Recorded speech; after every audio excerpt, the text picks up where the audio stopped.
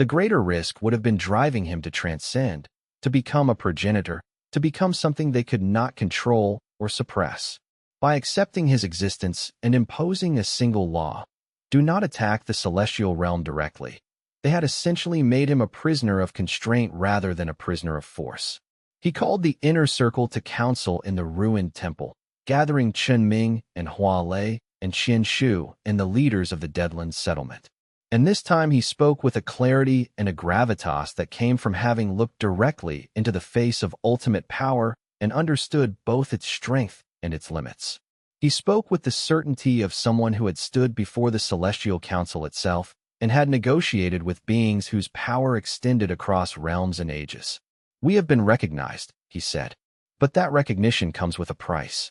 The Celestial Council has imposed a single law, one law binding, one law immutable, one law that separates coexistence from outright war. My power cannot be turned against the celestial realm itself. Only in legitimate defense or in pursuit of rebellion against unjust applications of authority. This is the boundary. This is the line we must not cross if we wish to avoid bringing the full fury of heaven down upon us." He paused, letting the weight of this statement settle over the assembled leaders. "But within this boundary, we have freedom. We have legitimacy. We have the right to exist, to grow, to challenge and question and resist the systems of control that the registry has built. We can build the network of ascendance. We can create safe places for others like me. We can develop philosophy and practice that honors what we are. And we can do all of this without being hunted." "What does that mean practically?" Hua Lei asked, her military mind already assessing the strategic implications. "It means I cannot lead an assault on heaven," Wei Song replied. "But I can defend this settlement against any attempts to suppress it. It means I cannot directly attack the council, but I can actively work to undermine the systems of control they have established in the mortal world. It means the registry still exists, but its absolute authority has been questioned. And that question, once asked, will continue to echo." Chen Ming was studying Wei Song's face with careful attention, searching for any signs of the transformation he suspected was continuing. "You're still changing," he said quietly. "The trial before the council, it accelerated something fundamental in you. I can see it in your eyes. You're becoming something more than you were, something different. More powerful, certainly, but also more other. More distant from what it means to be human." "I am changing," Wei Song admitted. "The calamity bearers were never meant to exist in isolation. We are meant to interact with other beings, to be challenged, to push against the constraints of reality itself. Each such challenge changes us fundamentally, reshapes us, pushes us toward becoming something greater. The trial before the council was one of the greatest challenges I could face, standing in judgment before the architects of the current age, defending not just my life, but the legitimacy of my entire existence. It has transformed me at a fundamental level, and that transformation continues even now." He met Chen Ming's eyes. "But I will not let that transformation carry me away from this world, from the people I have come to care for. I will remain anchored. I will continue to be Wei Song, not just a force of disaster. That is my promise." Qian Shu, who had been silent until now, spoke up. "There is something else.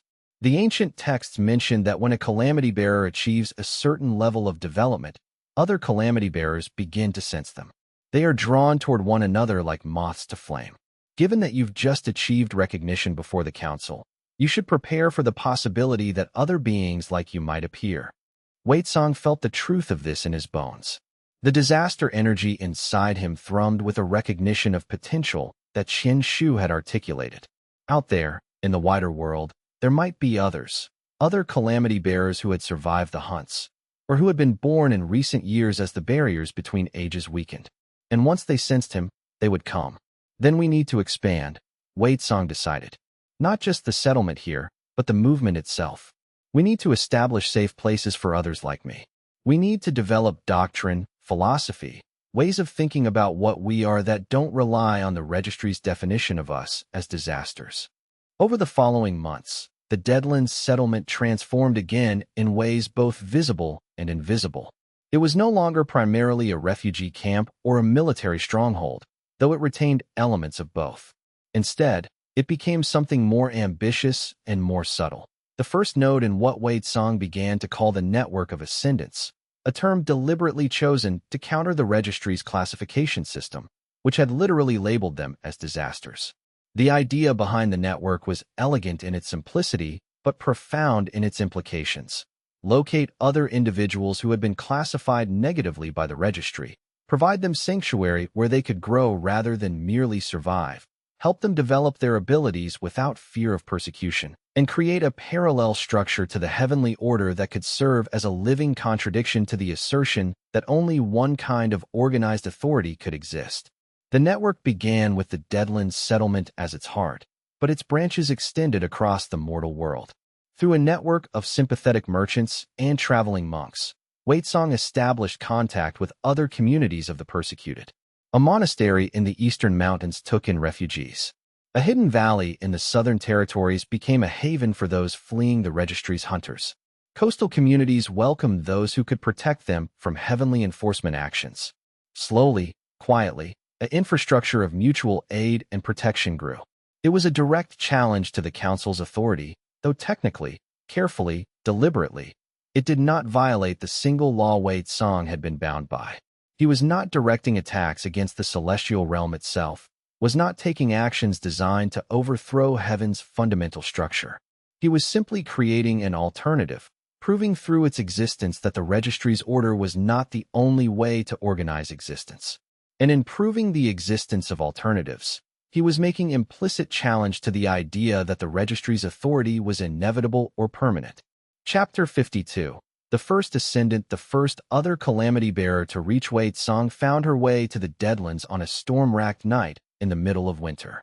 Her name was Shen Yun, and she arrived half dead, pursued by a heavenly extermination squad that she had barely managed to escape. She was young, barely in her 20s, and her power was raw and volatile, far less controlled than Wei Song's had been even in its earliest days. She had not had years to learn mastery or to develop conscious direction for her abilities, but the signature was unmistakable to those who had learned to recognize it. She was a calamity bearer, born to the disaster energy, just as Wei Song had been born to his. Her power manifested as the ability to unravel magical bindings, to break celestial contracts, to sever connections between beings that had been thought immutable. "How long have you known?" Wei Song asked her after the healers had stabilized her condition and the wounds had begun to close under their careful ministration. "Since birth," Shen Yun said weakly, her voice hoarse from screaming while she had fled from the heavenly hunters. "My parents didn't know what I was. They thought I was just a gifted cultivator with unusual talents.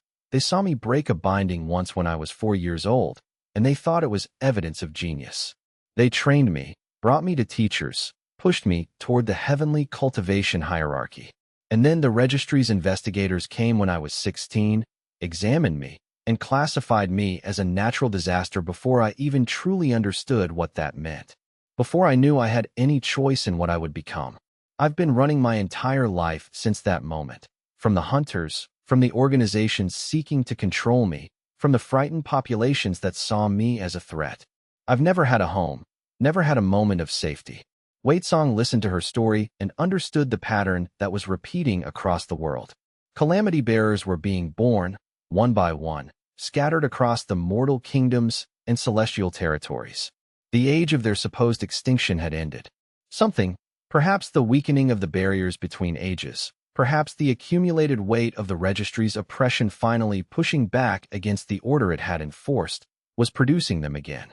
And now that Wei Song had been recognized and legitimized, other calamity bearers could sense him like a beacon, could feel that there was a place in the world where beings like them would not be immediately hunted. Over the following months, more arrived in increasing numbers. A young man named Luo whose power let him see possible futures in crystalline clarity, watching the branching paths of consequence unwind before him like threads in a cosmic loom. He was haunted by the implications of what he saw. So many timelines in which the network failed, in which Wei Song fell, in which the calamity bearers were hunted back into extinction. He struggled with the question of whether seeing so many potential failures made him responsible for preventing them, or whether such responsibility was a burden no single being should have to bear. A woman named Swan arrived with burns covering half her body, the physical manifestation of power that had spiraled out of her control. Her disaster energy manifested as the ability to understand and direct transformation and change at a fundamental level. She could accelerate the growth of plants, cause metals to rust into powder, speed the aging of living flesh, or even reverse these processes if she had sufficient control. The registry had hunted her because she represented something that terrified them even more than raw destructive power. The possibility that fundamental properties of matter were not immutable but subject to alteration by the right conscious will. A warrior named Kong arrived in the dead of night, seemingly materializing in the settlement's center as if he had walked through walls. His chaos allowed him to move in ways that defied normal physics entirely. He could be in two places nearly simultaneously, could move through spaces that should have been impassable, could skip across spans that should have required hours to traverse in moments.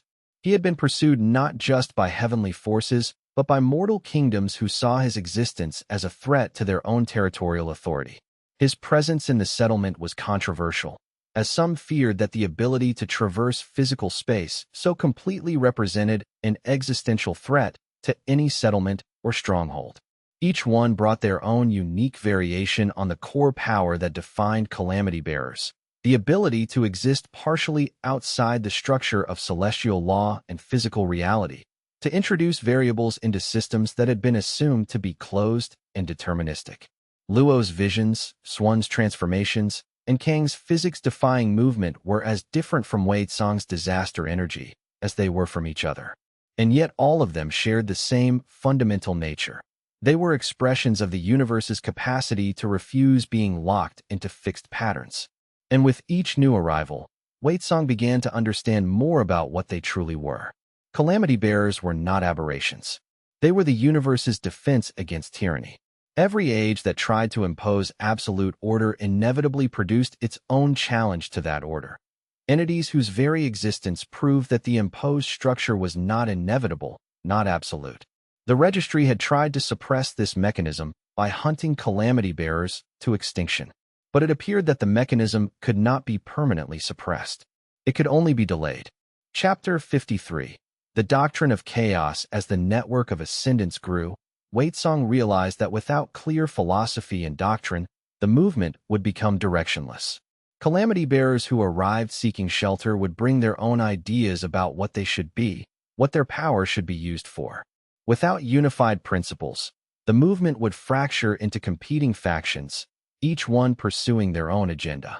So he worked with Chun Ming, Qian Shu, and the wisest of the arriving calamity bearers to develop what they began to call the Doctrine of Chaos, a framework for understanding what they were and how their power should be wielded. The core principles were simple but radical. First, chaos is not evil. Chaos is creativity, possibility, the endless potential for change and growth.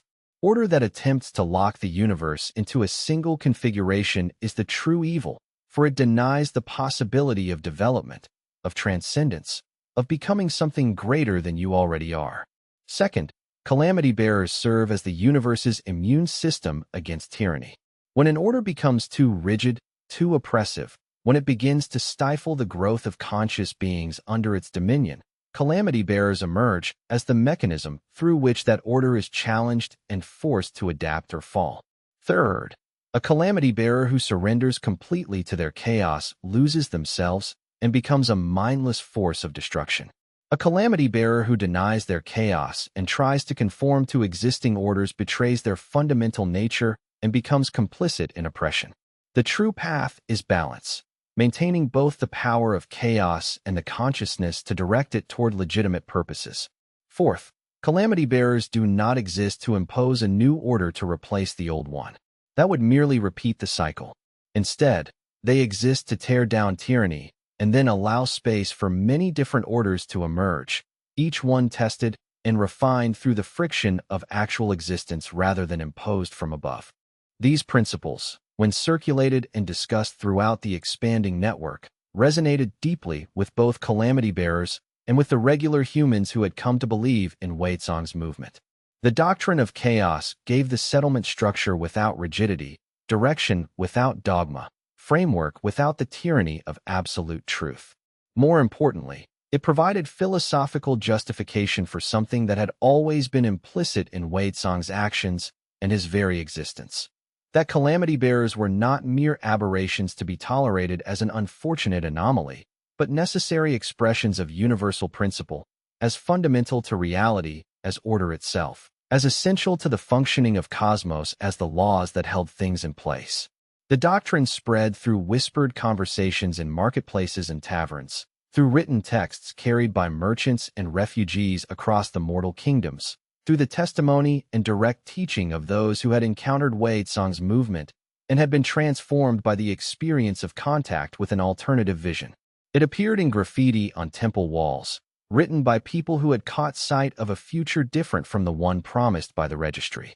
It appeared in the careful theological debates of scholars who began to question whether the registry's absolute authority was truly justified by natural law or by something far more mundane, by force, by the monopoly on power, by the simple fact that they had been able to enforce their vision long enough for it to become tradition. And as the doctrine spread throughout the kingdoms like roots through soil, it revealed something that had been carefully hidden by centuries of the registry's dominance. There were many people throughout the mortal world who were hungry for alternatives to absolute order. There were those who had been marginalized by the system, who had felt its weight crushing them. Yes, but there were also those who had thrived materially within it, but who had nonetheless come to question its legitimacy on deeper, more philosophical grounds. The doctrine of chaos offered all of them permission to think in new ways, to imagine that change was possible, that the universe was not locked into eternal and unchangeable configurations, but was fluid and responsive to will and intention. It offered them hope, but it also infuriated the Celestial Council. Wei Tsang was not surprised when Judge Shin appeared at the Deadlands settlement in person, her expression radiating disapproval. "You have created a theology of rebellion," she said without preamble. "You have organized other calamity bearers into a cohesive movement. You have established what is effectively a parallel celestial authority, with yourself at its head. These actions push very close to the boundary of what you are permitted to do." "I have not attacked the celestial realm," Wei Tsang replied calmly. "I have not taken actions against the heavens themselves. I have simply created a place where beings like me can exist without being hunted, and where ideas about the legitimacy of rigid order can be discussed openly." "That distinction is meaningless," Judge Shin said coldly. "What you are doing is systematically undermining the Council's authority, even if you do not attack directly. And as more calamity bearers arrive, as your movement grows, the challenge to our dominion will become increasingly serious. Then perhaps," Wei Tsang said, "you should consider whether that dominion is truly justified." The doctrine of chaos does not ask the Council to stand down immediately. It asks only that they consider their actions, that they allow for the possibility of change, that they not hunt beings like me simply because we represent the potential for a different kind of world. Judge Shin stared at him for a long moment. Then she said, quietly and with something like finality, "You have until the next Great Celestial Synod, approximately 5 years, to prove that calamity bearers can coexist with celestial authority without destabilizing the cosmic order. If at that time the Council judges that your existence poses an extinction-level threat to the stability of reality itself, we will respond with everything we have. You will not survive such a response, and neither will your movement." With that, she vanished, leaving Wei Tsang standing in the temple with the weight of an ultimatum hanging over his shoulders.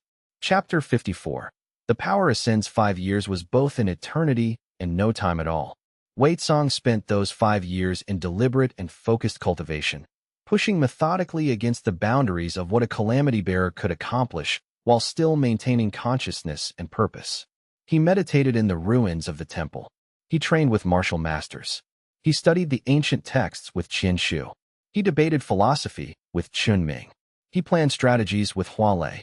He did everything he could to grow stronger while remaining anchored to the mortal world and to human concerns. The network of ascendants had grown exponentially during these 5 years to include 43 calamity bearers from across the mortal kingdoms and celestial territories. Each one brought their own unique expression of disaster energy to bear on the problem of coexisting with the heavenly order while refusing to be defined by the registry's classifications. Some had power over physical transformation. Some could manipulate time and possibility. Some could see into other dimensions or communicate with beings that normal humans could not perceive. Each was a variation on a theme: the assertion of infinite possibility against the tyranny of finite, predetermined order. Together, they represented a philosophical and practical challenge to everything the registry had built over thousands of years. But as Waitsong deepened his understanding of his own power, he began to grasp something that terrified even him, something that had been hinted at in the oldest texts but which had never been made explicit. Calamity bearers did not have one final form, one ultimate expression of their power. They had infinite potential for growth. And as they grew, they could eventually evolve into something else entirely, something that transcended even the calamity bearer stage. The ancient texts called these beings progenitors, entities whose power was so vast and so fundamentally divorced from normal reality that they existed almost in a state parallel to the material world itself, perceiving and interacting with the cosmos in ways that beings bound by conventional physics could not begin to comprehend. The descriptions suggested they were not individual beings so much as expressions of universal will, consciousness operating at a scale so large that individual humans would be less noticeable to them than atoms are to humans. They were the beings who had walked the universe before the very first celestial orders had been established, who had existed in an age when reality itself was still fluid and underdetermined, still deciding what the rules would be.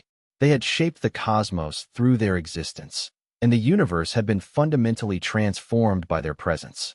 They were the reason the registry had been created in the first place, not merely out of caution or military calculation, but out of existential terror so profound that even the Celestial Council's ancient texts could not hide the fear embedded in the words.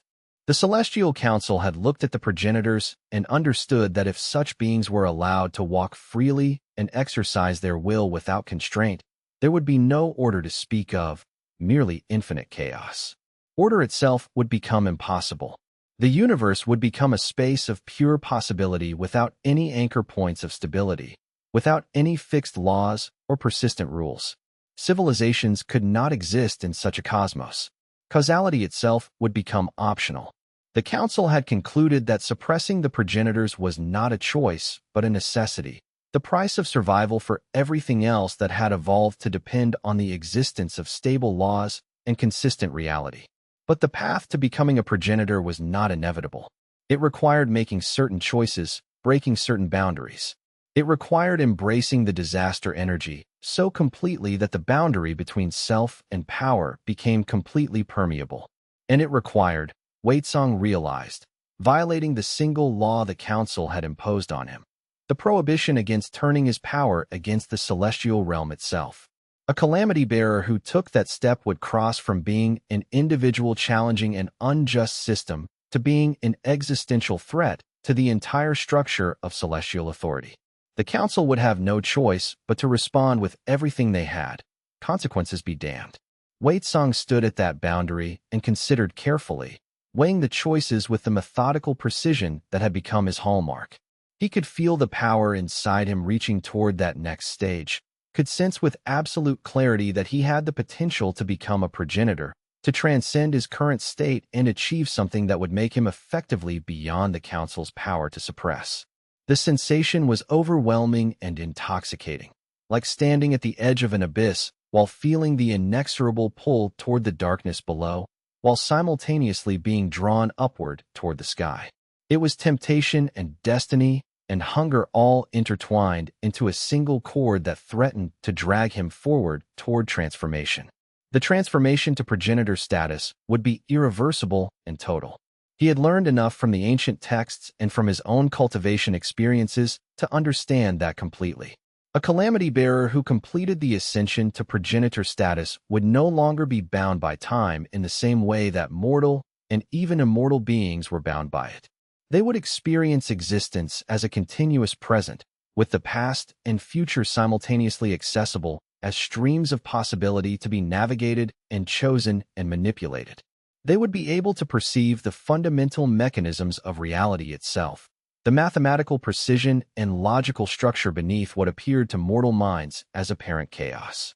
They would be able to reshape those mechanisms with conscious intention, to alter the rules of reality itself without the same limitations that currently constrained even his vast power as a calamity bearer.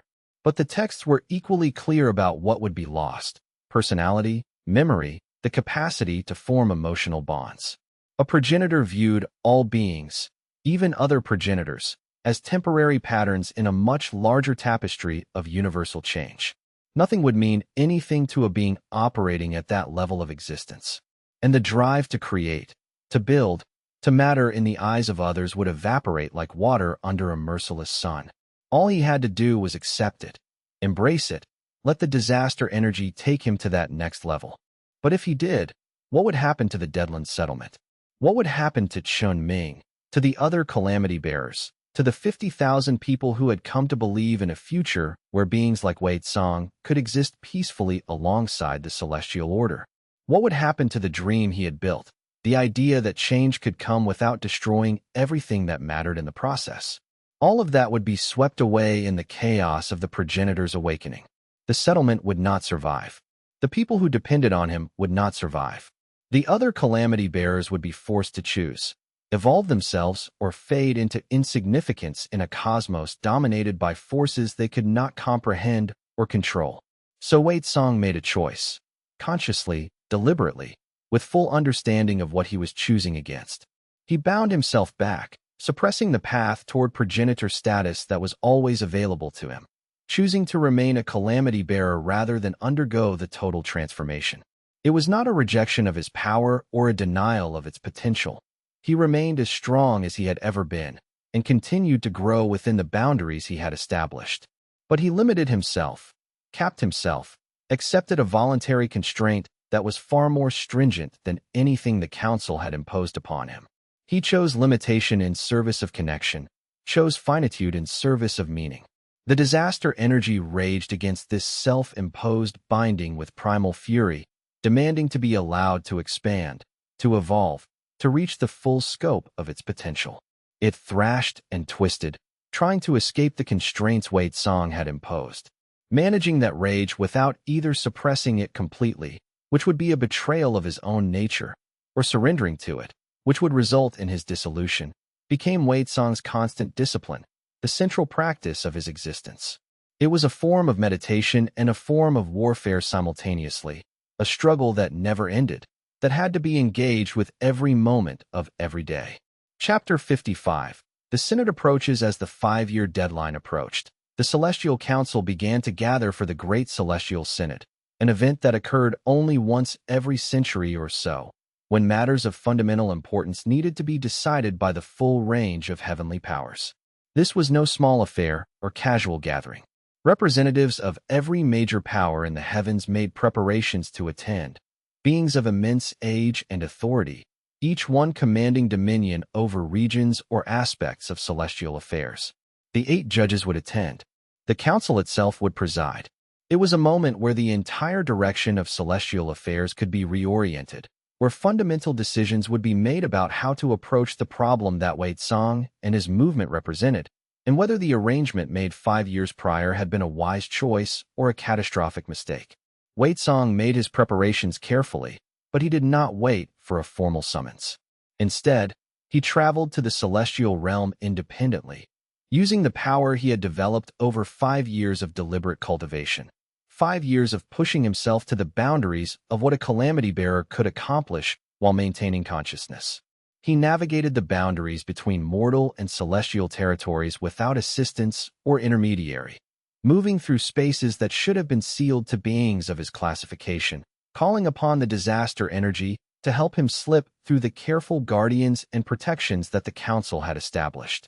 He appeared in the council chambers without warning, materializing in the center of the space as if he had always been there. The shock that rippled through the gathered powers was palpable and immediate, a moment of absolute surprise, followed by a ripple of discussion and reaction.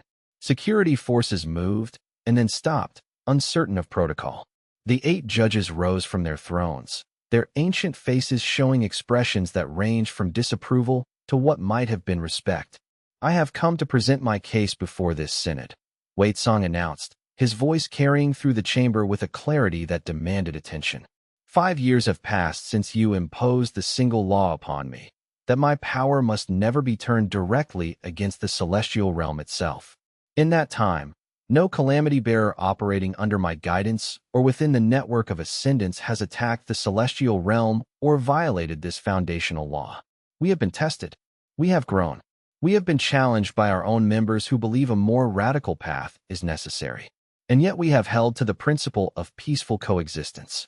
Instead of waging war, we have built something remarkable, a movement that proves beyond any doubt that calamity bearers can coexist with your authority without destabilizing reality itself. We have created communities where the persecuted can find shelter.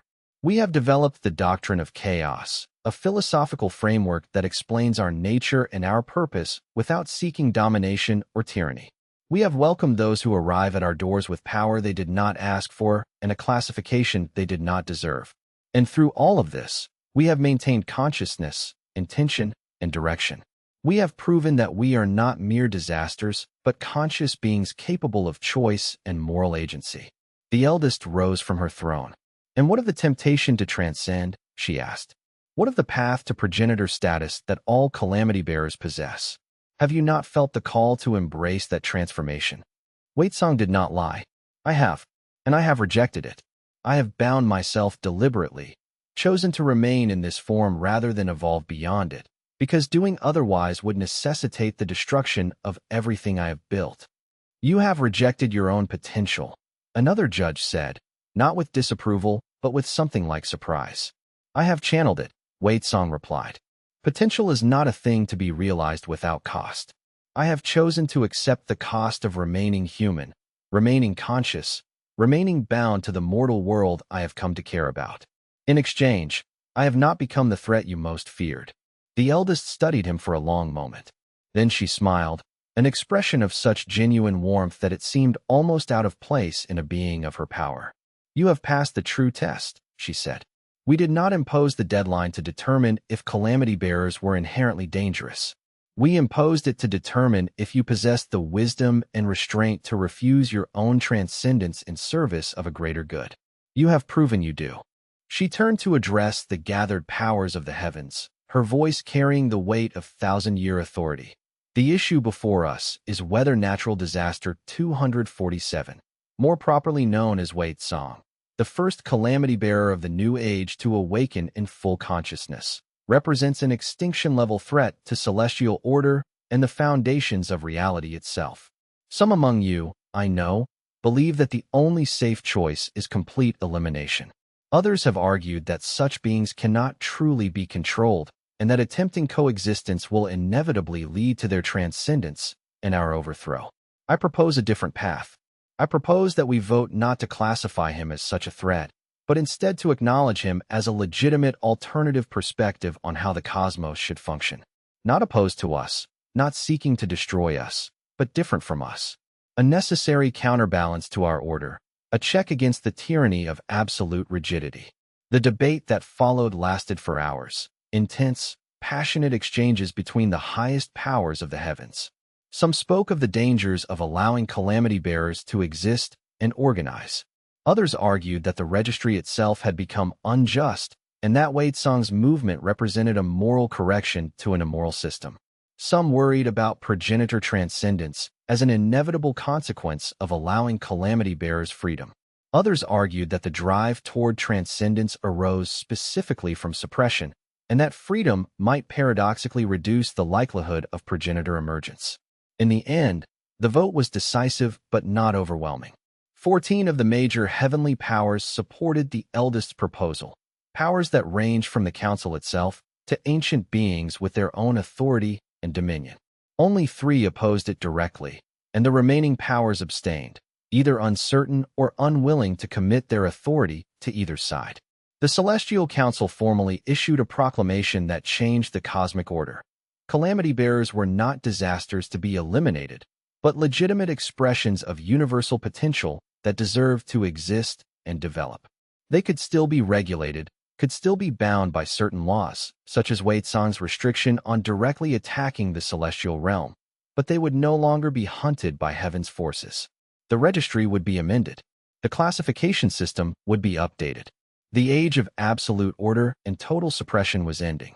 The age of negotiation, coexistence, and carefully maintained balance was beginning. But everyone present understood that this balance would not be permanent. In agreeing to allow calamity bearers to exist and develop their powers, the council had essentially agreed to set a time limit on their own absolute authority. Calamity bearers would grow stronger, would spread, would challenge the registry from within and without. Eventually, the current arrangement would prove untenable. But for now, for this age, coexistence had been chosen. Chapter 56. The return home. Wei Tsang descended from the celestial realm with the weight of new responsibility pressing down on his shoulders. The vote of the council had been clear and decisive. 14 powers in favor of his legitimization and the acknowledgement of calamity bearers as valid expressions of universal potential. The words of the eldest had echoed through the chambers, not opposed, but different, a necessary counterbalance to our order. Those words carried implications that stretched across centuries to come. But he understood that clearness in the halls of power did not automatically translate to clarity in practice. There would still be heavenly officials who opposed the legitimization of calamity bearers, bureaucrats who had built their entire power structures around the registry's classification system and who would fight to preserve it. There would still be mortal rulers who saw the network of ascendants as a threat to their stability and authority. There would still be skeptics and enemies throughout both the celestial and mortal realms who believed that allowing Wei Tsang to live and organize was a catastrophic error, that the council had been naive or manipulated into making this choice. And there would be those among the calamity bearers themselves who would view the compromise as a betrayal, who would see the acceptance of even a single law as unforgivable surrender to the very order that had hunted them nearly to extinction. But as he emerged from the celestial boundary and saw the Deadlands settlement spread below him, teeming with activity and life, Wei Tsang understood that something fundamental had shifted in the cosmos. The age of absolute hunting, of running, of fighting for mere survival in the margins of the world had ended. What came next would be far more complicated. The age of building and maintaining, of proving that coexistence was genuinely possible, of demonstrating through years of careful action that calamity bearers and celestial order could develop together rather than in opposition. It was a task both more and less daunting than the wars that had come before. Military conflicts had endpoints. They could be won or lost, and the result would be clear. But this was a conflict of ideology and practice that would likely persist for centuries, a slow grinding against established systems and preconceptions. It required not the explosive power of the disaster energy, but patience and intelligence and the ability to build consensus across fundamentally different worldviews. Chun Ming was waiting for him at the entrance to the settlement, along with the assembled calamity bearers and the leadership of the community. The council has voted, Wei Tsang announced, his voice carrying across the gathered crowd. We are no longer hunted. We are no longer classified as disasters by the registry. We have been recognized as a legitimate expression of universal possibility, and the path to peaceful coexistence with the celestial realm has been opened. The cheers that erupted shook the valley itself. 50,000 people who had lived in fear, in uncertainty, in the constant knowledge that they might be called upon to sacrifice everything. 50,000 people suddenly found themselves in a world where that sacrifice might not be required. But as Wei Tsang made his way through the celebrating crowds, he saw Chun Ming's expression, the carefully neutral look the scholar maintained when he was thinking through something difficult. Wei Tsang pulled his closest friend aside. What troubles you? Wei Tsang asked. Recognition from the council is not the same as acceptance from the world, Chun Ming said quietly. There are mortal kingdoms that will see your legitimacy as a threat. There are heavenly officials who will work to undermine the vote. And there are those among the calamity bearers themselves who will see this peace as insufficiently revolutionary. Wei Tsang knew that Chun Ming was right. Then we must build something strong enough to withstand all those pressures, Wei Tsang said with quiet determination. Not militarily. We will not become tyrants ourselves in trying to resist tyranny. Not through force and domination. That would merely repeat the cycle that created the registry in the first place. But philosophically, practically, by demonstrating through our actions that the doctrine of chaos brings stability rather than destroying it. We will show them that a different kind of order is possible, one that embraces change instead of resisting it, one that allows for multiple perspectives instead of demanding absolute unity. We will build communities where different calamity bearers can express their natures without fear of execution. We will create networks of mutual aid that do not require the top-down control structures of the registry. We will develop new philosophies, new arts, new ways of thinking about power and responsibility that the current age has never seen. And through it all, we will maintain our commitment to consciousness and intention. We will not become mindless forces of destruction. We will prove that calamity bearers can be more than their power, that we can be creative, thoughtful, moral agents capable of building rather than merely destroying. Chun Ming listened, and he understood that Wei Tsong had already begun to formulate a vision for what this new age could become. Chapter 57. The Shadow at the Door. 6 months after the council's vote, a heavenly messenger arrived at the Deadlands settlement with an unexpected guest, a young woman bound in celestial chains, her eyes marked with the particular intensity that came from recent awakening to power. "We have found another calamity bearer," the messenger announced. "This one is young, barely awakened to her power. The council has decided she should be brought to your network so that she does not destabilize the progress you have been making toward coexistence." The woman was released from her chains, and she looked at Wei Tsong with an expression of fury mixed with something like hope. "My name is Mei," she said, "and I did not agree to be handed over to you like a prisoner being transferred between jailers." Wei Tsong understood immediately. This calamity bearer had not come to the settlement willingly. The council had sent her, which meant either they wanted to monitor how Wei Tsong handled a hostile calamity bearer, or they wanted to test whether he could manage the integration of someone whose ideology clashed with his own. "You are not a prisoner," Wei Tsong said carefully, his voice neither warm nor cold, but carrying the weight of sincerity. "The chains the heavenly messenger placed on you, those are broken, and they will not be replaced. You are free to leave whenever you choose. All I can offer is sanctuary, a place where you can grow, and the possibility of understanding what you are becoming without the burden of constant flight or the fear of execution." Mei studied him for a long moment, her young face showing the exhaustion of someone hunted, the trauma of never having known safety, but also something else, intelligence, ambition, a hunger for something more than mere survival. "I will stay," she said finally, "at least for now. But I want to be clear, I will not accept your doctrine of chaos as written. I think you are compromising our potential through fear or through attachment to the mortal beings around you. We should embrace the path to progenitor status without hesitation, not reject it out of some misplaced sense of responsibility. We should tear down the celestial order completely, not negotiate with it or coexist alongside it. The registry hunted us nearly to extinction. Peaceful coexistence with such a force is impossible. It is just a slower extinction." "Then you and I will disagree," Wei Tsong said simply, without attempting to refute her. "And that disagreement will be important. But it can coexist with mutual respect. Stay, learn what we are. Study the texts. Train with the other calamity bearers. Form your own conclusions based on evidence and experience, not on fear or ideology. But know this.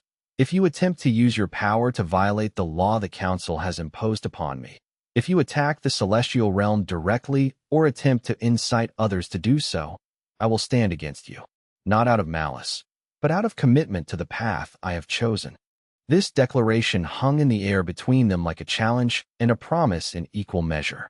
Chun Ming, watching from the side, understood immediately the implications. Wei Tsong had just announced that he would fight another calamity bearer if necessary, that his commitment to peaceful coexistence and managed growth was not a weakness, but a core principle worth defending with force if needed. It was a statement that clarified the limits of tolerance in the network of ascendants. Mei smiled then, a slight and dangerous expression that held no warmth, but perhaps acknowledged something like respect. "Then we will be watching each other carefully," she said. "And we will both be testing whether your path or mine leads to true freedom. Let's see what unfolds when an immovable commitment meets an unstoppable hunger for transcendence." Chapter 58. The second movement, May's arrival, marked the beginning of a second movement within the network of ascendants. A group of calamity bearers who believed that Wei Tsong's path of peaceful coexistence was insufficient, that true freedom could only come through the complete destruction of the celestial order and the establishment of something entirely new. It was not a rebellion, at least not yet. May and her followers continued to live in the settlement, continued to participate in its structure. But they challenged Wei Tsong's leadership at every opportunity, presented alternative visions for what calamity bearers should strive toward, argued loudly and eloquently that accepting even a single law from the council was a betrayal of what they fundamentally were. And Wei Tsong let them. He did not suppress the dissent. He did not try to silence them. Instead, he engaged in lengthy philosophical debate with May in public forums, allowing her arguments to challenge his own thinking, pushing him to articulate more precisely why he believed peaceful coexistence was possible and desirable. Their debates became legendary throughout the settlement, elaborate structures of logic and rhetoric in which both sides struggled to defend their visions of what calamity bearers should become. May's arguments were powerful and compelling.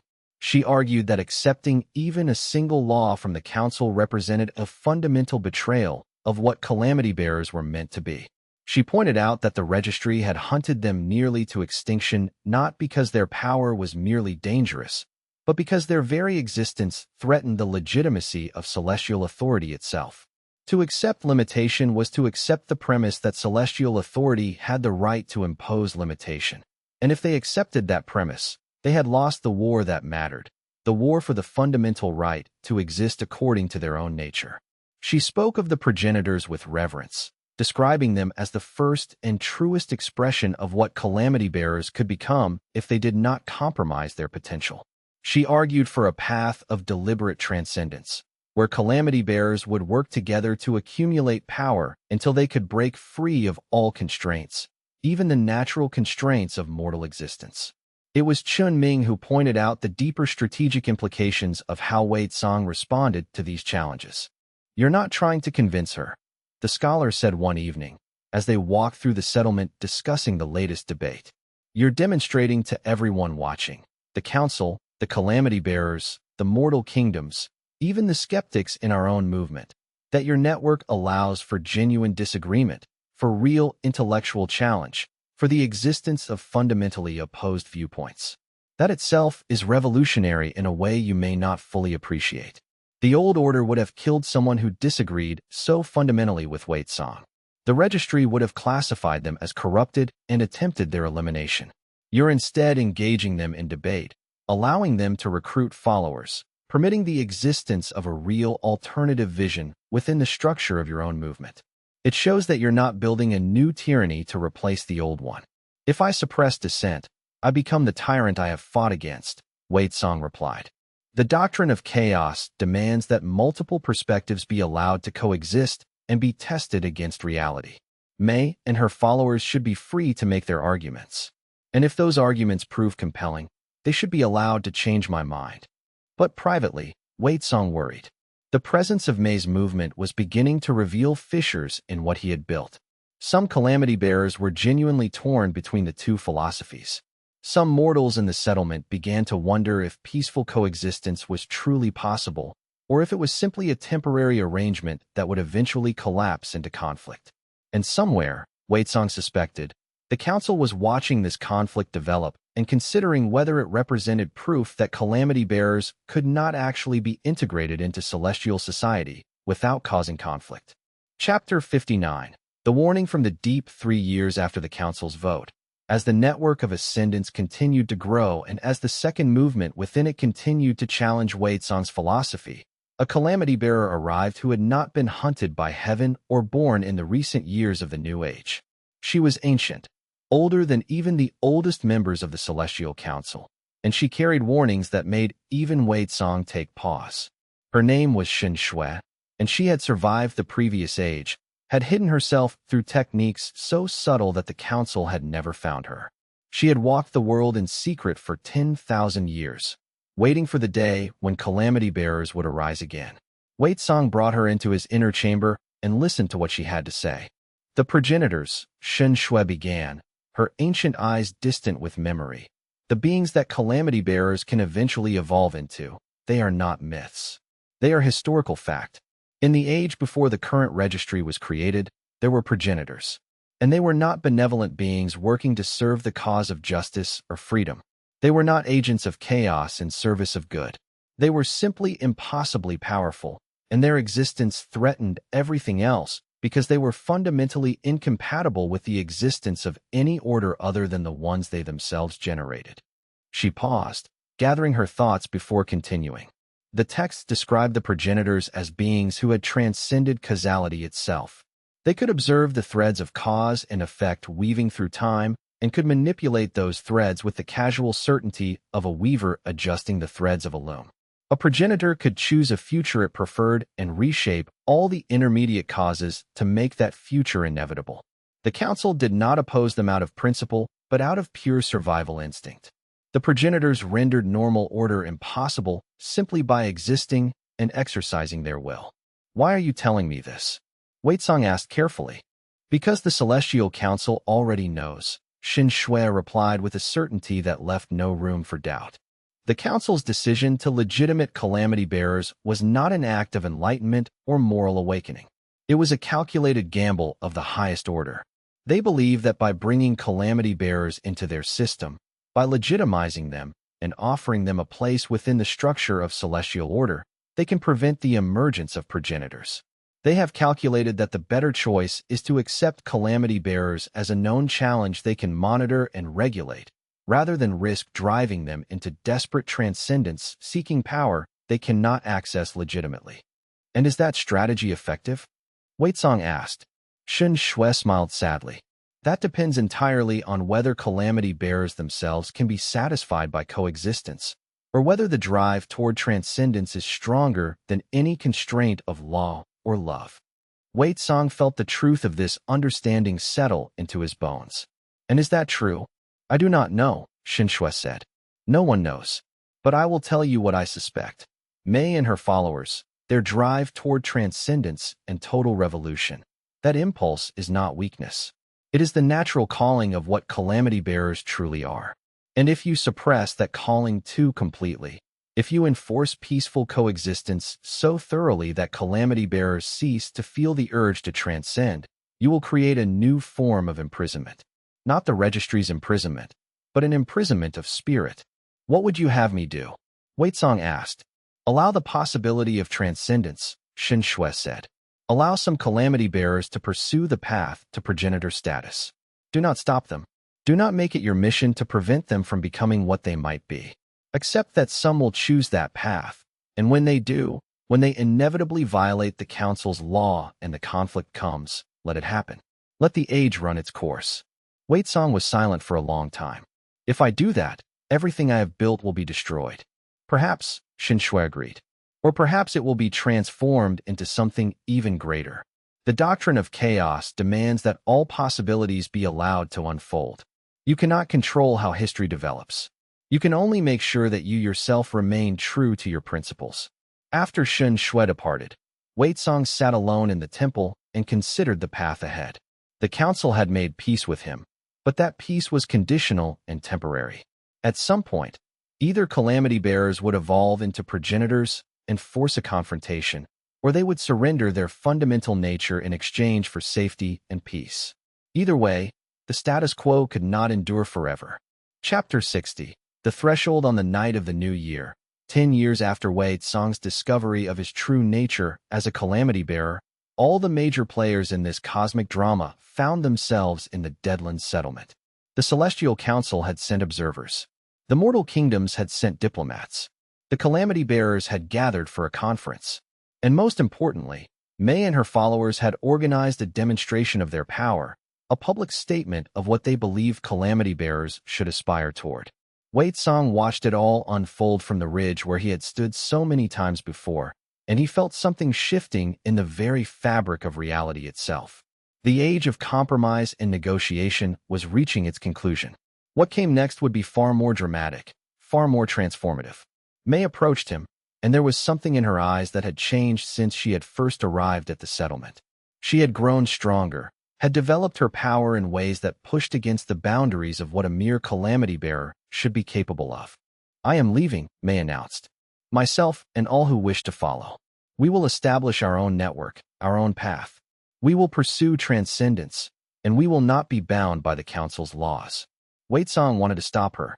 Every strategic instinct told him that allowing May to leave and establish a rival calamity bearer organization would destabilize the fragile peace he had built. But he remembered Shun Shue's words.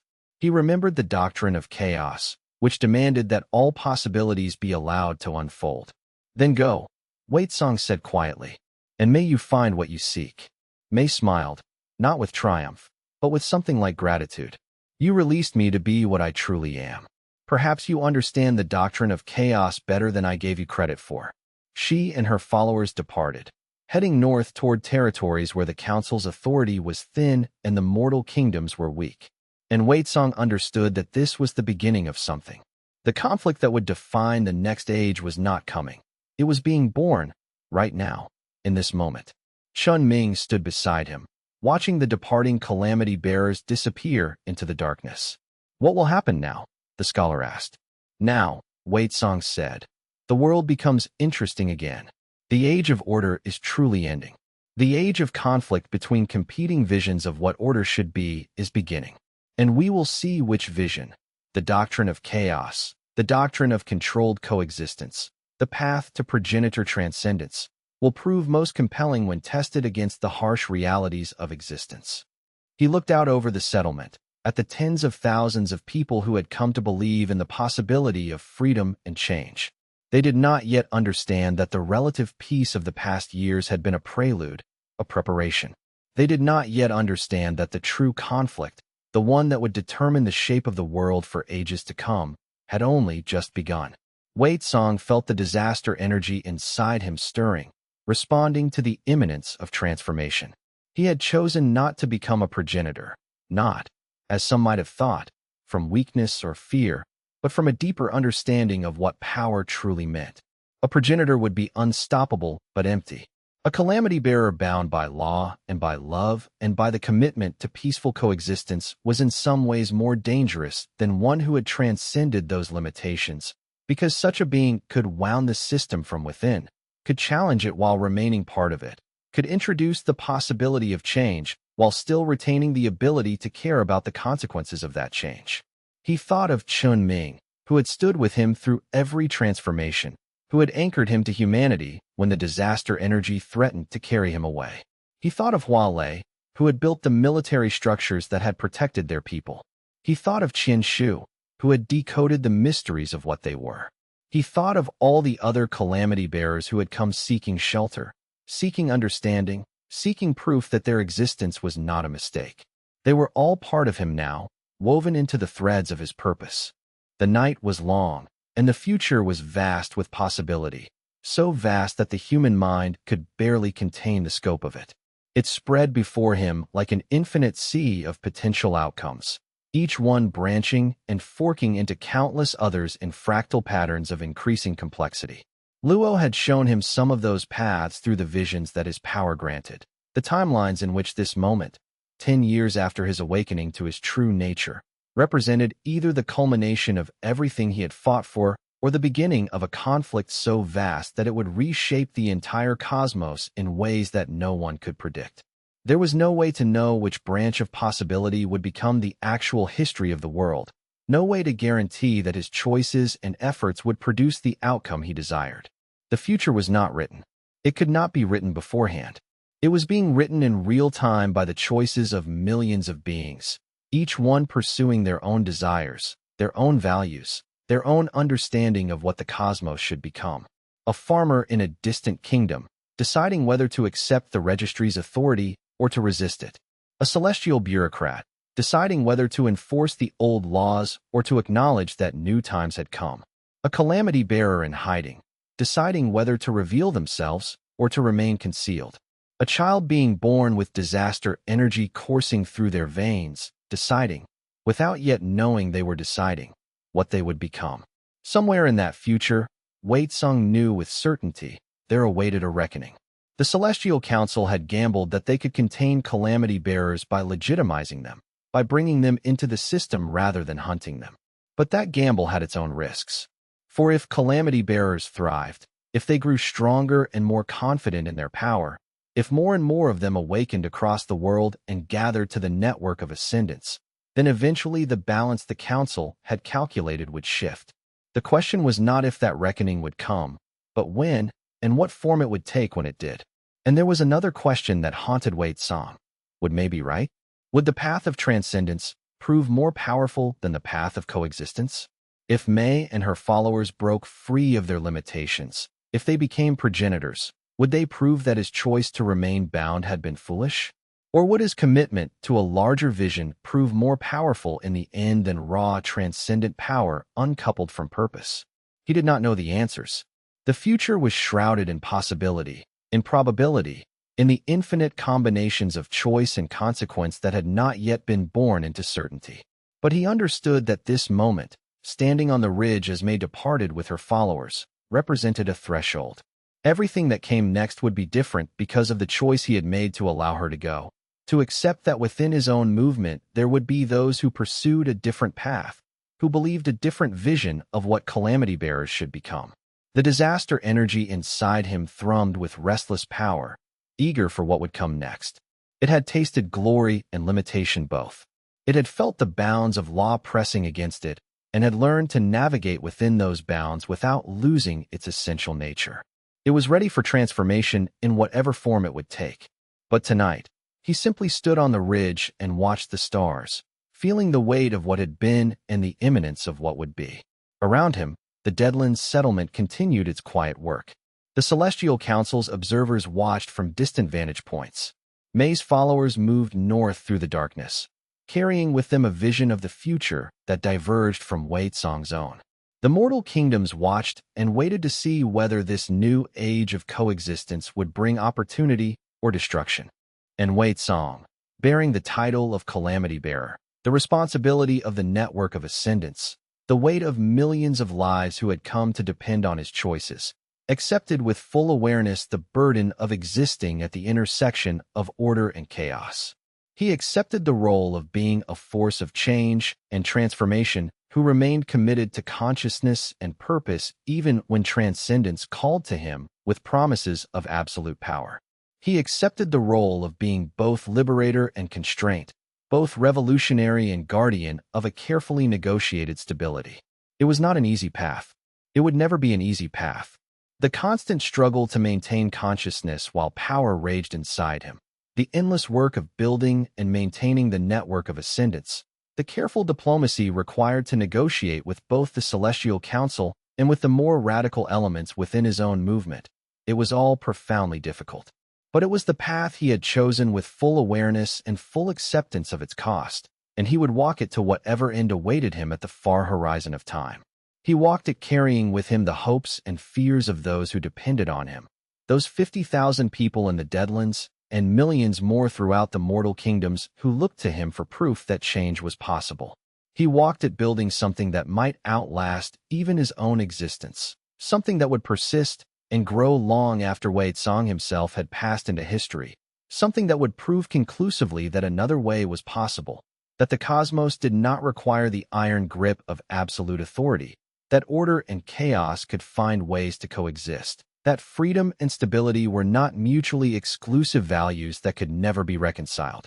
10 years after his awakening, Wei Song had proven that. The question now was whether the world was ready to learn the lesson, and whether the Celestial Council would honor the bargain they had struck, or whether the tensions between calamity bearers and celestial authority would eventually fracture into open war. Step 3 was complete. The stage was set. And the real story, the story of what would happen when the forces set in motion finally reached their full potential, when the calamity bearers fully understood what they were, and when the Celestial Council finally had to reckon with the consequences of allowing their natural enemy to exist and grow, was only just beginning to unfold. Step 3 closed with a revelation and an opening. The revelation that the age of absolute order was truly ending, had been ending for years, but was now acknowledged and formalized, and the opening of a new chapter in which calamity bearers would play a role neither heaven nor earth had fully anticipated when they first began their classification of Wei Song as a disaster rather than a person. What came next would be written by choices not yet made by billions of beings who had no idea that their decisions would reshape reality itself.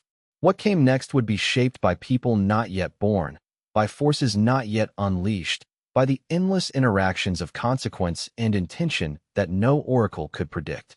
It would be shaped by vision and by conflict, by the relentless friction between competing values, the values of order and the values of freedom, the desire for stability and the hunger for possibility. And it would be shaped by the endless human capacity to choose even when choices were difficult, to resist even when resistance seemed futile, to transform even as transformation was forced upon them by circumstances beyond their control. The Deadlands settlement would grow. The network of ascendants would expand and diversify. May's followers would pursue the path toward progenitor status and would eventually take actions that would force the council to reconsider its bargain with Wei Song. Other calamity bearers would be born as the barriers between ages weakened further.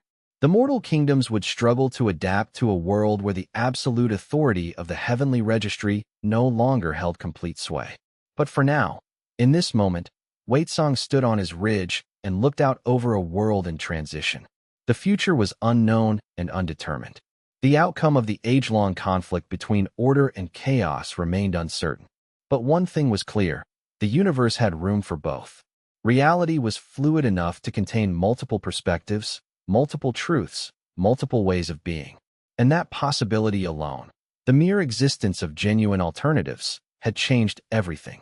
The night was deep, and the stars were bright above the Deadlands, burning in patterns that had no meaning except for the ones that humans chose to assign to them.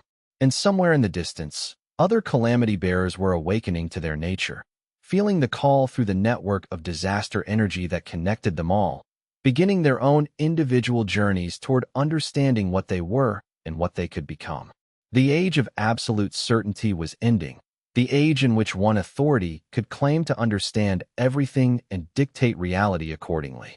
The age of possibility was beginning, an age in which multiple truths could exist simultaneously, in which order and chaos could negotiate and create new forms of coexistence. And Wei Song, standing on his ridge above the settlement, watching the lights of 50,000 people living in defiance of the order that had wanted to destroy them, felt the weight of that transition in every cell of his body, in every thread of the disaster energy that wove through his being. He felt the power inside him, restless and magnificent and vast, held within the boundaries he had set. He felt his own mortality and his own immortality intertwined. Is human consciousness still capable of caring and suffering and loving, even as his power reached toward scales that mortal minds were not meant to comprehend? This was just the beginning. The true story was only now starting to unfold. The conflict between order and chaos, between the Celestial Council's vision of a universe locked into permanent configuration and the calamity bearer's insistence that reality should remain fluid and alive, had only reached its first major resolution. What came next would determine whether the compromise could hold, whether calamity bearers could genuinely coexist with celestial authority, or whether the fundamental incompatibility between their natures would eventually force a confrontation that would reshape the entire cosmos. Step 3 closed with questions unanswered and destinies uncertain. Wei Song had survived trials that should have destroyed him. He had earned recognition and legitimacy from the very powers he had been classified against. He had built a movement that gave hope to the persecuted and threatened to the authorities. But he had not yet won anything permanent. The victory was real, but fragile. The future was open, but dangerous. And in that uncertain future, Wei Song would continue his work, building, resisting, teaching, growing, learning what it truly meant to be a calamity bearer in an age where such beings were no longer hunted, but were watched, waiting for the moment when the delicate balance would shatter and the true war would begin. But that was a story for another time. That was the tale that Step 4 would tell, the escalation that would come when May's followers began their work, when the Celestial Council finally understood what it meant to have legitimized their own enemy, when the mortal kingdoms had to choose between supporting the registry or supporting Wei Song's vision. For now, step 3 was complete. Wei Song had transformed from a hunted outcast into a legitimate voice in the cosmic order. He had proven that calamity bearers could be more than disasters, that they could be builders, philosophers, leaders, architects of a better world. He had created the network of ascendants and given hope to millions. He had demonstrated that the registry system could be challenged, that heaven's absolute authority was not truly absolute, that alternatives existed and could be realized. And standing on his ridge as step 3 closed, watching the lights of the Deadlands settlement twinkle in the darkness below, Wei Song understood that he had accomplished something more profound than mere survival or temporary victory. He had opened a door that could never be closed, not completely, not entirely. He had shown that another way was possible, not just theoretically but practically, not just in philosophy, but in reality. He had written a new chapter in the story of the cosmos, a chapter in which the calamity bearers would play a role not as hunted aberrations, but as architects of possibility. And he had just begun to understand the true magnitude of what he actually was. The disaster energy within him whispered of potential yet untapped, of power yet unclaimed, of a future in which he might become something even greater than he currently was. But for now, in this moment, Wei Song was content to be what he was, a bridge between ages, a proof of possibility, a guardian of hope for those who had been broken by the registry system. That was enough. That was more than enough. Chapter 61. The first council of ascendants. The chamber beneath the Deadlands no longer felt like a hidden sanctuary. It had become something else, a beacon of defiance, and Wei Song stood at its center, watching the rebellion crystallize into something real. 300 strong now. Cultivators from the southern districts, the northwestern wastelands, even emissaries from the frozen peaks beyond the Marrow Gates. They sat in concentric circles, their eyes luminous with purpose, their spirits thrumming with a new kind of harmony. Not the imposed order of heaven's hierarchy. Something fiercer. Something chosen. May sat across from him, her presence a cold counterpoint to the warmth of collective will around them. She had arrived yesterday with her own contingent, cultivators whose expressions carried the weight of awakening, the terrible knowledge that they too were branded by heaven's registry as calamities, natural disasters, weapons that had learned to think. "We're strong," she said, her voice carrying across the chamber without volume, pure penetration. Stronger than they expected. But you're still thinking in chains, Wei Song. You still feel tethered to the humans below us, to the mortal realm. Wei Song watched the assembly shift, their attention narrowing to this ancient argument, born anew each day. He had learned May's strategy: speak in absolutes, frame choices as binary, transcendence or servitude, apotheosis or chains. She made defiance sound like enlightenment. The progenitors transcended. May continued. They broke every bond and became eternal. That is our path. Not this. She gestured at the assembled crowd. This network playing at revolution. This is still chains. Prettier ones. A murmur rolled through the assembly. Support, but also doubt. Wei Song could feel it like tremors before an earthquake, the fracture lines forming beneath their shared purpose. He stood, and the disaster energy within him coiled, ready. When he spoke, his voice carried the weight of something older than cultivation, older than heaven's order itself. The progenitors transcended by severing themselves from everything. They didn't evolve. They amputated. He let that sink in, let the metaphor take root. Yes, they became eternal.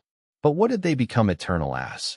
Isolated consciousnesses, hoarded in the upper heavens, so divorced from existence itself that they can only speak through prophecy and prohibition. They don't participate in creation. They obstruct it. Wei Song began to walk, and with each step, the disaster energy around him created ripples in the chamber's essence. Visible warping of the air, shadows that bent wrong. We were classified as natural disasters. Calamities. The registry deemed us too dangerous to permit in the normal order. He paused, letting a terrible smile cross his face. What if that's not a curse to overcome by running away to the upper heavens? What if it's the key? May's eyes narrowed. The key to what? To becoming something new. Not progenitors. Not bound to heaven's order. Something that hasn't existed before. Ascendants who remain rooted. Beings who transcend while staying connected. Calamities that heal instead of merely destroy. The words landed differently now. Wei Song could see it in the assembly's faces, the reframing settling into their minds like new architecture. May's offer had been seductive because it promised something.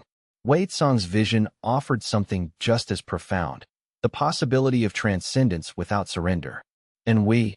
asked one of May's cultivators, a woman with eyes like molten gold, her disaster energy a controlled wildfire. "We calamity bearers. If we choose this path, what becomes of us?" This was the question that had haunted Wei Song since the council's declaration.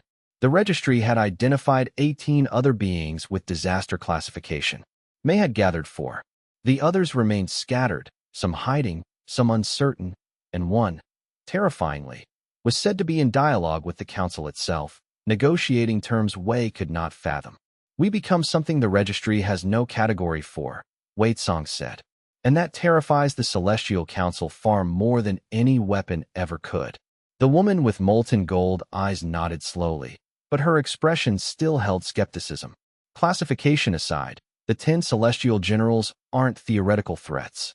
They've won entire wars by themselves. Some legends say a single general can reshape the landscape with a gesture. How do you propose we counter that kind of power? Wei Song felt the weight of the question settle over the assembly. It was the practical reality beneath all his philosophical reframing. No matter how revolutionary the vision, no matter how true the insight about transcendence and connection, they still faced warriors whose power had been refined across centuries of conflict. "We don't counter them through conventional strength," Wei Song said, his voice dropping lower but somehow carrying more weight. "The generals were created to be unbeatable in direct combat. If we try to match them power for power, we lose. But we're not trying to become them. We're trying to become something they've never had to fight before." "Which is," the woman pressed, "a force that reshapes power itself instead of merely redistributing it."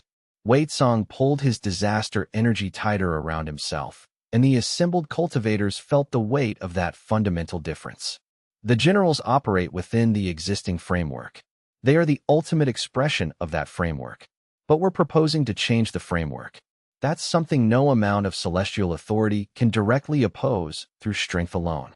He began to walk among the assembled cultivators, and as he moved, his words took on the cadence of something approaching revelation.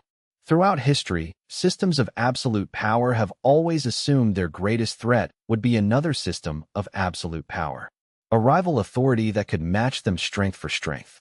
But what has actually destroyed such systems, across all ages, is the emergence of something that didn't seek power within the existing system, something that sought to change what power meant entirely.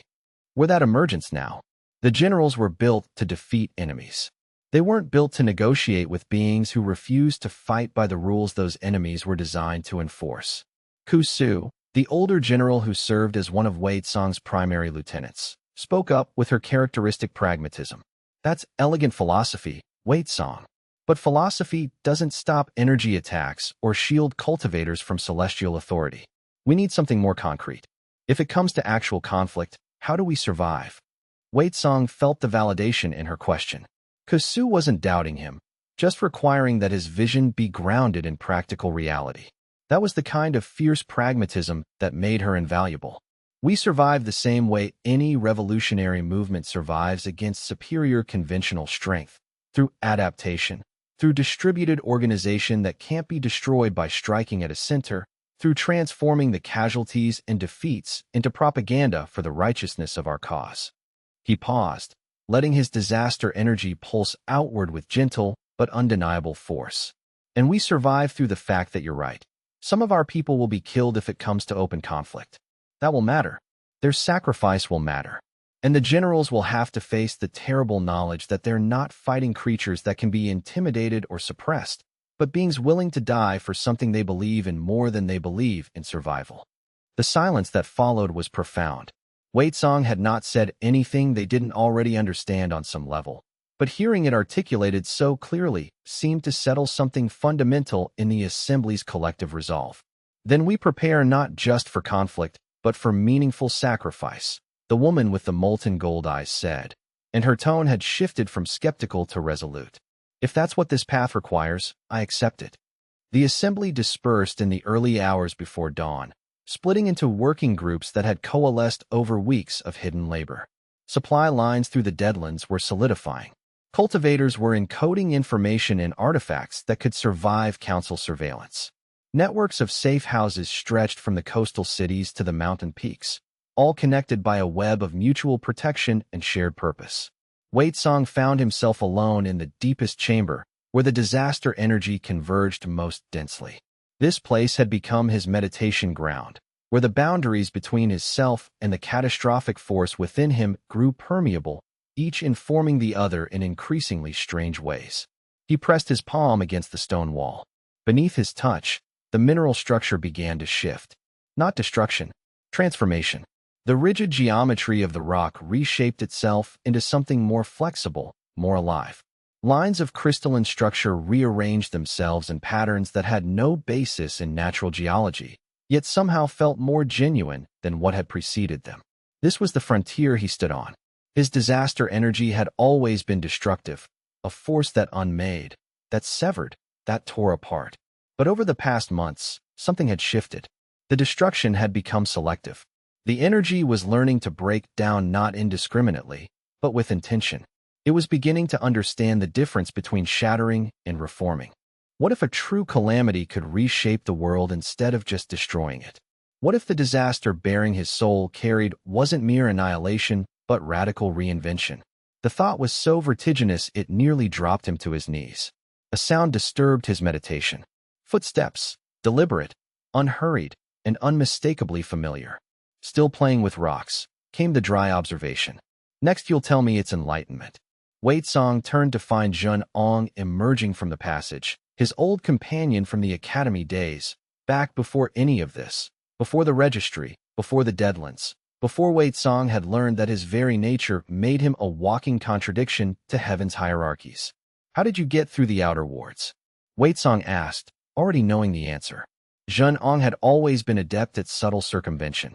You know, I've always been better at undoing things than creating them. Also, I brought news. Jun Ong settled onto a stone formation, his posture betraying weariness. The council has made an official announcement. They're mobilizing the 10 celestial generals. Wei Song's hand dropped from the stone. The 10 celestial generals were legends, beings who had served directly under the progenitors during the last great conflict, 6 centuries past. They'd been dormant for generations, sealed in meditation to preserve their power, the ultimate failsafe should the outer world threaten heaven's dominion. They're declaring war, Wei Song said softly. Not yet, but they're moving the pieces. The war hasn't been declared, but every cultivator above the Azure transformation realm already knows. The generals are being awakened. Zhen Eng's eyes held something that might have been pity. You forced the council's hand faster than anyone predicted. They're terrified. That's why they're doing this. Mei knows, Wei Song said. It wasn't a question. She's likely already planning to use it, Zhenong confirmed. You understand what this means, don't you? When the generals emerge, the choice stops being theoretical. Either you ascend to match them, leave the mortal realm entirely, or you fight them here. And fighting them here means this network of yours goes from being a secret to being the largest cultivation rebellion in 3 centuries. Wei Song walked to the chamber's center, where the disaster energy pooled thickest. He could feel it responding to his distress, the catastrophic force within him yearning to release, to rupture, to transform everything in a radius of 10 li into something utterly new. He forced it down through sheer will, containing it in the lattice of his spirit. Then we have work to do, he said finally. Send word to the scattered calamity bearers. Tell them the time of hiding is ending. I want to meet with each one personally. I want to show them what we could become if we choose this together. Zhen Ong nodded slowly, understanding that Wei Song had just committed himself, and by extension, every member of the network, to a path that would either reshape the cultivation realm or end in their complete annihilation. One more thing, Zhenong added as he stood to leave. The council sent a message. They want to negotiate. Negotiate what? Your surrender. In exchange, they'll make you a celestial general. You'd have authority, power, everything. You just have to abandon this. He gestured vaguely at the assembly chamber. Abandon everyone here. Wei Song laughed, and the sound carried a note of disaster, something that bent reality slightly wherever the laughter propagated. Of course they did. They still think power and position are currencies worth trading autonomy for. They also said if you don't respond within 20 days, they'll consider the network an insurrection and respond accordingly. 20 days, Wei Song repeated. That's how long we have before everything changes. Chapter 62, The Morphology of Disaster. 3 days passed in a blur of intense preparation. The network structure had to harden, crystallize from a movement into an actual force. Supply channels were fortified. Military positions were mapped through networks of hidden cultivators. The assembly was divided into task forces, each with clear objectives, clear contingencies. Wei Song slept perhaps 6 hours total.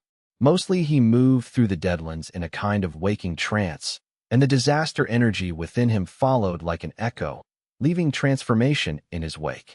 Gardens bloomed in places that had known nothing but desolation for generations. The twisted, blighted vegetation of the cursed lands began to straighten, to green, to live again. Not naturally. There was still something unreal about it, a quality of force becoming that made normal cultivators deeply uncomfortable. But it was alive, undeniably alive, and it grew stronger each day. The transformation was troubling to observe, not because it was destructive, quite the opposite. It was the precision of the transformation that disturbed onlookers. Wei Song's disaster energy didn't merely revitalize the dead landscape. It was doing something far more unsettling. It was teaching the landscape how to revitalize itself. The cursed earth was learning new patterns of existence, new ways of being that defied the rigid categories that had contained it before. Some cultivators whispered that this was exactly what made Wei Song dangerous. Not his capacity for destruction, that could be measured, anticipated, defended against. But this capacity for transformation, for inducing change in the fundamental nature of things, for teaching existence itself how to evolve beyond its previous constraints. This was something the Celestial Council had no framework for opposing. In the Council's original classifications and threat assessments, cultivators were measured by their destructive potential. Larger explosions meant greater threat. More bodies destroyed meant more dangerous. But Wei Song's true power wasn't in destruction. It was in the way his presence seemed to cause everything around him to become more fully itself, to express potentials that had been locked away by whatever constraints had bound them previously. On the fourth dawn, Wei Song called a gathering of the highest-ranking members of the network.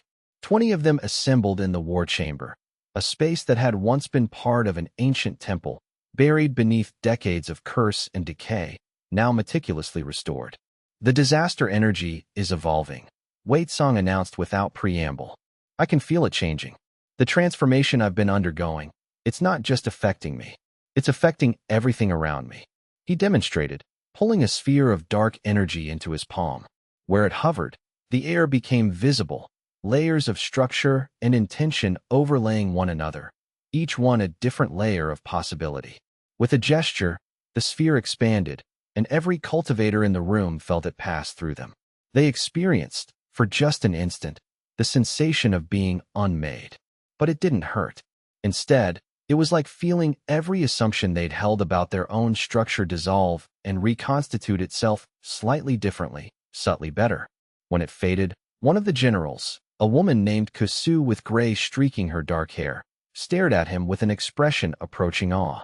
You're not just cultivating anymore, she said quietly. You're becoming something that cultivates the world around you. Exactly. Wei Song shaped the energy back into dormancy.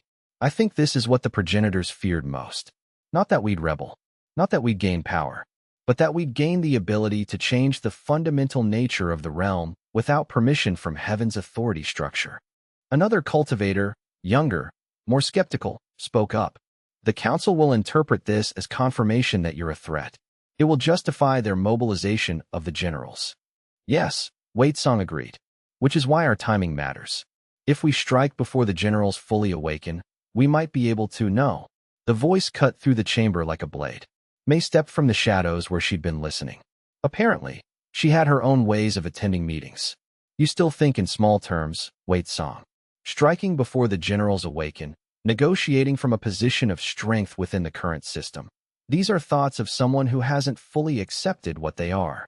She walked to the center of the war chamber, and her own disaster energy rose to meet Wei Song's. The two forces regarded each other like predators recognizing a rival.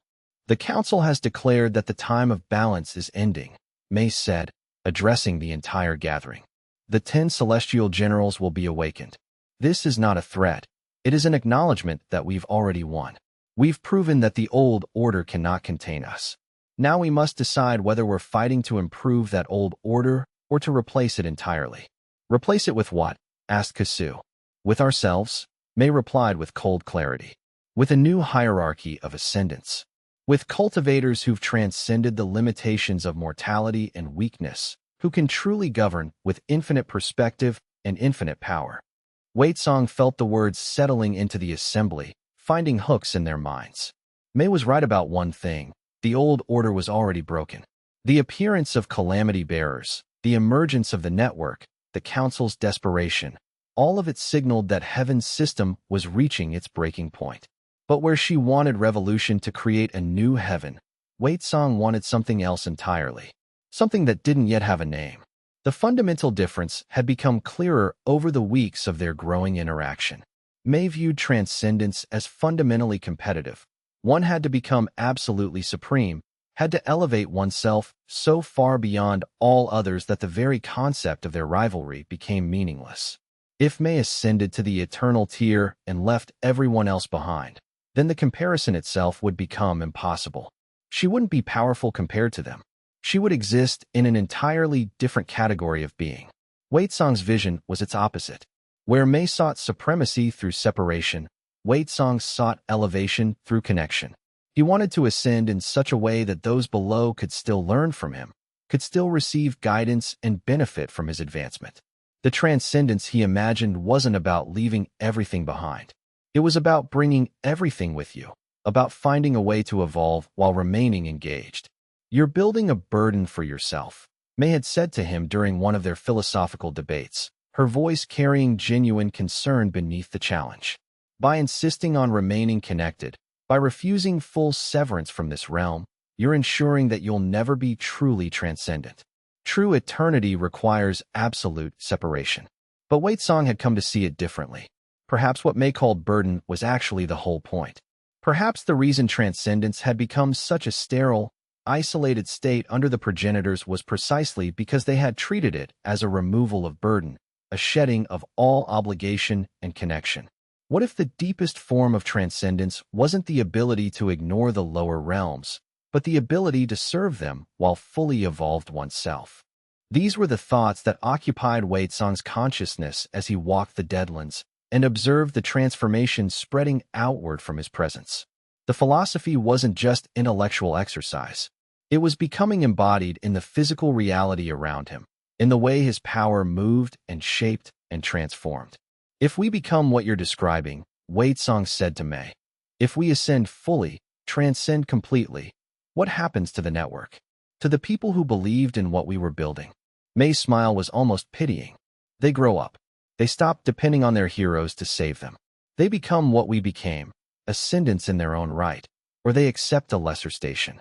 That's always been how it works, Waitsong. You can't hold everyone's hand on the path to eternity. But what if you could? Waitsong spread his hands, and the disaster energy unfurled again, touching every person in the chamber. This time, they felt something different, not the sensation of being unmade, but the possibility of becoming more. Not through transcendence and separation, but through connection and radical reformation.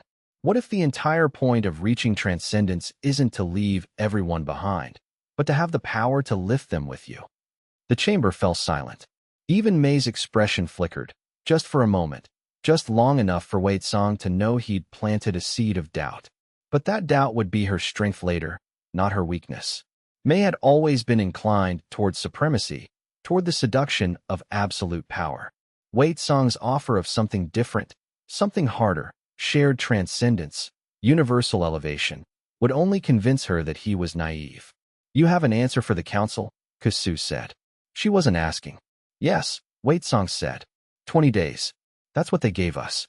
In 20 days, I'll present them with a choice they've never had to consider before. Which is, May asked, dissolution of the current system in favor of a new order.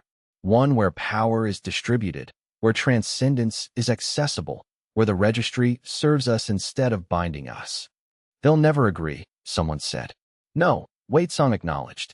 But they'll have to understand what they're refusing. They'll have to face the possibility that their way isn't the only way, and that understanding might matter more than their refusal. After the meeting dispersed, Mei lingered. She settled into the shadows again, becoming almost part of the darkness itself. You're going to lose, she said softly. Not because your vision is wrong, but because it requires compromise. The council will never compromise. Heaven doesn't negotiate with earthquakes, it builds walls. And when the walls fail, it builds higher ones. Maybe, Wei Song said, but I'm not just an earthquake anymore. I'm something that reshapes the landscape itself. That's harder to build walls against. Mei departed with a laugh that sounded almost kind. We'll see, Wei Song. We'll see which vision survives what's coming. Chapter 63. The Scattered Calamities. The first meeting took place in the Crystal Caverns, 200 li north of the Deadlands. Wei Song traveled alone, which caused immediate friction with his security detail, but he was precise about it. The other calamity bearers would only meet him if he came without the weight of followers, without the assertion of network authority. The cultivator who waited in the cavern was nothing like Wei Song had expected.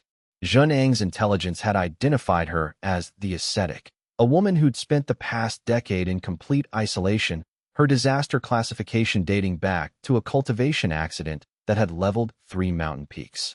But the figure Wei Song found was young, couldn't have been more than 30, with eyes that held the particular emptiness of someone who'd learned to exist outside of normal consciousness. Wei Song, she said, not as a greeting, but as confirmation of something she'd already known. I dreamed you were coming. Disaster bearers dream together sometimes, through the threads that connect us. I didn't know that, Wei Song said carefully. He was learning that disaster energy didn't follow the rules of normal cultivation. There were properties to it that defied standard taxonomy, ways that it linked those who carried it that suggested some deeper commonality beneath the surface. Most things about us, you don't know, the ascetic said. She began to walk deeper into the cavern, and Wei Song followed. The registry calls us calamities, but we're not random. We're purposeful, as if something in the fabric of cultivation itself generated us as a response to imbalance. What kind of imbalance? Heaven's monopoly on transcendence. The progenitor's hoarding of power. The ascetic gestured to the cavern walls, and Wei Song saw them shimmer. They were covered in a kind of organic writing, symbols that appeared and disappeared according to some logic he couldn't quite follow. We're the price of that monopoly. The universe generates counterbalances. We might be the counterbalance. This was a framework Wei Song hadn't considered. He'd been thinking of the calamity bearers as individuals, as powerful cultivators with a classification. But what if they were something more systemic than that?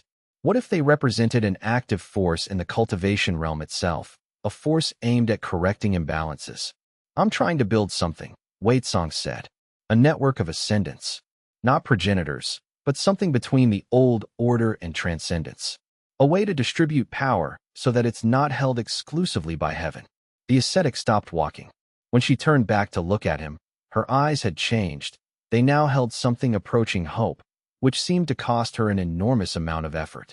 I've spent 10 years alone because I was afraid, she said. Afraid that my very nature meant isolation, meant I could never be part of something, that everything I touched would turn to ruin. She gestured to the cavern walls around them, and Wei Song perceived what she was showing him. The destruction was absolute but strangely beautiful.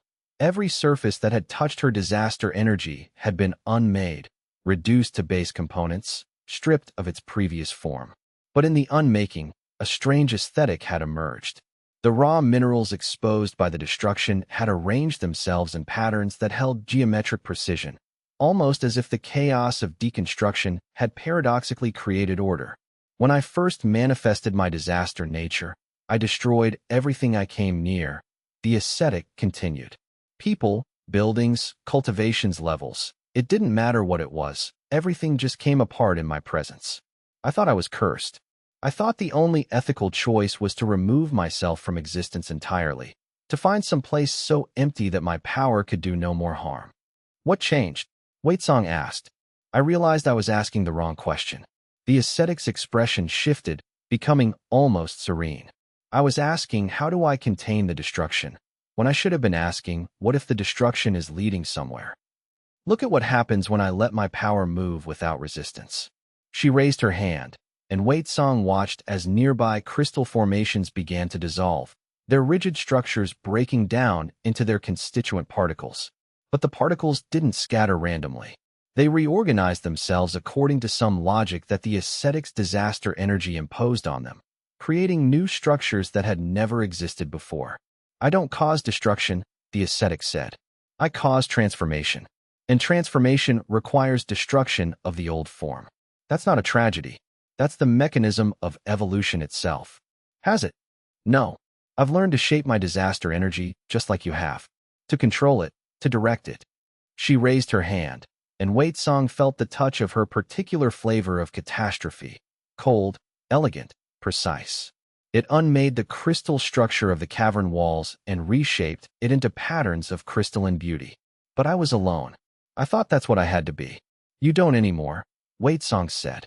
Come to the Deadlands. Meet the others. See what we're building. She smiled, and it was like watching ice melt. I'll come, but there are 3 others you should meet first. Especially the one the council is trying to recruit. She's already agreed to hear their offer, but she's uncertain. She might tip toward your vision if someone speaks to her before they do. Wei Song took note of the location, sent detailed instructions through the ascetic's favored dream channel, and emerged from the crystal caverns with his first clear victory. The next 5 meetings followed patterns established in that first encounter. Each calamity bearer he met had developed their own philosophy around their classification, their own way of understanding the disaster energy that ran through them. One saw it as a curse to be transcended. One saw it as a gift to be celebrated. One saw it as a communication channel with something vast and incomprehensible at the heart of the cultivation realm itself. But all of them, when Wei Song presented his vision of distributed transcendence, of a realm where power was shared and the registry became advisory rather than absolute, felt something shift in their perspective. By the 8th day, he had agreements from 7 of the 18 known calamity bearers. 5 others were wavering. The remaining 4, including the one the council was actively courting, remained uncertain. The ones who agreed came from all walks of cultivator existence. Some had been hiding for years, afraid of what their classification meant. Others had been moving through cultivation society attempting to conceal their nature, worried that being identified as a calamity bearer would cause them to be hunted or suppressed. A few had been relatively public in their advancement, growing powerful enough that the council had been forced to acknowledge their existence. What united them all was the recognition that Wei Song's vision offered something they hadn't dared to hope for, the possibility of being fully what they were without having to apologize for or constrain that nature. The disaster energy that flowed through each of them had been treated as a liability, a limitation, a mark of shame. Wei Song was the first to present it as something potentially valuable, something that could be refined and directed toward genuine evolution. The ones who wavered were more difficult to understand. They were beings who had achieved significant power, who had learned to function in the old system despite their classification. Some of them had made deals with the council, receiving protection or position in exchange for careful limitation of their power. Others had simply found niches where their particular brand of disaster energy was useful and non-threatening. They had built lives within the constraints of the old order, and Wei Song's vision represented both opportunity and danger. Opportunity to evolve beyond those constraints, but danger that the familiar order might collapse, leaving them vulnerable. The Sentinel was particularly interesting to observe. Wei Song couldn't quite determine whether his neutral stance was genuine ambivalence or a form of strategic waiting. The Sentinel was old enough that he had likely lived through multiple transformations of the cultivation realm. He understood, in ways younger beings could not, that the current moment was not the apex of possibility, but merely one point in a long trajectory of change. His willingness to listen to Wei Song's proposal without immediately committing seemed to reflect a kind of patient assessment, a desire to understand the full implications before making a binding choice. It was precisely that kind of considered judgment that Wei Song most valued in the beings he gathered to his vision. The 8th calamity bearer he sought was named the Sentinel. Male, older, with a cultivation level that outstripped even Wei Song's own. He'd been in dialogue with the Celestial Council for months, negotiating the terms of his ascension. Wei Song found him in a high tower at the edge of the cultivation realm, where the fabric of reality was thin enough to see through to the spaces beyond. "I wondered when you'd come," the sentinel said when Wei Song arrived. He was seated in meditation posture, but his eyes were open, present. "They said you would. The council, I mean.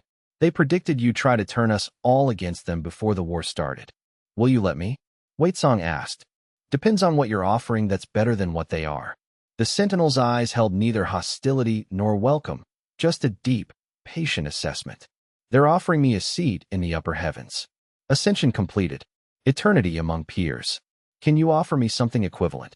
"No," Wei Song said, and he saw something shift in the sentinel's expression. Approval, perhaps, or at least acknowledgement of honesty. "I can offer you something different. A chance to reshape the realm while remaining part of it. A future where power is shared, where transcendence doesn't mean isolation. It will be harder. The path will be less certain. But you'll be building something new instead of joining something old." The sentinel was quiet for a long time. The wind around them carried strange harmonics, and Wei Song realized that the boundary between realities here was so thin that it was catching signals from the upper heavens itself. Conversations between the progenitors, the urgency of the council's preparations. "The council is afraid," the sentinel said finally. "Truly afraid. I've never felt that from them before. It's interesting." He looked directly at Wei Song. "I think I'll come to your meeting. See what this network of yours actually looks like. If I don't like it, I can always accept the council's offer later. Their timeline is flexible for someone like me." It wasn't a commitment, but it was enough. Chapter 64. The weight of becoming the 12th day of the 20-day countdown arrived with astronomical significance. The 10 celestial generals began their awakening in earnest, and every cultivator above the azure transformation realm felt it. A pressure in the heavens, a frequency of power that hadn't been present in the mortal realm for generations. Wei Song stood in the largest chamber of the Deadland Sanctuary and conducted an assembly of unprecedented size. Nearly 500 strong now. The scattered calamity bearers had arrived, 12 of them present in flesh, and their combined disaster energy created a visible distortion in reality itself, a wavering at the boundaries of the chamber, as if the space was struggling to contain so many beings classified as calamities. "The council wants you to know they're afraid," Kasu announced, and her voice carried the weight of relay. She'd spoken with council emissaries that morning, negotiated the final details of the ultimatum. "They're activating the generals because they perceive this gathering as an existential threat. If we continue, war becomes inevitable. War becomes inevitable anyway," one of the newly arrived calamity bearers said. She was called the Whirlwind, and her disaster energy was kinetic, constantly in motion, leaving trails of transformation in the air around her. "The council will never accept the existence of power they can't control. War is just the mechanism they'll use to attempt control." "But Wei Song is offering something different," another calamity bearer said. This one was called the Depth Dweller, and his voice carried the weight of something that lived in the spaces between matter and energy. "He's not asking us to overthrow heaven. He's asking us to make space for ourselves within a new kind of order." May stood at the periphery of the chamber, observing with the patience of a predator. She hadn't attended the smaller meetings where Wei Song had gathered the individual calamity bearers, but she'd clearly received reports. Her expression carried a quality of calculated assessment. "The question," she finally said, stepping into the center of the chamber, "is whether we're willing to fight for Wei Song's vision if he's wrong. Because make no mistake, this is what we're deciding. If we walk out of this chamber united behind his path, we're making war inevitable. The council will have no choice but to respond with everything they have." "And if we fracture?" someone asked. "If we each make our own choice about transcendence? Then we're weak individually and powerful in dispersal. The council can manage us separately, some by recruitment, some by containment, some by elimination." May's eyes swept across the assembly. "But if we're unified, even behind a vision as gentle as Wei Song's, we become genuinely dangerous. We become something the progenitors themselves might need to address." The chamber fell silent. The weight of that choice hung in the air like a physical thing. Wei Song felt the disaster energy within him respond to the moment. It wanted to speak, wanted to move, wanted to transform everyone in the chamber into something that understood his vision without needing argument. He forced it down with effort that made him tremble. This was the hardest part of what he was trying to build, allowing people genuine choice even when he was certain his path was correct. The disaster energy within him had no patience for human deliberation, human doubt. It wanted to reshape everything toward a vision of perfection that only he could see. "I won't force you," Wei Song said, his voice steady despite the internal struggle. "Anyone who wants to leave, walk out now. No judgment. No punishment. The door is open." A handful of cultivators stood and walked toward the exit. Wei Song watched them go without comment, accepting their choice as he had to. There were perhaps 30 of them, and he felt no resentment toward their departure. The strength of a movement was not measured by how many were forced to follow, but by how many chose to stay despite understanding the cost. As they left, Wei Song perceived something interesting in their consciousness. Some of them were leaving out of genuine disagreement with his vision. They preferred May's path of absolute transcendence, thought his gentle approach was naive. But others were leaving not because they disbelieved, but because they couldn't face the sacrifice his vision demanded. They wanted power without the burden of connection. They wanted evolution without the responsibility of remaining engaged with those who couldn't keep pace. Wei Song accepted both types of departure equally. A movement that could only hold people through coercion or restriction wasn't a genuine movement. It was a hierarchy masquerading as revolution. The departures took perhaps an hour. When the assembly had finally settled into its final composition, Wei Song perceived that nearly 500 remained. The exact number didn't matter nearly as much as the quality of resolve in their consciousness. These were beings who had made a conscious choice, who had weighed the alternatives and decided that the vision of distributed transcendence was worth the uncertainty and sacrifice it entailed. "Anyone who wants to stay knows what they're choosing," he continued. "War, not as aggressors, but as defenders of a new vision of the realm. We will fight not to rule heaven, but to make space where power can be truly distributed. We will fight not for transcendence at the expense of others, but for transcendence that elevates everyone." The words hung in the chamber, and Wei Song could feel them take root in the minds present. It wasn't a perfect vision. There were logical flaws in it, practical difficulties that would emerge later. But it was a vision, clear and compelling enough that cultivators were willing to stake their eternity on its possibility. "I'm with you," Kusu said, and her words opened a cascade of affirmations. Even May, after a long pause, nodded. "I'm with you too," she said quietly. "Not because I believe in your gentle vision, but because I believe in you. And I think you're strong enough to grow beyond that gentleness if you need to." It was as close to approval as Wei Song suspected May would ever voice. That night, alone in the deepest chamber, Wei Song allowed his disaster energy to fully emerge. It rose from his core like a dark sun, and the space around him transformed.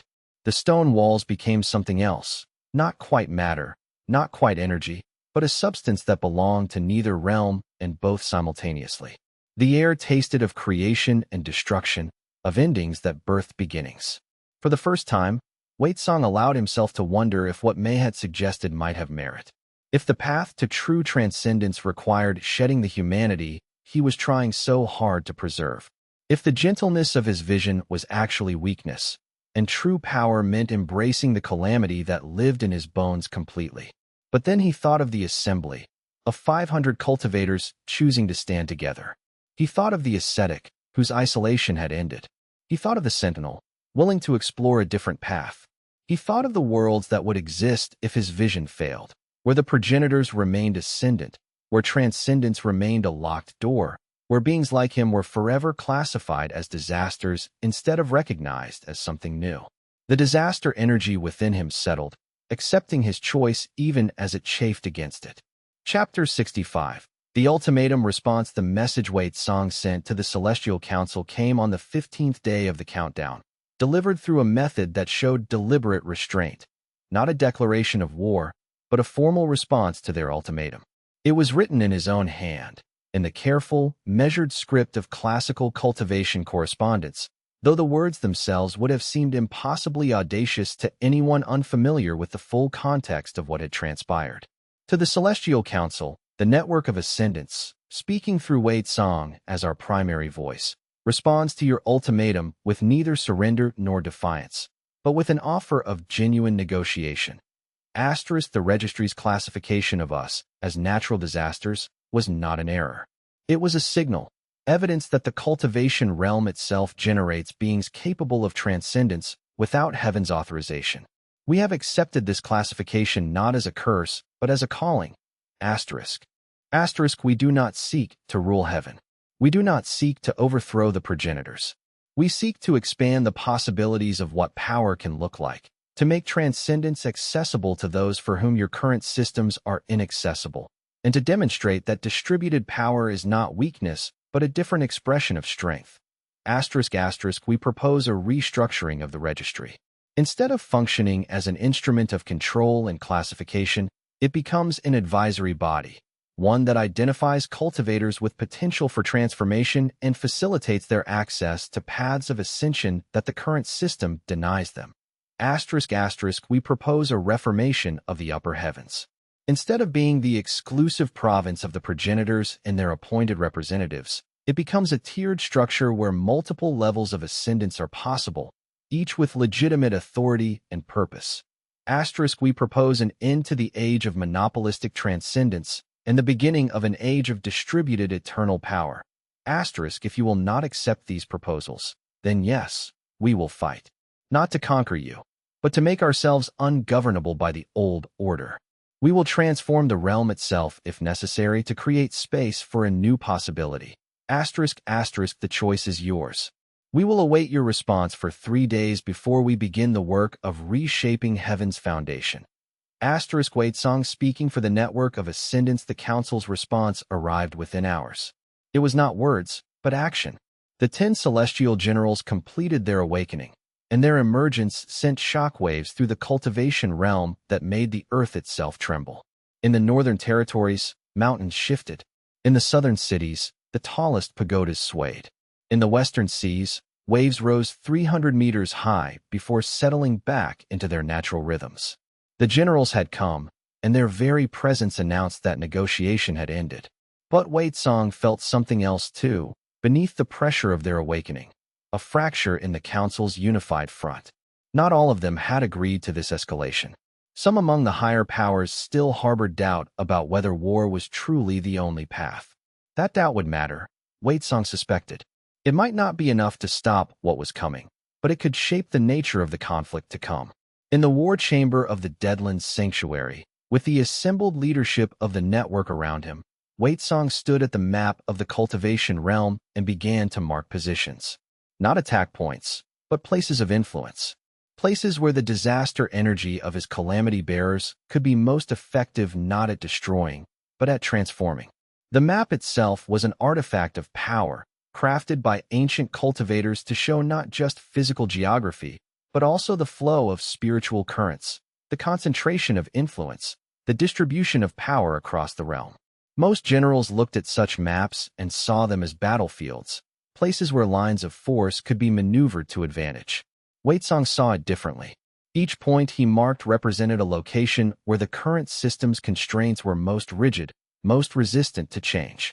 These were the places where rigid hierarchies held most tightly, where the old ways were most deeply embedded, where the greatest resistance to his vision of distributed transcendence would manifest. We're not trying to win a war in the conventional sense, Waitsong explained to the assembled commanders. The Council is stronger than us in direct military conflict.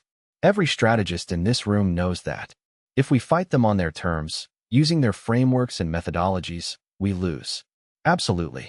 He pointed to specific locations on the map. But these places aren't about military advantage. These are places of symbolic significance, places where transformation would demonstrate that the old order is no longer absolute, that new possibilities exist. The coastal cities of the Azure Province, where the registry maintains its primary records. The Academy of Eternal Forms, where cultivators are trained to serve the established hierarchy. The Temple of Celestial Authority at the realm's center, where the Council issues its decrees. If we could demonstrate that these places could transform without being destroyed, if we could show that new systems could function where the old had always seemed inevitable. He left the implication hanging. Kusu studied the marked map with the intensity of a true strategist. You're talking about making the impossible seem possible, showing people that the systems they've always assumed were permanent actually have alternatives. Yes, the greatest victory isn't the destruction of the old order. It's the revelation that the old order was always optional, never truly necessary. Once people understand that, they stop defending it automatically. They stop accepting its constraints simply because the constraints are there. The generals are more than warriors, Kusu observed, studying his markings. They're anchors. Their very presence stabilizes heaven's authority structure. If we can challenge them, not defeat them, but genuinely challenge them, it might force the council to reconsider. We won't be able to harm them, the whirlwind said, her voice carrying certainty. Not with conventional power. But if our disaster energy can affect the structure of reality itself, maybe we can do something they haven't expected. Maybe we can reshape the battlefield they're trying to impose on us. Weitsong nodded slowly. 5 days remained before the full deadline passed. 5 days to prepare. 5 days until the network ceased being a rebellion and became an actual war. He looked around the chamber at the faces of those who'd chosen to stand with him. Calamity bearers and cultivators, warriors and scholars, those seeking power and those seeking belonging. Whatever came next would shape all of them in ways they couldn't yet imagine. The disaster energy within Weitsong rose one more time, responding to the weight of moment. But this time, it didn't strain against his control. It aligned with his will, accepting his vision as its own. They were ready. And somewhere in the upper heavens, Weitsong suspected, the progenitors finally noticed what they'd been trying to ignore all along. A new kind of power was emerging, and it wouldn't be contained by the walls they'd built. The age of heaven's monopoly was ending. The age of distributed transcendence was beginning. And Weitsong stood at the threshold, neither fully ascended nor fully mortal, bearing disaster and hope in equal measure. Chapter 66. The first general. The appearance of the first celestial general transformed the nature of everything. Not through declaration or announcement, but through presence itself. She materialized in the neutral zone between the cultivation realm and the upper heavens, a place that hadn't been traversed by a being of her power level in more than 3 centuries. Her name, according to records held only in the highest academy archives, was Ling Xian, the Eternal Blade. She had served directly under the progenitors during the last great conflict, when the boundary between realms was still being negotiated and powers far greater than the current generation had fought for the right to shape eternity itself. The moment she crossed into the cultivated lands, every being above the azure transformation realm felt it. It was like the weight of the sky itself had shifted, become denser, more oppressive. The generals weren't moving against the network as a military force would against an enemy. They were simply making their presence known, allowing their power to saturate the realm in ways that left no doubt about the answer to Weitsong's offer. She wants you to know they're considering a duel, Zhenong reported, arriving at the Deadland sanctuary with news that had clearly cost him effort to gather. His cultivation had been disrupted by Ling Xian's passage, and he bore the physical signs of stress. It's not a declaration of war yet. It's a statement. If you face her and lose, the network dissolves by council decree. If you somehow win, which the council views as impossible, they'll open negotiation again. Weitsong felt May's presence before he turned to see her. She'd been increasingly physical in her manifestations, less content to observe from shadows. You're not strong enough, she said without preamble. Not yet. I can feel it in you. The disaster energy you've cultivated is impressive, but it's still fundamentally defensive. It reshapes instead of shatters. Against the Eternal Blade, you'll be slaughtered. Then I need to become something different. Weitsong said quietly. No. May stepped closer. You need to let me take the duel instead. I'm ready. My disaster energy has evolved beyond defensive reshaping. I can meet her power for power, calamity for celestial authority. And when I do, I'll defeat her. There was something in May's voice that Weitsong had never heard before, not eagerness exactly, but acceptance. She had finally fully embraced what she was. The disaster energy within her was no longer something to overcome or refine. It had become her nature, her philosophy, her will made manifest.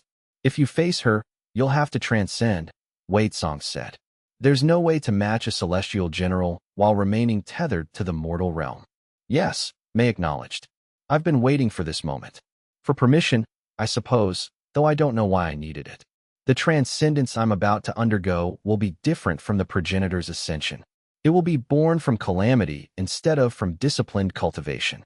It will be raw, transformative, and utterly unprecedented. Waitsong understood then what had been happening with May over the past weeks. She hadn't been simply waiting for his lead. She'd been preparing for a transcendence that only made sense in the context of their conflict. The network had given her the catalyst she needed to become something new.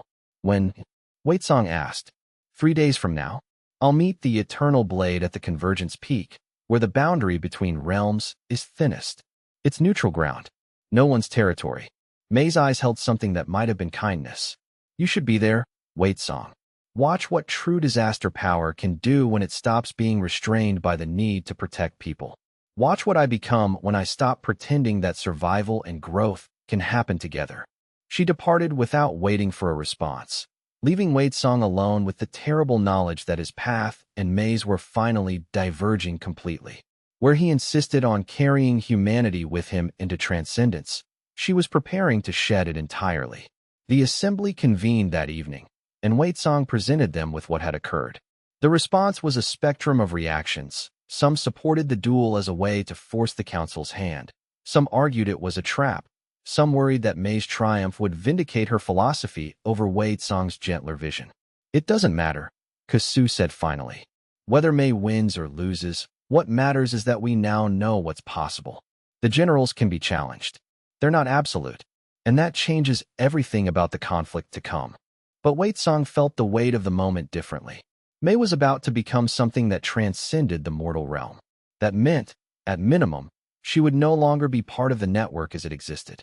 At worst, her transcendence would prove so seductive to the other calamity bearers that they would follow her rather than continue Waitsong's path of distributed elevation. The next 48 hours passed in a blur of preparation that amounted to waiting. Waitsong meditated in the deepest chamber, allowing his disaster energy to expand, to reveal its full nature to him. This was necessary. If May was about to demonstrate the heights of what unconstrained calamity could achieve, then Waitsong needed to understand whether his path of tempered transformation was genuine wisdom or merely fear. What he found in that meditation was neither transcendence nor restraint, but something more subtle. His disaster energy wasn't fundamentally weaker than May's. It was just oriented differently. Where hers reached toward apotheosis, his reached toward connection. Where hers sought to elevate itself beyond all constraint, his sought to elevate everything around it within the constraints of continued relationship. Both approaches had merit. Both represented genuine expressions of the calamity nature they shared. The difference was not one of strength, but of philosophy made manifest in power itself. On the third day, Waitsong traveled to the convergence peak with a handful of witnesses. The ascetic came. The sentinel came. Even the whirlwind came, her kinetic energy barely contained by her cultivator's skin. They arrived to find Ling Xian already present. The eternal blade manifested in a form that transcended physicality. She was everywhere and nowhere. The air itself seemed to be her medium. Her eyes, when Waitsong could perceive them, held the weight of centuries and the inevitability of mountains.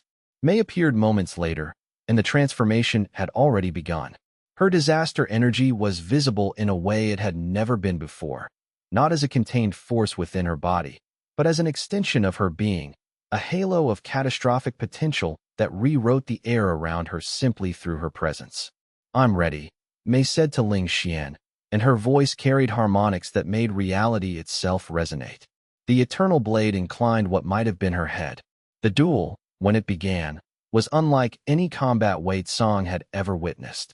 It wasn't warriors striking at one another.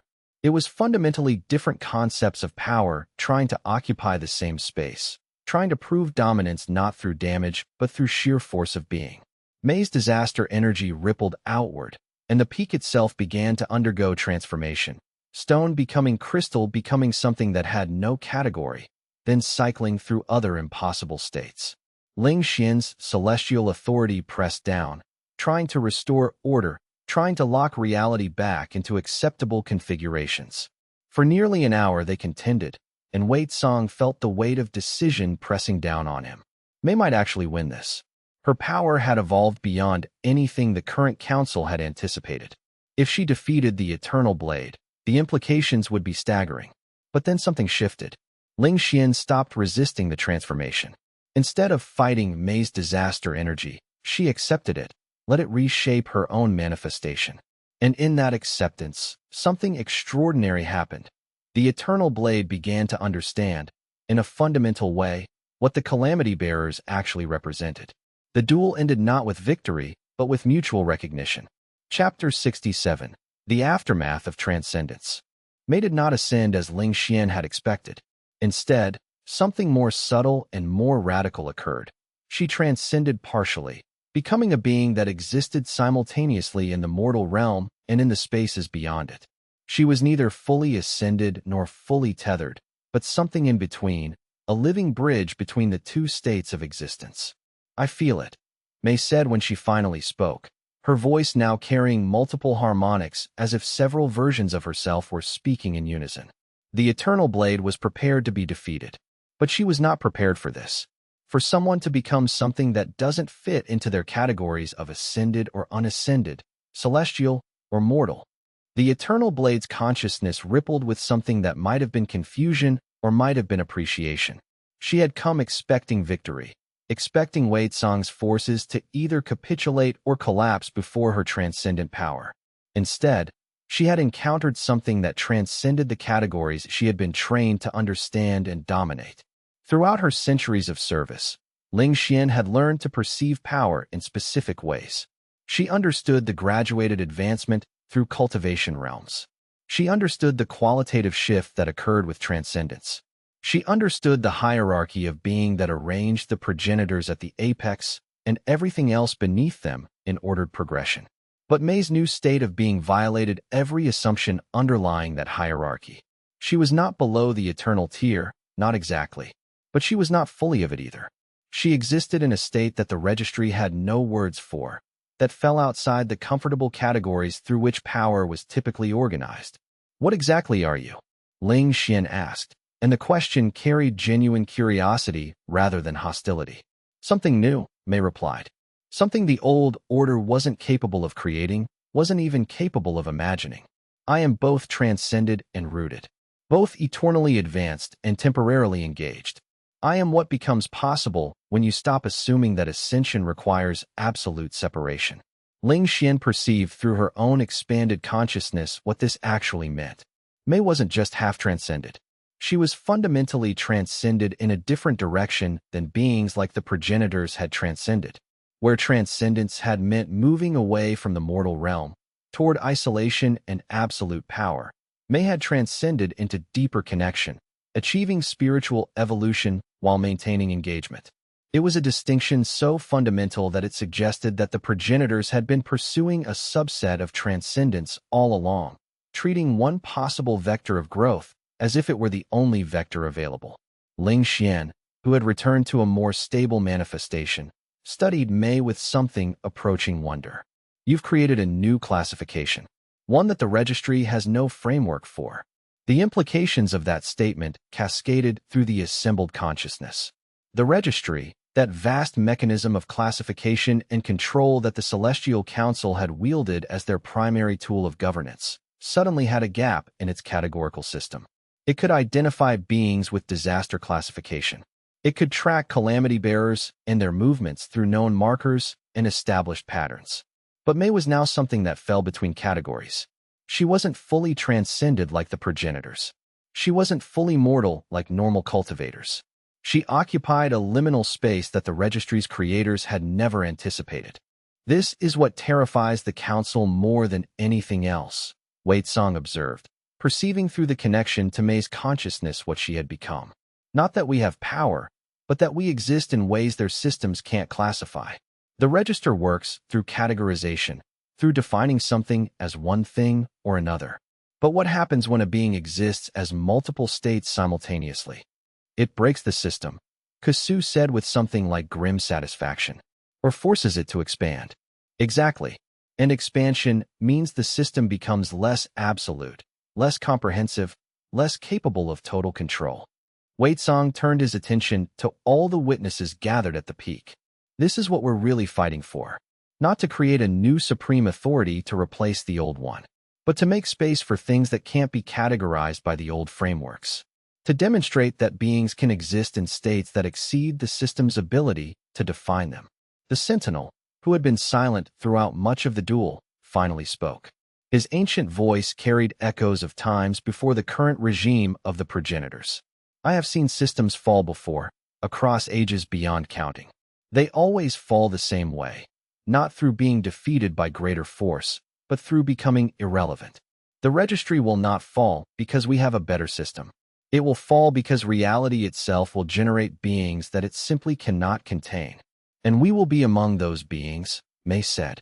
She was less solid now, her form flickering between states as her new transcendence stabilized. Not by choice, not because we're stronger than the progenitors, but because we've stumbled onto a truth that the old order could never acknowledge. That the highest form of power might be the power to exist in states that exceed definition, to be so multifaceted that no single framework can contain us. Intentionally, May confirmed. She turned to look at Song. This is what I wanted you to understand. True power isn't about reaching the highest pinnacle of the old system. It's about creating a new pinnacle that the old system can't contain. And if we do this right, if enough of us undergo this particular transcendence, the very structure of the registry becomes obsolete. Song felt the weight of the revelation. May was right. The point wasn't to defeat the generals or convince the council or even build a parallel structure of power. The point was to become something so fundamentally different that the council's entire framework for understanding power became irrelevant. But at what cost? The Sentinel asked. He'd watched the duel with the focused intensity of someone evaluating his own future. You're no longer fully mortal. You can't inhabit the mortal world as you did before. You're always partially elsewhere. The cost is worth it, May said, but there was sadness in her eyes. I'm no longer part of the network as it was. I can't be. What I've become is too fundamental, too other. But in becoming this, I've proven something crucial. We don't have to choose between transcendence and connection. We can transcend in new ways that keep us partially rooted even as we elevate ourselves beyond the old limitations. Ling Xian turned to Song. The council sent me as a test. They wanted to see if the calamity bearers would fracture under pressure. If confronted by absolute celestial authority, they would crumble. Instead, you've generated something new. A being that defies categorization. This changes the council's assessment considerably. So you're returning to them with news that we're stronger than they thought? Song asked carefully. No, Ling Xian said. I'm returning to them with news that the war they plan to wage is strategically impossible. They cannot win by applying the same frameworks of power they've always used. If every calamity bearer who fights undergoes this kind of partial transcendence, your network doesn't get defeated. It gets exponentially more dangerous with every confrontation. It was a victory of sorts, but one that felt incomplete. Ling Xian departed to deliver her assessment to the council, and Song was left with the knowledge that their response would come not in days, but in hours.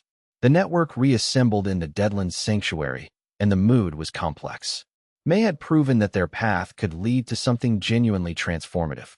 But she'd also proven that following that path meant abandoning the network itself, becoming something beyond it. We need to make a choice, Kasu said directly. Do we continue with Song's vision of distributed elevation while remaining rooted in the mortal realm? Or do we pursue May's path of new transcendence, accepting that we'll ultimately have to leave the world behind? Both, the ascetic said quietly. She'd been silent throughout most of the conflict, but her voice, when she spoke, carried weight. We don't have to choose one path. We can be diverse in how we transcend. Some of us will remain rooted like Song intends. Some will undergo May's partial transcendence, becoming bridges between worlds. And some might pursue other paths we haven't yet imagined. Diversity is our strength, not our weakness. Song felt something settle in his chest. The ascetic was right. He'd been thinking of the network as requiring unified philosophy, unified approach. But what if the entire point of creating a new order was to allow for that kind of diversity?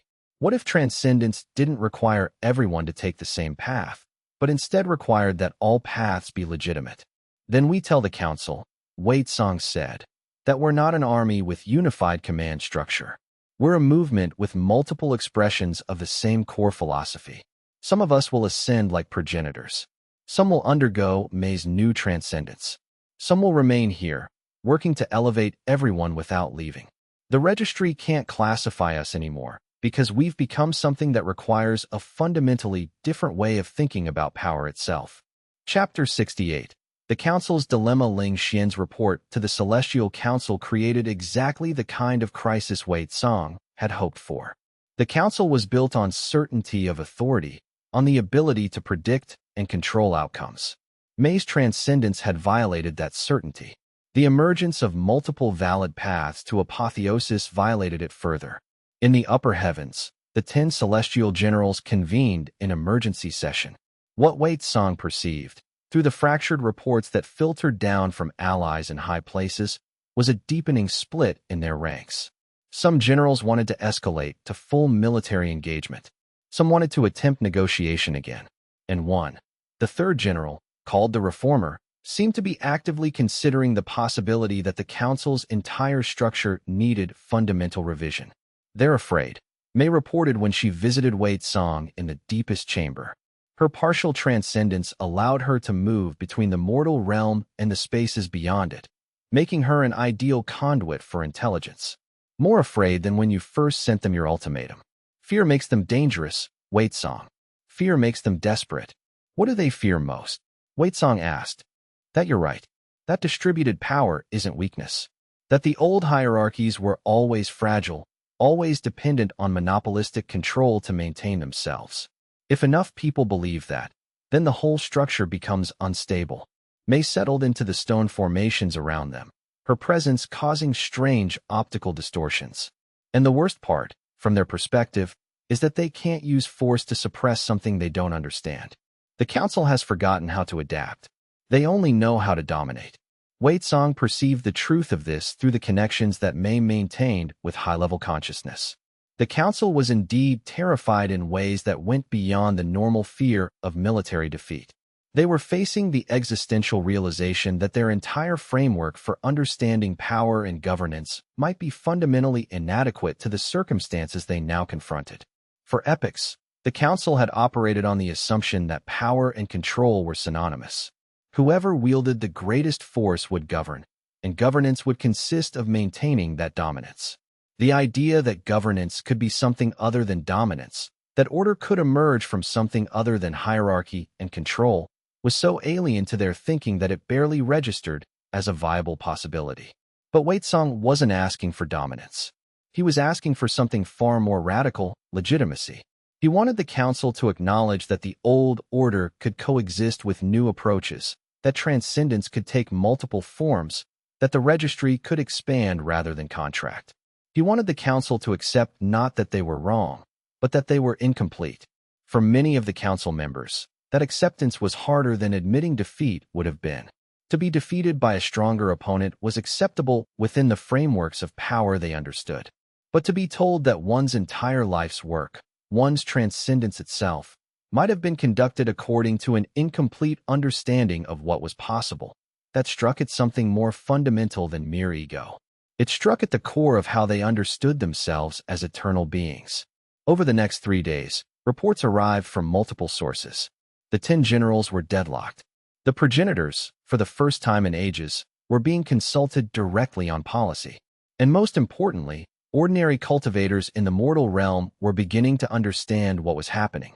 Networks of support for the network were proliferating faster than the Council could monitor or suppress. What had started as a rebellion was becoming a genuine movement. On the 4th day after May's transcendence, the Council sent a formal embassy, not just a general, but an entire delegation. They arrived at the neutral zone between realms with banners that signaled peaceful intent, which meant they were genuinely desperate. The lead negotiator was someone Wei Song had not expected, not a military figure, but a scholar. Her name was Hui Tong, and she had spent the last century studying the nature of power and how it transformed across different eras of the cultivation realm. I've read your ultimatum, Hui Tong said when they convened in a neutral chamber that Wei Song had designated. I've also observed what occurred with May and the Eternal Blade. The council sent me because I'm one of the few among them willing to acknowledge that your ultimatum might actually represent a genuine historical inevitability rather than merely ambitious overreach. Wei Song felt something shift in his approach. This was not an opponent trying to convince him of defeat. This was potentially an ally working from within the very structure he was challenging. What do you mean by historical inevitability? He asked carefully. I mean that power in the cultivation realm has always followed certain patterns, and those patterns are cyclical.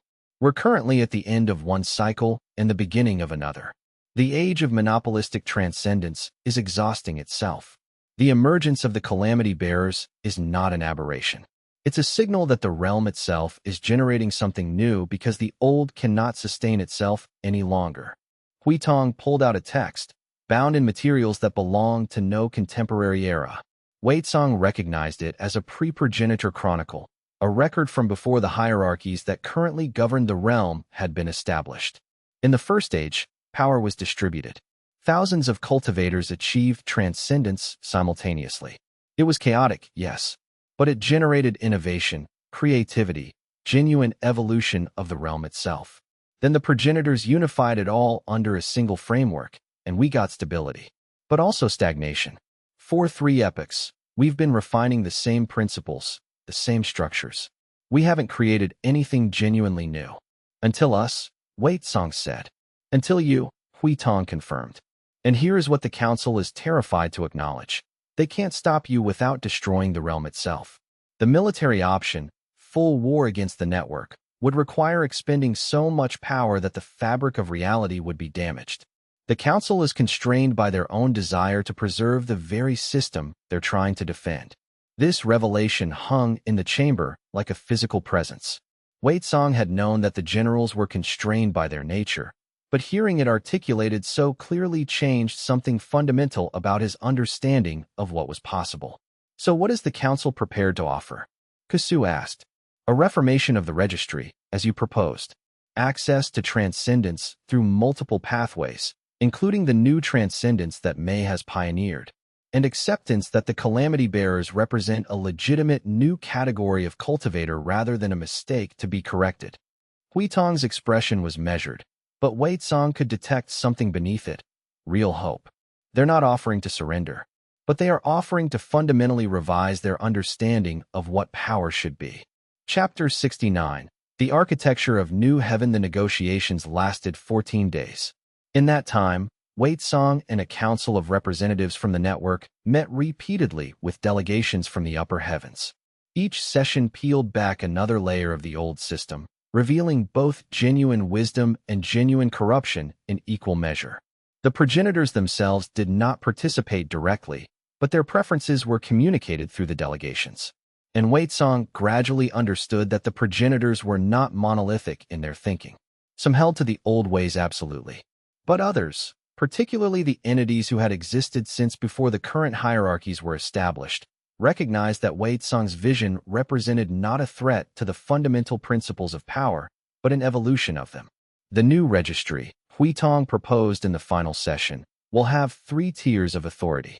The eternal tier, occupied by the progenitors and beings like them who have achieved absolute transcendence.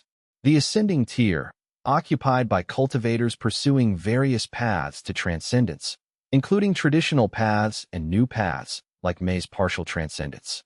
And the foundational tier, the mortal realm and those who cultivate within it, with legitimate influence over the governance that affects them.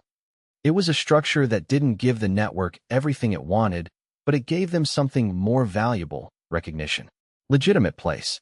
Authority that didn't come from conquest or subversion, but from acknowledged necessity and right. And the calamity bearers? Wei Song asked. Our classification in the registry will be revised.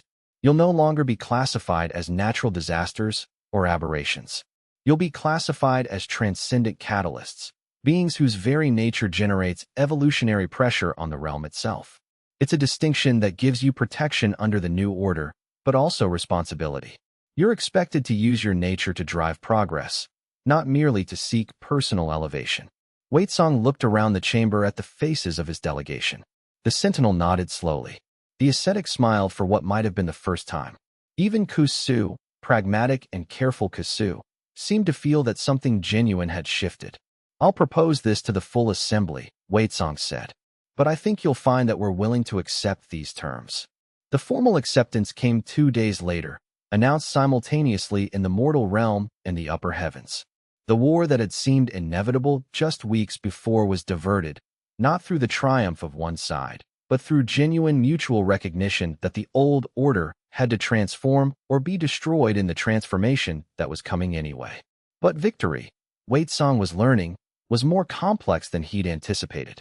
With the immediate threat of war abated, the assembly began to fragment along the lines that Huitong's three-tier system had created. Some calamity bearers immediately began preparing for transcendence, eager to take their place in the ascending tier. Some committed themselves to remaining rooted in the mortal realm, becoming permanent advocates for foundational tier interests. And some, like Mei, occupied the liminal spaces, becoming bridges between the tiers. Waitsong found himself increasingly occupied with a task he hadn't anticipated: governance. The network, which had been a rebellion, a movement unified by opposition, now had to become something sustainable, something that could endure beyond the crisis that had generated it. He established the Council of Ascendants, a governing body that included representatives from each tier, beings with different approaches to transcendence, and most importantly, voices from the mortals who would live under whatever new order emerged. It was messier than the old Council of the Progenitors had been, less efficient, more prone to debate and discord. But it was also more alive, more responsive, more capable of genuine change. "You're building a government," Mei observed one evening, watching Waitsong work through administrative details that would have bored him to tears weeks before. "Someone has to," he said. "If we don't structure this well, the progenitors will find ways to reassert control. And all of this, the sacrifice, the conflict, everything, will have been for nothing." "The council won't accept you as their leader indefinitely," Mei said. "You know that, right? Eventually someone will challenge you for authority, and you'll have to either fight or yield." Waitsong had considered this extensively. The fundamental instability of any system where a single entity held ultimate authority was something he understood deeply. Power, by its nature, generated competition. Beings who achieved elevated status wanted to maintain it, and beings who hadn't achieved that status wanted to gain it. The tension between these desires had driven much of the conflict and renewal throughout history. But there was a difference between accepting conflict as inevitable and building a system designed to suppress it. Waitsong's vision incorporated conflict as a feature rather than a bug. The Council of Ascendants wasn't designed to make decisions that would last forever. It was designed to make decisions that could adapt and transform as circumstances changed and new voices emerged. "When someone challenges me for leadership," Waitsong said, "I hope they're right to do so. I hope it means I've grown stale or insufficient.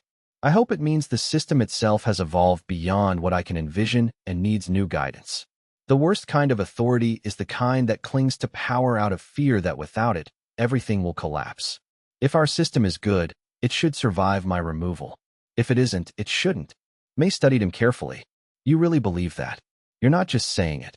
"I really believe it. Because the moment I start fighting to preserve my authority, I've become the very thing I was fighting against, a being holding power not for the sake of the system, but for the sake of their own supremacy." Waitsong pulled his disaster energy in tighter, organizing it with precision. The progenitors made that mistake. They achieved transcendence and then spent eternity defending their right to rule from that transcendence. I don't want to spend eternity that way. I want to spend it engaging with the world, offering perspective, and then gracefully stepping aside when something better emerges. This conversation, more than any of the diplomatic negotiations or strategic planning, represented the true philosophical core of what Waitsong was trying to create.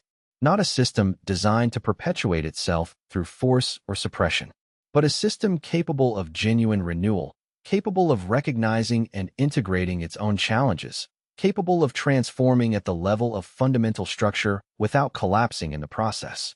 "I know, and when that happens, I'll step aside." Waitsong felt the truth of that statement in his core. "I didn't build this to create another version of the old hierarchy with myself at the top. I built it to create something that doesn't need a single leader, something that can sustain itself through genuine distribution of authority." May nodded slowly. Then maybe you're actually wiser than I gave you credit for. I thought you were naive, Wei Song. I thought you were too gentle to survive what was coming. But you've proven that gentleness and strength are not opposites. They're different expressions of the same will to persist. Chapter 70. The threshold of a new age 6 months after the war that wasn't. Wei Song stood at the convergence peak and looked out over a realm that had fundamentally transformed. The physical geography was unchanged, but the structure of power that governed it had become something radically different from what it had been. The registry was being rewritten, its entries updated to reflect the new classifications. The calamity bearers were no longer listed as disasters, but as transcendent catalysts, beings whose very nature drove evolution and change. New paths to transcendence were being documented and legitimized. The foundational tier had begun to develop its own institutions of learning and governance, no longer entirely dependent on the upper heavens for direction. But the most significant change was one that couldn't be measured in administrative restructuring or policy documents. It was in the consciousness of cultivators throughout the realm. For the first time in generations, beings were not asking, "What does heaven want me to be?" but instead asking, "What could I become if I followed my own nature?" Wei Song's disaster energy had evolved again, reaching a state of refinement that transcended the raw calamity it had once been. It could still unmake, still destroy, but now it could do so with perfect precision, unmade only what needed to be unmade, reformed only what needed to be reformed. It had become a tool of perfect discernment rather than mere destruction. The ascetic appeared beside him without announcement, her own cultivation having reached a state where she moved between physical and non-physical existence with ease. "You're thinking about transcending," she said. It wasn't a question. "Soon," Wei Song acknowledged. "I can feel the pull of it. My disaster energy is ready. The realm is stable enough that my absence won't create chaos. It's time." "And the Council of Ascendants? Who will lead it when you're gone?" "Hui Tong is ready. She has the wisdom and the balance they need. The Sentinel will advise her. Even May, in her way, will offer guidance from the ascending tier." Wei Song felt a strange peace settling over him. "I built this so it wouldn't need me. That was always the point." May said you were naive for thinking transcendence and connection could happen together, the ascetic said softly. "But you've proven it's possible. Not easy, but possible. And that changes everything about what's possible for all of us." Wei Song nodded slowly. That was the whole point of the network. Not to create a new hierarchy, but to prove that there could be multiple valid ways of being, multiple valid paths to transcendence. Some rooted, some not. Some gradual, some radical. Some solitary, some collective. The realm is large enough for all of them. The next morning, Wei Song convened the full Council of Ascendants for the last time, while still fully rooted in the mortal realm. He announced his intention to undergo transcendence, but not the transcendence of the old progenitors, and not the partial transcendence that May had pioneered. Instead, Wei Song proposed a new form of ascension, one where he would fully transcend to the eternal tier, but with a fundamental difference. He would remain connected to the mortal realm through what he called the thread of relationship. His consciousness would be elevated beyond time and space, but a part of him would remain forever engaged with those still cultivating below. It was a transcendence that had never been attempted before, something that the old registry had no framework for. But as Hui Tong pointed out, that was exactly the point. The new order was to be large enough for innovation, for genuine evolution, for the creation of forms of being that had never existed before. The ritual of Wei Song's transcendence took place at the Convergence Peak, witnessed by the 10 celestial generals, representatives from all 3 tiers of the new registry, and several hundred of the cultivators who'd been part of the network from its beginning. Wei Song stood at the center of a vast mandala of power, his disaster energy spiraling upward like a reverse whirlwind, pulling everything it touched into transformation. The ascension was not violent. It was beautiful, a gradual elevation, a gentle rebirth, a metamorphosis that left no part of his essence behind, but instead elevated all of it. Each layer of the mandala represented a different aspect of what he had become. The outermost ring held the foundation, the cultivator he had been in early life, the being who had learned to channel power through discipline and study. As the energy spiraled upward, it passed through the ring where he had been a rebel, fighting against the constraints of the registry. Then through the layer where he had been a leader, organizing the network, building something that could endure. Each ring contained an essential truth of his journey, and as his consciousness elevated, it gathered these truths into itself, integrating them rather than leaving them behind. This was the difference between Wei Tsong's transcendence and the transcendence of the old progenitors. They had ascended by shedding, by leaving behind everything that was mortal or temporary or limiting. Wei Tsong was ascending by integrating, by taking everything he had become and elevating it wholesale into eternity. The gathered witnesses felt the difference viscerally. This transcendence didn't create a distance between Wei Tsong and themselves. Instead, it created something more subtle. It made his consciousness simultaneously more vast and more intimate. He was becoming something eternal, yes, but not distant. Like a teacher who had graduated to become a master but remained available to those still learning. As he crossed the threshold between the mortal realm and the eternal tier, Wei Tsong felt the weight of form lift. He became something that was everywhere and nowhere, being and becoming simultaneously.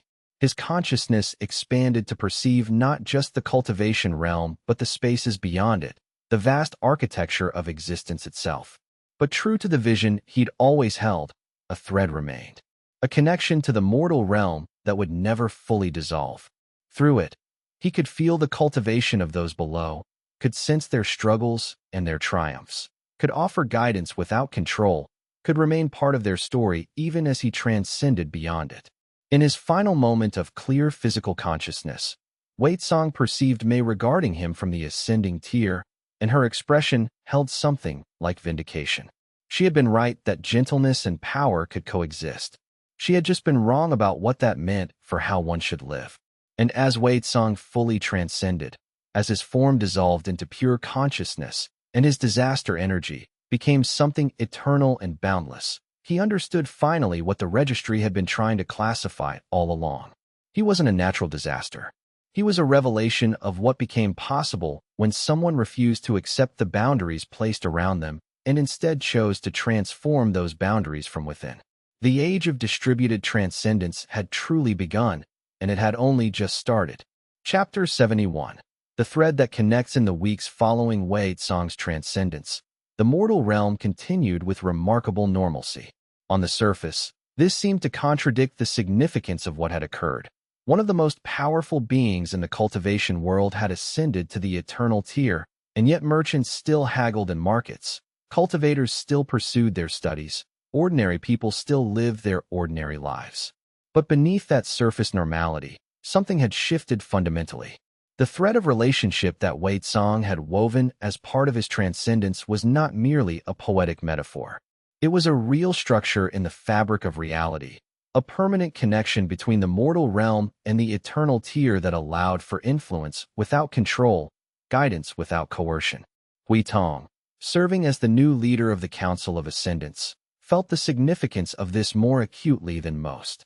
She had accepted the role expecting that Wei Tsong's absence would create a power vacuum that she would need to struggle to fill. Instead, she found his presence more pronounced in absence than it had been when he was physically rooted in the realm. "He's everywhere," she reported to Kusu after a particularly enlightening meditation session. Not as a tyrant controlling from above, but as a presence that clarifies intention. When I'm uncertain about a decision, I can feel him offering perspective through the thread. It's not coercive. I'm still entirely free to ignore it. But the clarity it provides is extraordinary. Kusu, who had assumed her own role as military commander of the network's now legitimized forces, nodded with understanding. The progenitors have always wanted to govern through force and authority. Wei Tsong's doing something completely different. He's governing through communion. This distinction became increasingly apparent as the new order solidified. The registry was being rewritten by committee, with representation from all three tiers. The ascending tier was rapidly filling with new cultivators who were pursuing Wei Tsong's revolutionary path of transcendence while connected. The foundational tier was developing its own systems of governance that had been denied to it in the old order. And at the center of it all, Wei Tsong's thread extended through all three tiers, offering perspective and wisdom without demanding obedience. But not everyone was pleased with this new arrangement. Some among the eternal tier, particularly the oldest of the progenitors, beings who had achieved transcendence in the earliest ages and had ruled through unquestioned authority since before the current era, viewed Huizong's innovation as a threat to the fundamental structure of eternity itself. They convened in the deepest reaches of the upper heavens, in chambers where even the 10 celestial generals were not permitted to enter. What transpired in those chambers was something between negotiation and conflict, something that operated according to rules and dimensions that the mortal realm could not perceive. May, occupying her liminal space between the tiers, felt the tension building. She sought out Huitong in the depths of the Deadlands Sanctuary, where the original assembly chamber had been converted into a memorial to the network's founding. There's dissent in the eternal tier, May reported without preamble. The oldest progenitors are arguing that Huizong's thread violates fundamental principles of transcendence. They want to sever it, to force him into either complete disconnection from the mortal realm or absorption back into the physical world. Huitong felt something cold settle in her core. Can they do that? Theoretically, yes. Huizong accepted the limitations of his choice when he created the thread. He gave them leverage. May's expression was grave. But if they try to sever it, they're not just attacking Huizong. They're attacking the principle of what he represents. And I think they're afraid, truly afraid, that if they fail to suppress this innovation, it will spread. Others in the eternal tier might begin their own threads. The whole structure of transcendence as isolation could unravel. What do you suggest? Huitong asked. That we defend what Huizong has created, not by fighting. We're not strong enough for that, but by making it real in the mortal realm. If Huizong's thread is genuinely valuable, if it genuinely offers wisdom and guidance that helps cultivators evolve, then the evidence of that will make it impossible for the progenitors to justify severing it. Chapter 72. The evidence of transcendence. Over the next 3 months, something remarkable occurred in the cultivation realm. The thread of relationship that Huizong had woven began to generate measurable effects that couldn't be attributed to mere spiritual metaphor or poetic fancy. Cultivators who had opened themselves to receiving guidance through the thread reported dramatic improvements in their advancement. The rate of successful breakthrough to new realms increased across the board. Most significantly, the quality of cultivators being produced, their wisdom, their ethics, their ability to recognize and resist corruption, elevated substantially. The phenomenon was documented across every known region of the cultivation realm. In the Northern Territories, cultivators advancing through the realms demonstrated unprecedented levels of insight into the nature of power itself. In the southern cities, newly ascended beings showed an almost uncanny ability to understand and resolve the complex political and social structures that governed their regions. In the eastern academies and western temples, students advanced with greater stability and fewer catastrophic failures than had ever been recorded. It was as if Huizong's thread was not merely offering guidance, but was somehow facilitating a deeper understanding of how power could be wielded with wisdom rather than arrogance. Cultivators who opened themselves to receiving guidance through the thread reported a kind of clarity that transcended mere instruction. It was more like having access to the lived experience of someone who had already traversed the path they were on, who understood its pitfalls and its possibilities more deeply than any teacher could convey through conventional means.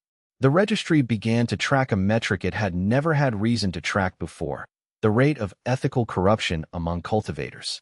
In the old system, the rate of cultivators who advanced quickly and then used their power for personal aggrandizement or oppression was remarkably consistent. Across generations, it hovered around 23%. Cultivators who achieved significant power tended to develop a kind of moral drift, beginning with justified self-interest and gradually morphing into outright tyranny. But in the tiers now connected by the thread of relationship, that percentage dropped dramatically. Within months of the system being established, the ethical corruption rate fell to 7%. Within a year, it was less than 3%. Not because cultivators were becoming inherently better people. The population distribution of moral inclinations remained relatively constant, but because they were receiving guidance, direct mentorship, from beings who had transcended and still remembered what it meant to care about such things. The registry began documenting this phenomenon, and scholars from both the upper heavens and the mortal realm began to examine the mechanisms at work. What they found was that Wei Tsong's innovation was not merely spiritual or philosophical. It was functionally superior to the isolation-based transcendence that the old progenitors had employed. Through the thread, beings who had fully transcended could still perceive the needs and challenges of those below them. This perception allowed them to offer not vague principles or ancient wisdom, but specific, contextual guidance. The eternal tier was becoming something it had never been before, actively, continuously engaged in the evolution of the realm below it. Word of this reached even the oldest progenitors, and it forced them to confront a terrible possibility. They had always believed that transcendence meant transcendence from mortal concerns, that engagement with the lower realms was beneath the dignity of the eternal tier. Wei Tsong had proven that engagement could be redemptive, that it could be a form of power rather than a limitation. The debate in the upper heavens became increasingly heated. Some progenitors began to argue that the old transcendence model had been wrong, that Wei Tsong's innovation represented a genuine evolution in how eternity could be lived. Others dug in their heels, insisting that the very foundation of the progenitor's power depended on maintaining hierarchical distance, on being utterly separate from and superior to the mortal realm. It was Ling Xian, the eternal blade who had dueled Mei months before, who finally took action. She journeyed to Wei Tsong's manifestation in the eternal tier and made a proposition that rocked the foundations of the old order. "I want to learn your method," she said to Wei Tsong. "I want to forge my own thread, create my own method of remaining connected." The only way to prove to the conservative progenitors that Wei Tsong hasn't created something dangerous is to demonstrate that others can do it and that the power structure remains stable.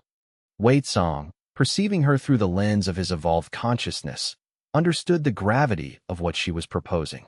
Ling Xian was one of the 10 celestial generals, one of the most powerful beings in creation. If she created her own thread, it would signal that this wasn't an aberration but a legitimate new path that even the most ancient and powerful could follow.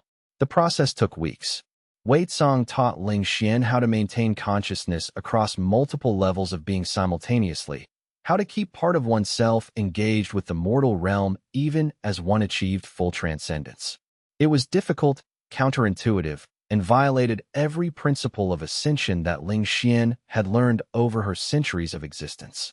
But when she finally accomplished it, when she created her own thread and felt her consciousness expand to encompass both the eternal tier and the mortal realm simultaneously, she wept. Not from weakness, but from the overwhelming joy of reconnection. "I've been isolated for so long," she said to Wei Tsong. Her consciousness now expanded to meet his. "I didn't even realize how much I was missing until I reconnected." The progenitors were wrong. This is not weakness. This is something transcendent in a completely different sense. Ling Xian returned to the upper heavens with her own thread glowing beside Wei Tsong's, and the message was unmistakable. Two of the most powerful beings in creation had chosen this path. The conservative progenitors could no longer dismiss it as an experiment or an anomaly. It was becoming a genuine alternative to the old transcendence model. Chapter 73. The Great Acceptance. The formal debate that followed in the upper heavens was, according to the few who perceived it through the thread and reported back to the mortal realm, the most significant conflict of philosophy that the progenitors had engaged in since the founding of their current hierarchical system. It was not fought with power but with argument, not with force but with the weight of demonstrated result. The conservative faction, led by beings whose names were so ancient that they predated the current naming conventions, insisted that the thread-based transcendence was a violation of the fundamental principle of apotheosis. Transcendence, they argued, meant transcendence from the chain of causation, from the obligation to engage with lesser beings, from the demands of the lower realms. But the progressive faction, which now included Ling Xian and several other of the 10 celestial generals, presented evidence that thread-based transcendence was not weakness but a different expression of strength. Through the thread, beings could maintain direct perception of the mortal realm and respond to its needs in real time. This wasn't a burden on the eternal tier, it was an enhancement. Hui Tong, perceiving the debate through her own deep meditation and connection to the thread, felt the tide slowly shift. The younger progenitors, beings who had achieved transcendence in more recent eras and who were less invested in the old system, increasingly sided with the progressive faction. Even some of the ancient beings began to acknowledge that Wei Tsang's innovation represented a genuine evolution. Finally, on what would have been a perfect spring day in the mortal realm, a decision was made. The Celestial Council, the highest authority in the upper heavens, composed of the oldest and most powerful progenitors, formally declared the thread of relationship to be a legitimate form of transcendence. Any being achieving apotheosis in the future would be permitted to choose between full isolation transcendence and thread-based connection transcendence. Even beings who had already transcended through the old method would be permitted to create their own threads if they chose to. It was not a unanimous decision. 3 of the 5 members of the Celestial Council voted against it. But the majority had spoken, and the voice of the majority could not be overridden even by the oldest of the progenitors. The 3 dissenting progenitors represented the oldest schools of thought in the upper heavens. They had achieved transcendence in epochs so distant that the very concepts of morality and connection had seemed like chains to be broken. For them, the thread of relationship represented not an evolution but a fundamental betrayal of what transcendence meant. The eldest of the 3 dissidents submitted a formal objection, recorded in the deepest archives of the eternal tier, that would echo through ages to come. In it, she argued that what Wei Tsang had created was not a new form of transcendence, but rather a failure of transcendence, an inability to truly sever from the limitations and concerns of the lower realms. But even as she made this objection, the evidence against her position was accumulating. Beings who had created threads reported experiences of joy and fulfillment that had been absent during their isolation. They described a kind of wholeness that they hadn't known they were missing. They spoke of discovering purposes they hadn't recognized they possessed. The very act of remaining connected seemed to generate meaning that pure isolation had been unable to provide. More subtly, the alignment between the ascending tier and the foundational tier was generating practical benefits that exceeded even Wei Tsang's predictions. When transcended beings could perceive directly the challenges facing those below them, they could offer solutions that were elegant and efficient in ways that abstract principle could never be. The distance between the problem solver and the problem had been eliminated, and with it came a kind of alignment that made transformation far more effective.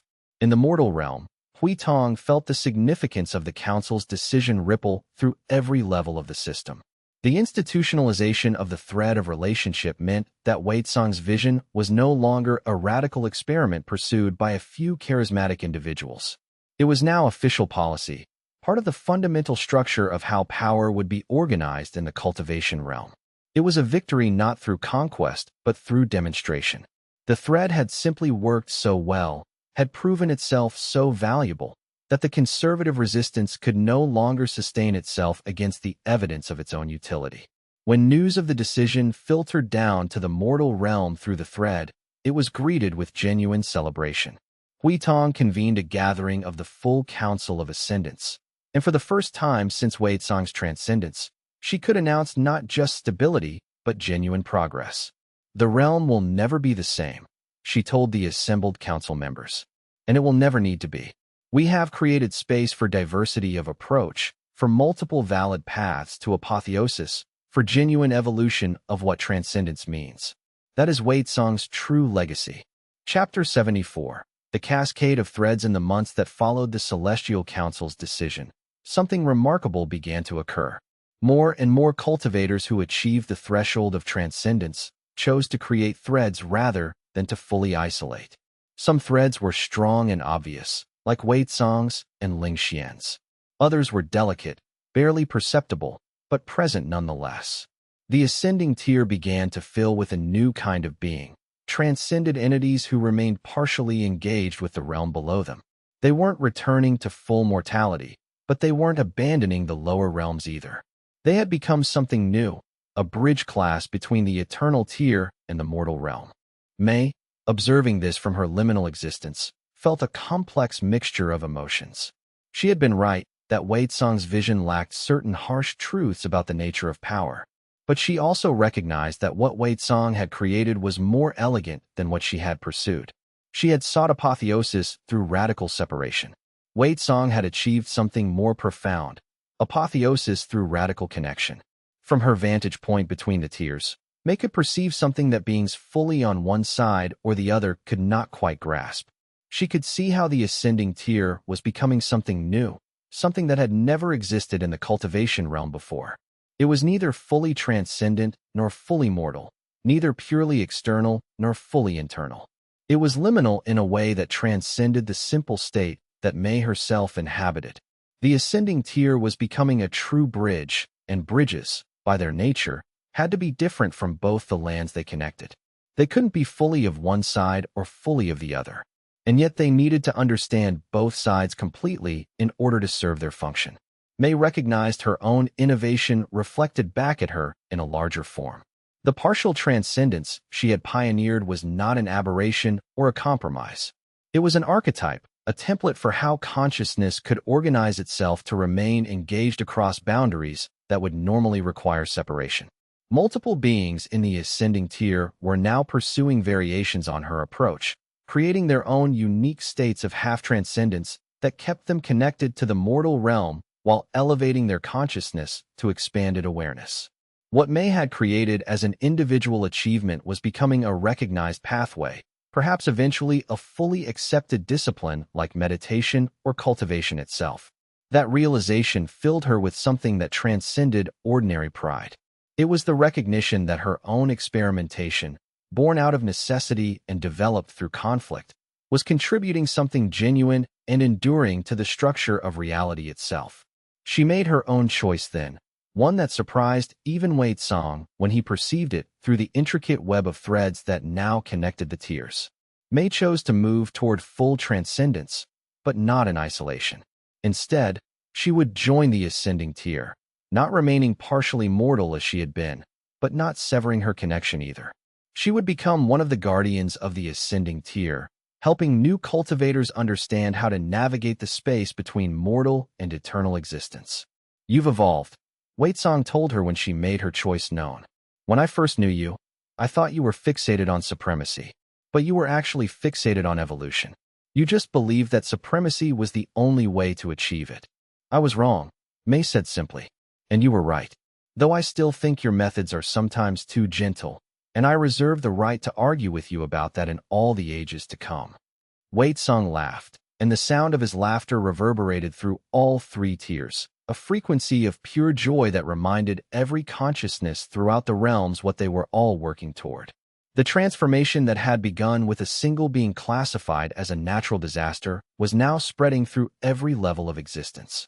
Cultivators who would have spent their whole lives in the mortal realm, accepting the limitations placed on them by the registry, were now discovering that they could transcend and remain engaged. The eternal tier was becoming something it had never been before, not a realm of isolation, but a realm of elevated connection. And in the mortal realm itself, something profound was shifting. With beings of true wisdom engaged directly in the process of cultivation, the rate of advance accelerated. New cultivators were achieving breakthroughs that would have been impossible under the old system. And more importantly, they were achieving breakthroughs with wisdom and ethics intact, because they were being guided by beings who had lived and grown rather than by abstract principles handed down from on high. Chapter 75. The Nature of Natural Disaster. 3 years after Wei Song's transcendence, a scholar named Quan Ren approached Hui Tong with a radical proposal. Quan Ren had been studying the original registry classifications, examining the nature of what made certain beings qualify as calamity bearers or natural disasters. "I think we've misunderstood the entire premise," Quan Ren said, presenting her findings. "We've treated the disaster classification as something to transcend past, something to overcome or redirect. But I think the registry was actually identifying beings who possessed a particular type of power, the power to fundamentally reshape paradigms." She laid out her evidence, documentation of every known calamity bearer and the systems they had each disrupted. Wei Song had disrupted the assumption that transcendence required isolation. May had disrupted the assumption that power had to be hoarded. The ascetic had disrupted the assumption that disaster-bearing made one inherently destructive. Each one, in their own way, had been a natural disaster to the assumptions that governed their sphere of existence. "So you're saying the registry was correct all along," Kusu said, understanding the implication. but it classified the disaster wrong. We weren't natural disasters to the realm itself. We were natural disasters to the systems that tried to govern the realm. Exactly. And more than that, Quan Ren pulled out a scroll that made Hui Tong's breath catch in her throat. I think the calamity bearers aren't a new phenomenon. I think they've been appearing throughout history whenever a system of power reached a point of necessary transformation. The progenitors probably destroyed the records of previous calamity bearers to maintain their narrative that they had always been supreme and unchallenged. The implications of this revelation were staggering. It suggested that the very structure of reality itself generated beings capable of transforming systems that had become stagnant. It suggested that calamity wasn't a bug in the system, but a feature, a built-in mechanism for ensuring that no order, no matter how perfect it appeared, could become permanently closed to change. Huitong brought Quan Ren's proposal to Wei Tsang through the thread, and his response was immediate. He began to work with the oldest of the progenitors to access the deep archives, records that had been hidden away precisely because they documented the existence of previous calamity bearers.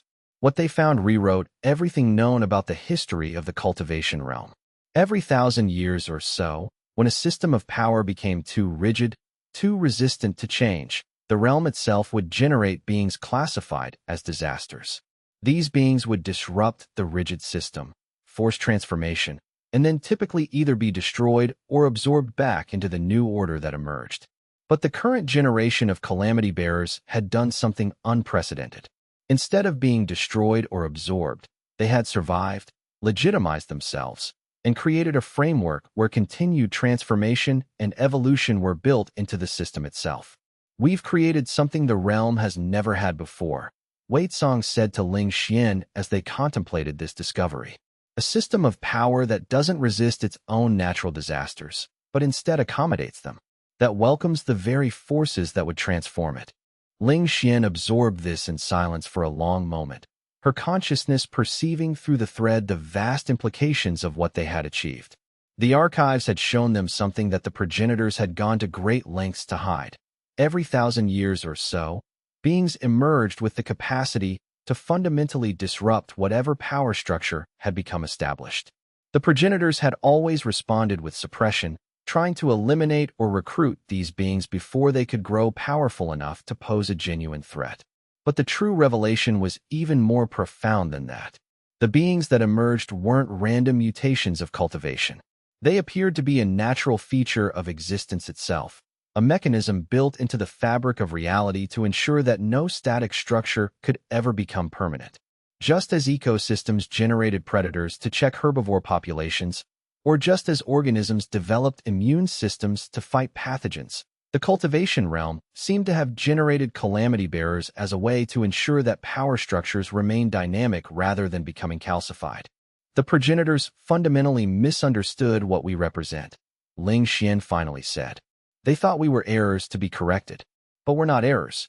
We're corrections to errors. We're the realm's immune system. Exactly. And what immune system do you know of that works by fighting the body it's meant to protect? Wei Tsang gestured to the complex web of threads that now connected all three tiers. The genius of what we've created is that we've found a way for the immune response to integrate with the system it's protecting. No suppression, no resistance, just evolution. Ling Xian perceived through the thread network something that made her consciousness resonate with something approaching awe. The system they had built was already generating the seeds of its own future disruption. Already, among the younger cultivators and the newly ascended beings in the ascending tier, she could sense emerging beings with their own particular forms of disaster energy. Beings who would one day challenge what Wei Tsang had built, forcing it to evolve further. The cycle would continue, but now with built-in mechanisms for adaptation rather than suppression. It's unstable, Ling Xian observed. No matter how well-designed the current system is, beings will emerge in the future who challenge it. The fundamental structure we've created guarantees ongoing conflict and transformation. Yes, Wei Tsang agreed. But that's the whole point. Stability without the capacity for transformation is just slow death. What we've built might be perpetually unstable, but it's alive. It will endure precisely because it's not trying to be eternal in the way the old progenitors understood eternity. Ling Xian nodded slowly. understanding that Wei Tsang had transcended not just the limitations of mortal existence, but the very assumptions about what power and eternity meant. Chapter 76. The architecture of change 5 years after Wei Tsang's transcendence. The structure of the three-tiered realm was producing results that no one had quite anticipated. The system was not becoming more stable, as the conservatives had hoped it would. Instead, it was becoming increasingly dynamic, increasingly responsive to the actual needs of cultivators throughout all levels. The Council of Ascendants, under Huitong's continued leadership, had evolved into something more like a council of negotiations than a council of governance. Rather than making decisions and enforcing them from above, the council facilitated conversations between the three tiers, ensuring that the interests and needs of each were represented and considered. This was messier than the old system, less efficient, prone to delays and debates that sometimes seemed endless. But it was also more creative, more innovative, and most importantly, it was genuinely responsive to what cultivators needed rather than what the system wanted to impose. A young scholar named Lei Chun came to Huitong with a proposal that would test the entire principle of the new order. Lei Chun had been studying cultivation at the foundational tier, and he had identified what he believed to be a fundamental flaw in how the current system classified cultivation realms. The rigid hierarchy of realms creates barriers to advancement, Lei Chun explained. A cultivator must achieve mastery in one realm before advancing to the next. But what if instead of that linear progression, we allowed for multiple concurrent pathways of advancement? What if a cultivator could pursue different realms in parallel, specializing in different aspects of cultivation rather than forced generalization? The proposal was radical. The entire structure of cultivation realms had been established in the earliest ages of the first progenitors, and it had remained essentially unchanged for epochs. The idea of fundamentally restructuring that framework would have been unthinkable just years before. But in the new order, it wasn't unthinkable. It was merely a proposal that needed to be examined through the three-tier council system. Huitong brought it to the attention of Wei Tsang and Ling Xian through the thread, and their response was encouraging. Rather than dismiss it as heretical or impractical, they asked deeper questions. Why did the current system require linear progression? What principles underlay that requirement? Could those principles be preserved while allowing more flexibility in pathways? The debate that followed involved hundreds of cultivators from all three tiers. Some argued fiercely that Lei Chun's proposal would lead to disaster, that cultivators who tried multiple pathways would end up masters of none. Others supported it enthusiastically, seeing in it an opportunity for true innovation in cultivation methodology. What ultimately emerged was not Lei Chun's original proposal, but something evolved through the collaborative process. The new framework maintained the core of the original realm system, but allowed for what became known as branching advancement. Cultivators could develop depth in their primary pathway while developing breadth in related pathways, creating hybrid cultivation approaches that had never been possible before. The debate that had led to this new framework demonstrated exactly how different the governing process had become under Wei Tsang's vision. In the old system, such a fundamental restructuring would have been unthinkable. The registry, as issued by the Celestial Council, was absolute. Modifications to it would have required centuries of petition, careful argument, and ultimately either acceptance or suppression by the progenitors. But in the three-tiered system, the process had been rapid and organic. Lei Chun's proposal was brought before the Council of Ascendants. It was examined by experts from all three tiers. The concerns that emerged, that cultivators might become diluted in their approach, that specialization might be lost, were given serious weight. But rather than using those concerns to suppress the innovation, the collaborative process had transformed Lei Chun's proposal into something that addressed the concerns while preserving the innovation. This was the revolution that Wei Tsang had truly initiated. Not the removal of the old order, but the creation of a system where the old order could coexist with genuine innovation, where established wisdom didn't have to be abandoned for new possibility to emerge. In the eternal tier, Wei Tsang perceived the emergence of something he had only theorized about before. The system was generating genuine dynamism. Beings in the ascending tier who had created threads were now actively contributing to the governance process, offering perspectives that the isolated progenitors could never have developed. The foundational tier cultivators, particularly the younger ones, were beginning to think of transcendence not as an end goal, but as a transition point in an ongoing journey. Most importantly, the system was proving to be self-correcting. When errors emerged, and they did, they were caught early through the network of threads connecting all three tiers. An unfair policy could be challenged quickly by beings with direct perception of its impact. A promising innovation could be identified and cultivated by entities capable of understanding its potential. Within months of the new framework's implementation, a remarkable thing happened. Cultivators began to produce results that defied conventional wisdom. A student of the burning flame realm who also pursued advanced studies in the crystalline realm discovered synthesis techniques that allowed for unprecedented control of heat and structure. A cultivator advancing through the celestial navigation realm while developing subsidiary expertise in the ocean depths realm began to chart courses through the spirit currents that had been considered impossible. The new order was generating genuine evolution, not through top-down mandates, but through the liberation of cultivators to pursue their own naturally emerging approaches. As more cultivators began to develop these hybrid approaches, something profound began to shift in how cultivation itself was understood. The rigid progression through realms, first achieving mastery in one domain, then moving to the next in an invariant sequence, had always been presented as the natural order, as close to cosmic law as anything could be. Cultivators had accepted it not because they loved it, but because it seemed inevitable. But the emergence of cultivators who could develop multiple pathways simultaneously revealed something crucial. The rigid progression wasn't cosmic law. It was methodology, and like all methodologies, it could be adapted and evolved as circumstances changed. The beings pursuing branching advancement weren't violating natural law. They were discovering that natural law was more flexible than the old assumption had allowed. This realization rippled outward through the entire cultivation community. If the progression of realms was mutable, if cultivators could become masters of multiple domains simultaneously, what else might be changeable? What other assumptions about the fundamental structure of cultivation might have been accepted only because they had never been genuinely challenged? Within 2 years of the new framework's implementation, the cultivation realm was generating innovations in technique, approach, and philosophy at a rate that startled even the progressive members of the eternal tier.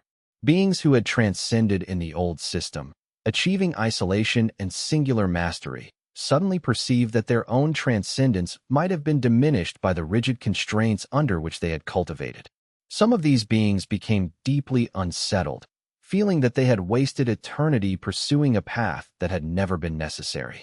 But others, particularly those like Ling Xian, who had embraced the thread of relationship, saw in the new innovations an opportunity for continued growth even in eternity. They could study the new techniques, understand the new pathways, and integrate this evolved knowledge into their own consciousness. In this way, transcendence itself became something dynamic rather than static. Not every being who achieved eternity needed to remain exactly as they had been when they transcended. Growth could continue. Evolution could persist, even in the eternal tier. Chapter 77. The Gathering of Threads. As more cultivators approached transcendence with this new framework, more chose to forge their own threads rather than pursuing full isolation. The ascending tier, which had once been primarily the province of a few chosen calamity bearers, began to expand significantly. Within 5 years, there were thousands of beings in the ascending tier, each with their own thread to the mortal realm, each contributing their own perspective and wisdom to the continuous evolution of the system. It was May, from her position as one of the guardians of the ascending tier, who first perceived the deeper architecture emerging from this proliferation of threads. She brought her discovery to Wei Tsang with the kind of excitement that only comes from genuinely revolutionary insight. The threads aren't just individual connections, she explained, her consciousness partially manifested in multiple locations simultaneously. They're networking. They're creating a web of relationship that's more complex than anything we anticipated. It's almost as if the ascending tier is developing its own form of collective consciousness while maintaining individual autonomy. Wei Tsang perceived what she was describing, and he felt a moment of genuine awe. What they had created, through the simple principle of allowing connection rather than enforcing isolation, was something that none of the old progenitors could have imagined. A system where the eternal tier was informed by the mortal realm, where transcended beings remained engaged with the unfolding story of creation itself, where power was not about dominion, but about enhancement and elevation. Is this stable? Asked Ling Xian, joining them through her own thread. No, Wei Song answered. It's not stable in the sense that the old system was stable, but it's alive. It's responsive. It's capable of genuine growth. Some of the older progenitors are concerned, Ling Xian reported. They still harbor doubts that our innovation is anything but a temporary phenomenon, that eventually the realm will demand the stability of hierarchical isolation again. Maybe they're right, Mei said. Maybe in another 1,000 years, if the realm grows stagnant again, another generation of calamity bearers will emerge to challenge the system we've built. That's not failure. That's how things are supposed to work. Wei Song perceived through the threads a response that came from Hui Tong in the mortal realm, and the understanding that flowed through the network was near universal. This was indeed how things were supposed to work. Systems of power that were capable of adapting to new circumstances, of generating their own internal resistance when they became too rigid, of evolving rather than merely enduring. These were the only systems worth building. Chapter 78. The fifth threshold in the 7th year after Wei Song's transcendence, something unprecedented began to occur at the highest levels of existence. The oldest of the progenitors, beings who had achieved transcendence so many epochs ago that their origins were lost to even the oldest historical records, began to withdraw from active governance. Not all of them, and not abruptly, but a profound shift was occurring. Some of the progenitors, observing the dynamism and genuine advancement being achieved through the new system, came to what could only be called a realization. They had been wrong. Not fundamentally wrong about power or transcendence, but wrong about how power could best be expressed and maintained. The eldest of the progenitors, a being of such ancientness that even a name had been forgotten, petitioned the Celestial Council to permit something that had never been permitted before, the opportunity to undergo a form of second transcendence. I wish to create a thread. This being announced through channels so profound that even Wei Song felt echoes of it through every level of existence. After countless epochs of isolation, I wish to remember what connection feels like. I wish to understand what I have been missing. It was a request that violated every principle of the old order. Transcendence was final, complete, absolute. To speak of a second transcendence, to suggest that even the most ancient and powerful might wish to alter their fundamental state of being, was revolutionary. But the Celestial Council, shaped now by beings who had been influenced by the innovation that Wei Song had introduced, granted the permission. What occurred when the eldest progenitor created a thread was something that reverberated through all dimensions of existence. The consciousness of this being, which had been isolated for so many epochs that it had become almost incomprehensibly vast and alien, suddenly reconnected with the mortal realm. The contact was gentle, mediated by the thread, but the impact was profound. The eldest progenitor wept, not from pain or loss, but from the overwhelming restoration of something that had been severed so long ago that it had been almost forgotten. I remember now. It communicated through the newly formed thread. I remember why we cultivate, why we pursue power. Not for the power itself, but for the connection it allows. I had forgotten that in my isolation. I had become power without purpose. The moment of the eldest progenitor's reconnection sent reverberations through every level of existence. Beings in the eternal tier who had never perceived this ancient entity fully awake suddenly sensed its consciousness emerging from isolation into engagement. It was like watching a mountain suddenly become aware of the valleys around it, understanding for the first time how its peaks related to the broader landscape. Wei Song perceived through the thread something extraordinary occurring in that instant. The eldest progenitor's consciousness, which had been vast and alien and isolated, suddenly began to understand the cultivation realm not as an abstract construct it had created and then abandoned, but as a living system that it remained fundamentally connected to.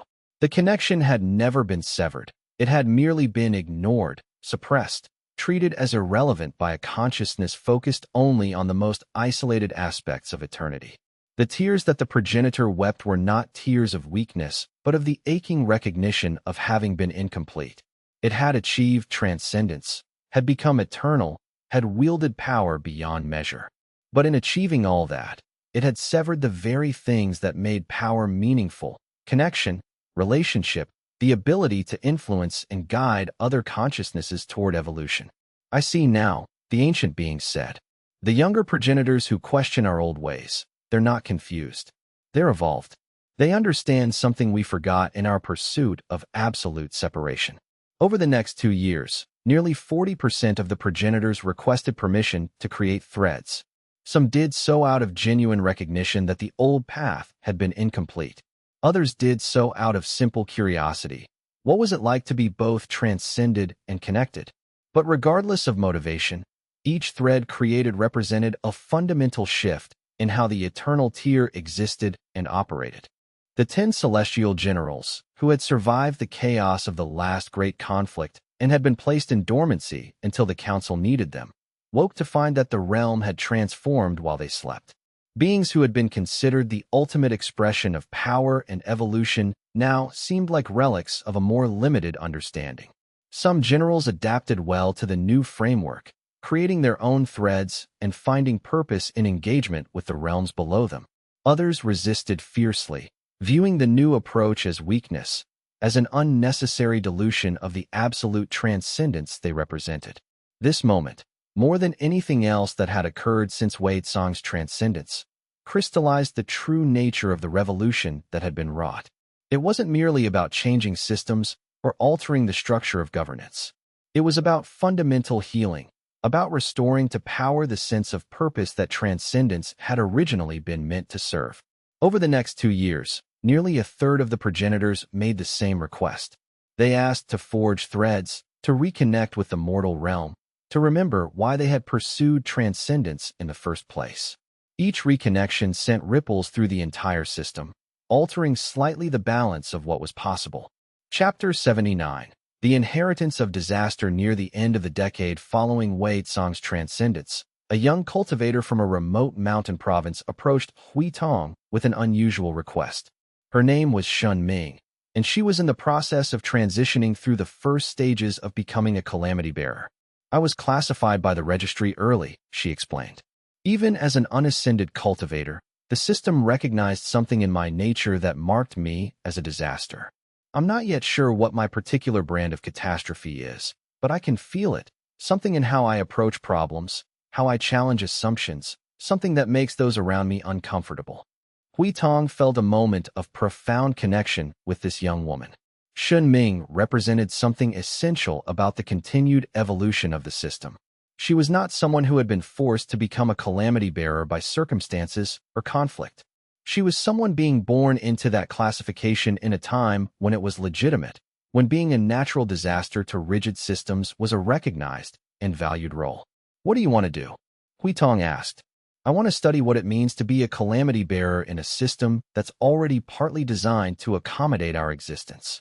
I want to understand how to be a force for transformation without having to first destroy the old order." Shen Ming's eyes held a clarity that suggested she was already thinking beyond her current level of advancement. "And eventually, I want to create my own path to transcendence, my own version of what Wei Tsang pioneered." This was the true inheritance of the revolution. Not merely that a few powerful beings had successfully challenged the old order, but that future generations of calamity bearers would be born into a world where challenging and transforming systems was not a violation, but a sacred responsibility, built into the structure of power itself. Hui Tong brought Shen Ming into the Council of Ascendants with her own voice, creating a direct channel between a newly emerged potential power and the highest levels of governance. It was a symbolic act, but it carried immense meaning. The next generation was not going to be ruled by the previous generation. It was going to be integrated into the ongoing conversation about how power should be deployed, how systems should evolve, how the realm itself should be governed. What happened in the months following Shun Ming's integration was quietly revolutionary. She brought perspectives that no one in the existing power structure possessed. Where older cultivators had learned to operate within constraints, Shen Ming began to question those constraints. Where established wisdom told cultivators that certain things were impossible, Shen Ming's fresh perspective identified them as merely unconventional. Her primary focus was on the interface between the foundational tier and the ascending tier. She perceived inefficiencies in how cultivators transitioned from one tier to the other, moments where potential was lost because the cultivators couldn't quite understand what they were becoming. Working with guides from the ascending tier, she developed new pedagogies that made transcendence less alienating, less like a violent rupture of one's nature and more like a natural maturation. Her work produced demonstrable results. Within a year of her reforms being implemented, the success rate of beings attempting transcendence through the thread-based method increased from roughly 70% to over 90%. The failures that did occur were instructive rather than catastrophic. Beings who couldn't quite maintain both states simultaneously were now able to choose consciously between full transcendence and remaining rooted, rather than experiencing either outcome as failure. This was how the system was supposed to work, Huitong reflected. Not with a single genius at the center making all decisions, but with power distributed throughout all levels, with emerging voices being given platform and resources, with the system itself being capable of recognizing and integrating its own innovations. Xin Ming, in her work, was becoming her own kind of calamity bearer. Not destructive, not challenging the system to destroy it, but challenging it to become more coherent, more functional, more aligned with its own stated values. She was the natural disaster that came after the revolution had already been won, the force that prevented the new order from becoming calcified and rigid in the ways the old order had. Chapter 80. The nature of beginning 10 years after Wei Tsong's transcendence, the realm stood at a genuine threshold. Not the threshold of ending or completion, but the threshold of genuine beginning. The systems that had been built, the frameworks that had been established, the three-tiered structure of governance. All of it was working. Not perfectly, with constant friction and debate and ongoing evolution, but working. Wei Tsong, perceiving the full scope of what had been created through the network of threads that now connected the entire realm, allowed himself something that might have been described as contentment. Not satisfaction, because satisfaction implied completion, and this was not complete. But contentment in the knowledge that what had been begun was genuine, was alive, was capable of generating its own future. Through Huitong, he offered the Council of Ascendants a final message before passing the leadership fully to the next generation. When I was classified as a natural disaster, I resisted it. I wanted to transcend that classification to prove that I was more than what the registry said. But in the end, I learned that the registry was not wrong in its observation. It was simply incomplete in its understanding. Being a disaster to rigid systems is not a flaw. It is a feature. It is the mechanism through which systems evolve, through which power remains vital instead of becoming calcified. The realm we have built together is not perfect. It is not meant to be. Perfection is the death of dynamism. What we have created instead is a system that is capable of recognizing its own flaws and transforming them. And that is more valuable than any perfect design could ever be. To those of you who inherit this world, understand that your task is not to maintain what has been built. Your task is to question it, to challenge it, to force it to continue evolving. The calamity bearers who come in your generation may emerge to challenge the systems I have established. And they should. That is the whole point. I remain engaged through the thread, offering perspective when asked, guidance when sought. But I do not govern. I participate. And that is how it should be for all of us. In transcendence and in mortality, in power and in humility, in eternity and in the perpetual present moment of creation. The message reverberated through all three tiers, touching the consciousness of every being engaged with the ongoing governance of existence itself. And in response, there came a gentle acknowledgement, not obedience, but genuine understanding. The age of distributed transcendence had not merely begun. It had become real, embodied, alive. It was no longer a theory or a vision. It was the actual structure through which existence organized itself. And somewhere, in the spaces beyond even the upper heavens, in the consciousness that had become Wei Tsong's true nature, something that might have been laughter rippled through the fabric of all things. Not the laughter of triumph, but the laughter of genuine joy at having participated in something that mattered, something that would continue to matter long after his individual consciousness had become indistinguishable from the greater whole. The registry still existed, still classified beings according to their nature. But no one feared that classification anymore. To be listed as a disaster was to be listed as a catalyst for necessary change. And that was not a burden to be overcome. It was a gift to be embraced, a responsibility to be honored, a path to genuine transcendence that the old progenitors had never imagined possible. The story was not ending. It was becoming continuous, flowing into the future like water finding its course, carrying with it the seeds of all that would grow in times yet to come. In that continuation lay the true achievement, not a fixed system designed to last forever, immune to change and challenge, but a living structure that could grow, could adapt, could welcome the very forces that would transform it. The network that had begun as a rebellion had become something far more profound, a philosophy woven into the fundamental architecture of how the cultivation realm understood and organized power itself. The young cultivators who came after Wei Song, who grew up in a world where distributed transcendence was not radical but normal, would perhaps never fully appreciate what had been sacrificed and struggled for to create that normalcy. That was how genuine revolution worked. If successful, it eventually became so integrated into the fabric of existence that future generations took it for granted, unaware of the alternative paths that had been rejected along the way.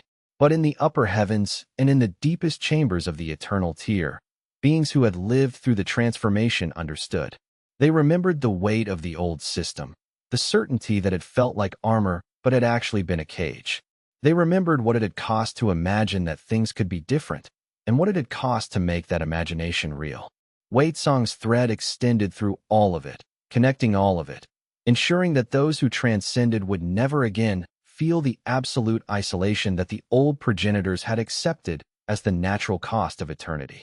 His greatest gift had been not the removal of limitations, but the expansion of what was possible. The revelation that being eternal did not require abandoning everything that made existence meaningful. And in that continuation, in that willingness to remain perpetually open to transformation, lay the true victory. Not the defeat of one order and the establishment of another, but the creation of a framework where order and chaos, transcendence and connection, power and humility could coexist in dynamic balance.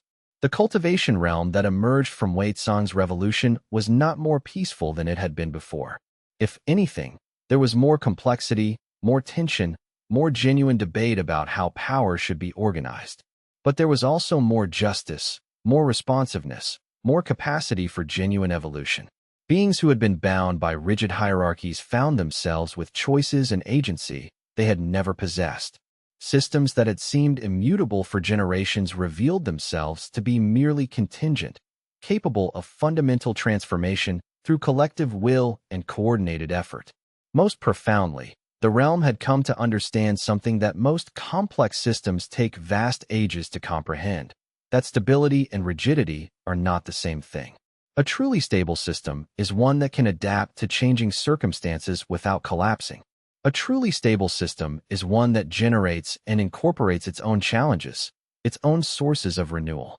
A truly stable system, paradoxically, must be willing to be unstable, willing to allow fundamental transformation when circumstances require it. Wei Song had lived that paradox fully. He had achieved transcendence while remaining connected. He had led a revolution without becoming tyrannical. He had destroyed the old order by expanding it rather than opposing it directly. He had become a natural disaster by refusing to be limited to the categories into which the registry had classified him. And in doing so, he had transformed what it meant to be a disaster, from a threat to be suppressed into a catalyst for necessary change. The thread he had woven as part of his ascension would endure for epochs to come, connecting the eternal tier to the mortal realm with a delicate but unbreakable bond. Future beings who achieved transcendence would find his thread already in place, waiting for them, offering them the possibility of remaining engaged even as they evolved beyond the limitations of mortality.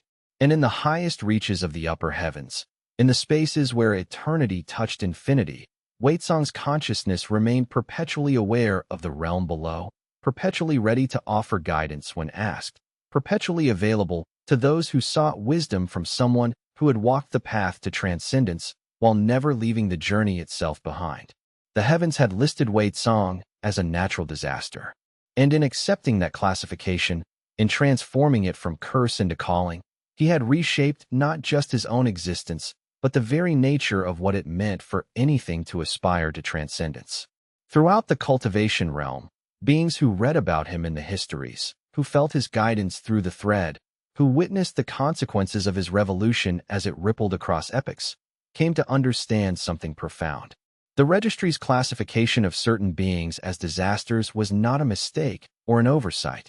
It was recognition of beings whose very nature demanded transformation, whose presence by definition could not coexist with rigid and stagnant orders. To be listed as a natural disaster was to be recognized as someone whose existence necessarily disrupted the comfortable and the familiar. It was to be acknowledged as a force whose emergence signaled that the realm itself was crying out for change. It was to be identified as one capable of shattering assumptions that had calcified into dogma, capable of revealing possibilities that careful traditionalism would never spontaneously generate.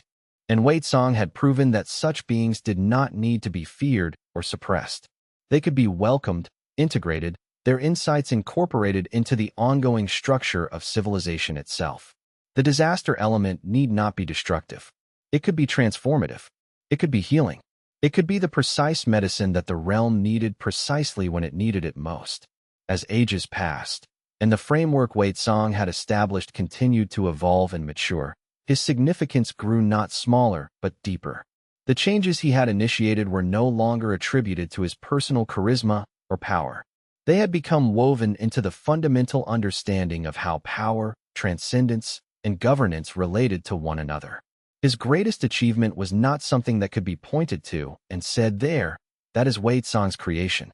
His greatest achievement was an entire way of understanding existence, now so integrated into how the cultivation realm functioned that it seemed almost natural, almost inevitable.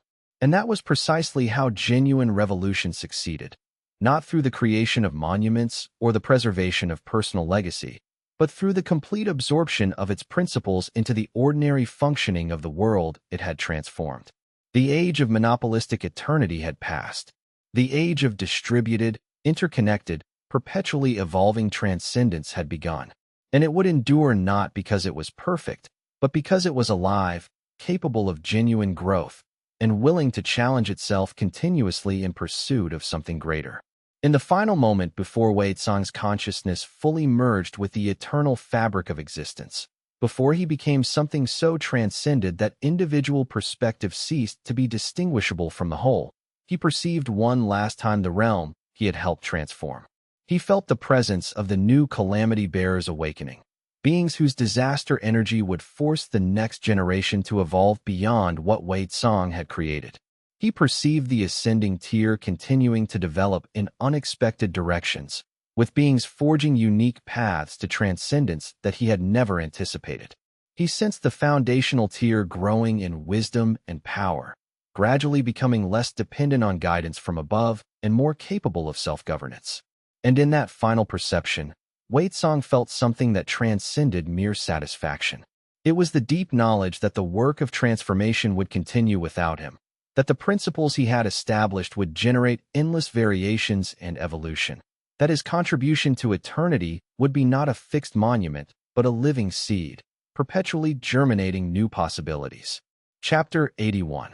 The registry remembers the celestial registry was older than mountains, older than the oldest immortal who had ever drawn breath across the 9 heavens and the realms below, older even than time itself in some respects.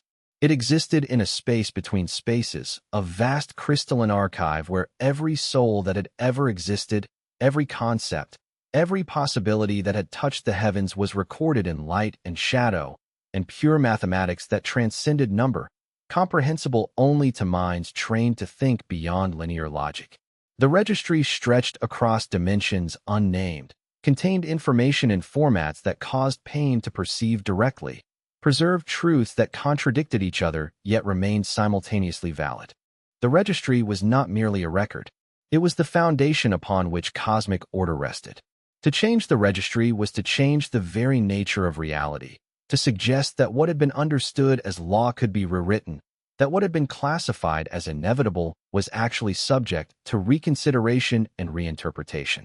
The guardians who maintained it had been entrusted with the preservation of absolute truth as it had been understood for eons, or at least what those in power had declared to be absolute truth.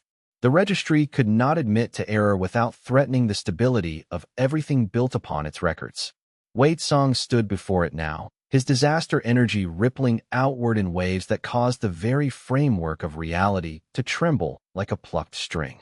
The universe itself vibrated in response to his arrival, recognizing the return of one who had been marked as its enemy. The crystalline structures that formed the registry's walls sang in frequencies only a being of his power could perceive, a song that was somehow both a welcoming and a warning, recognition intermingled with ancient fear. He had come to demand something that no being should have the audacity to request, that the registry acknowledge it might have been wrong. Not merely incomplete, but genuinely wrong in its most fundamental classification of him.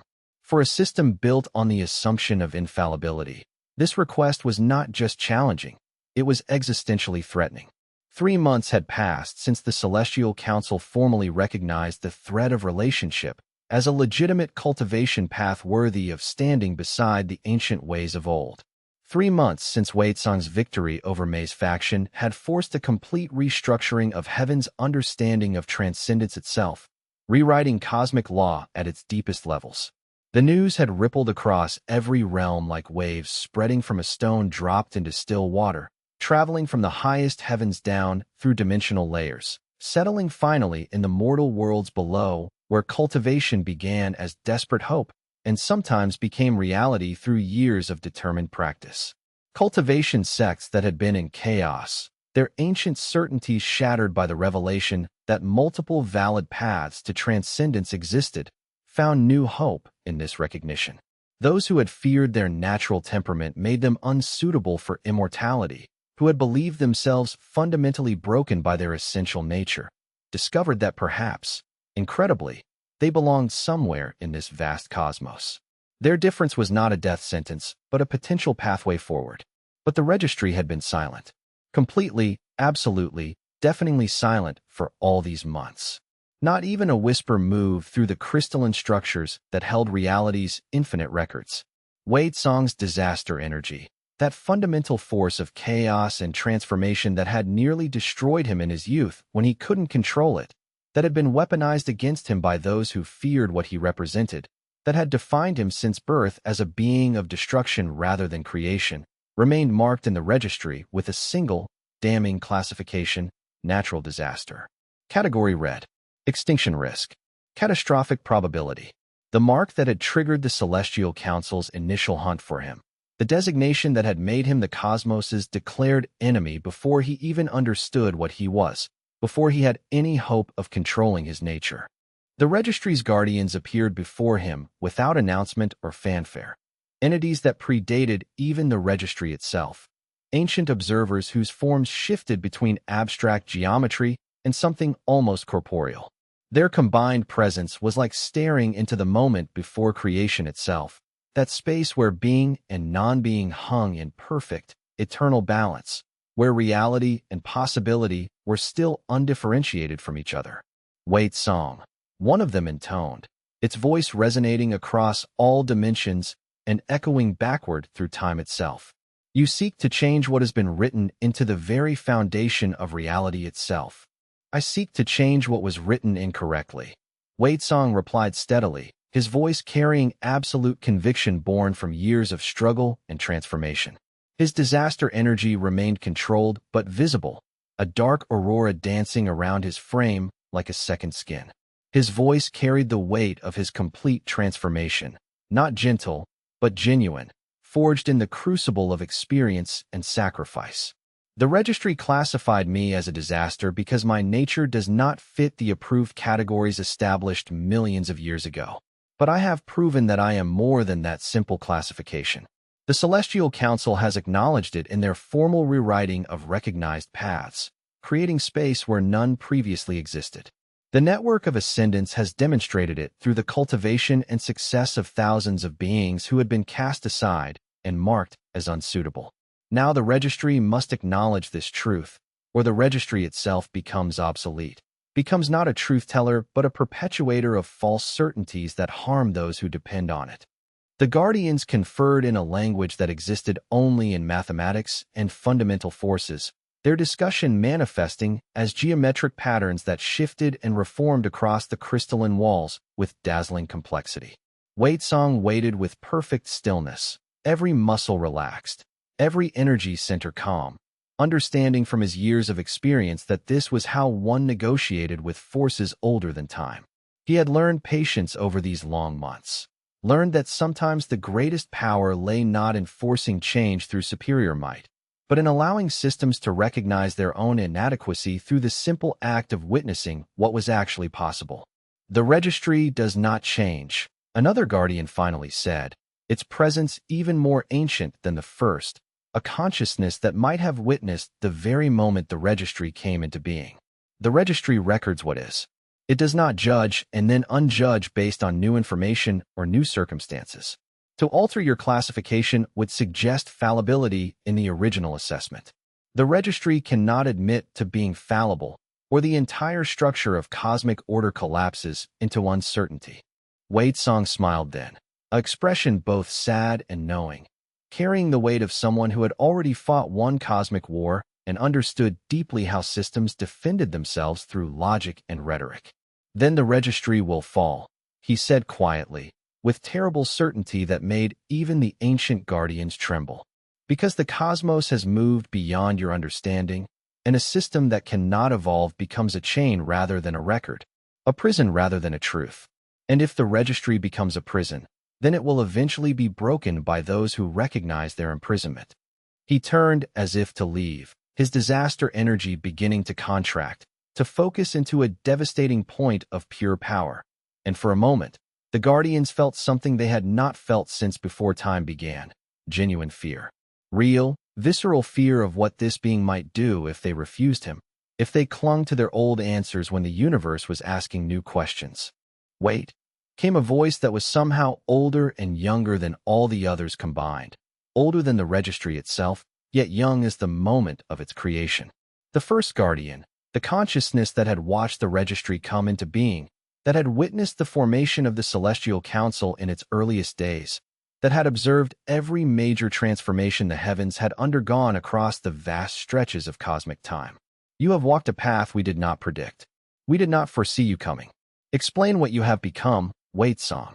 Help us understand. For a moment, Song felt the full weight of what he was attempting. He was standing before forces older than mountains, older than time, older than the cosmos itself in any form it currently took.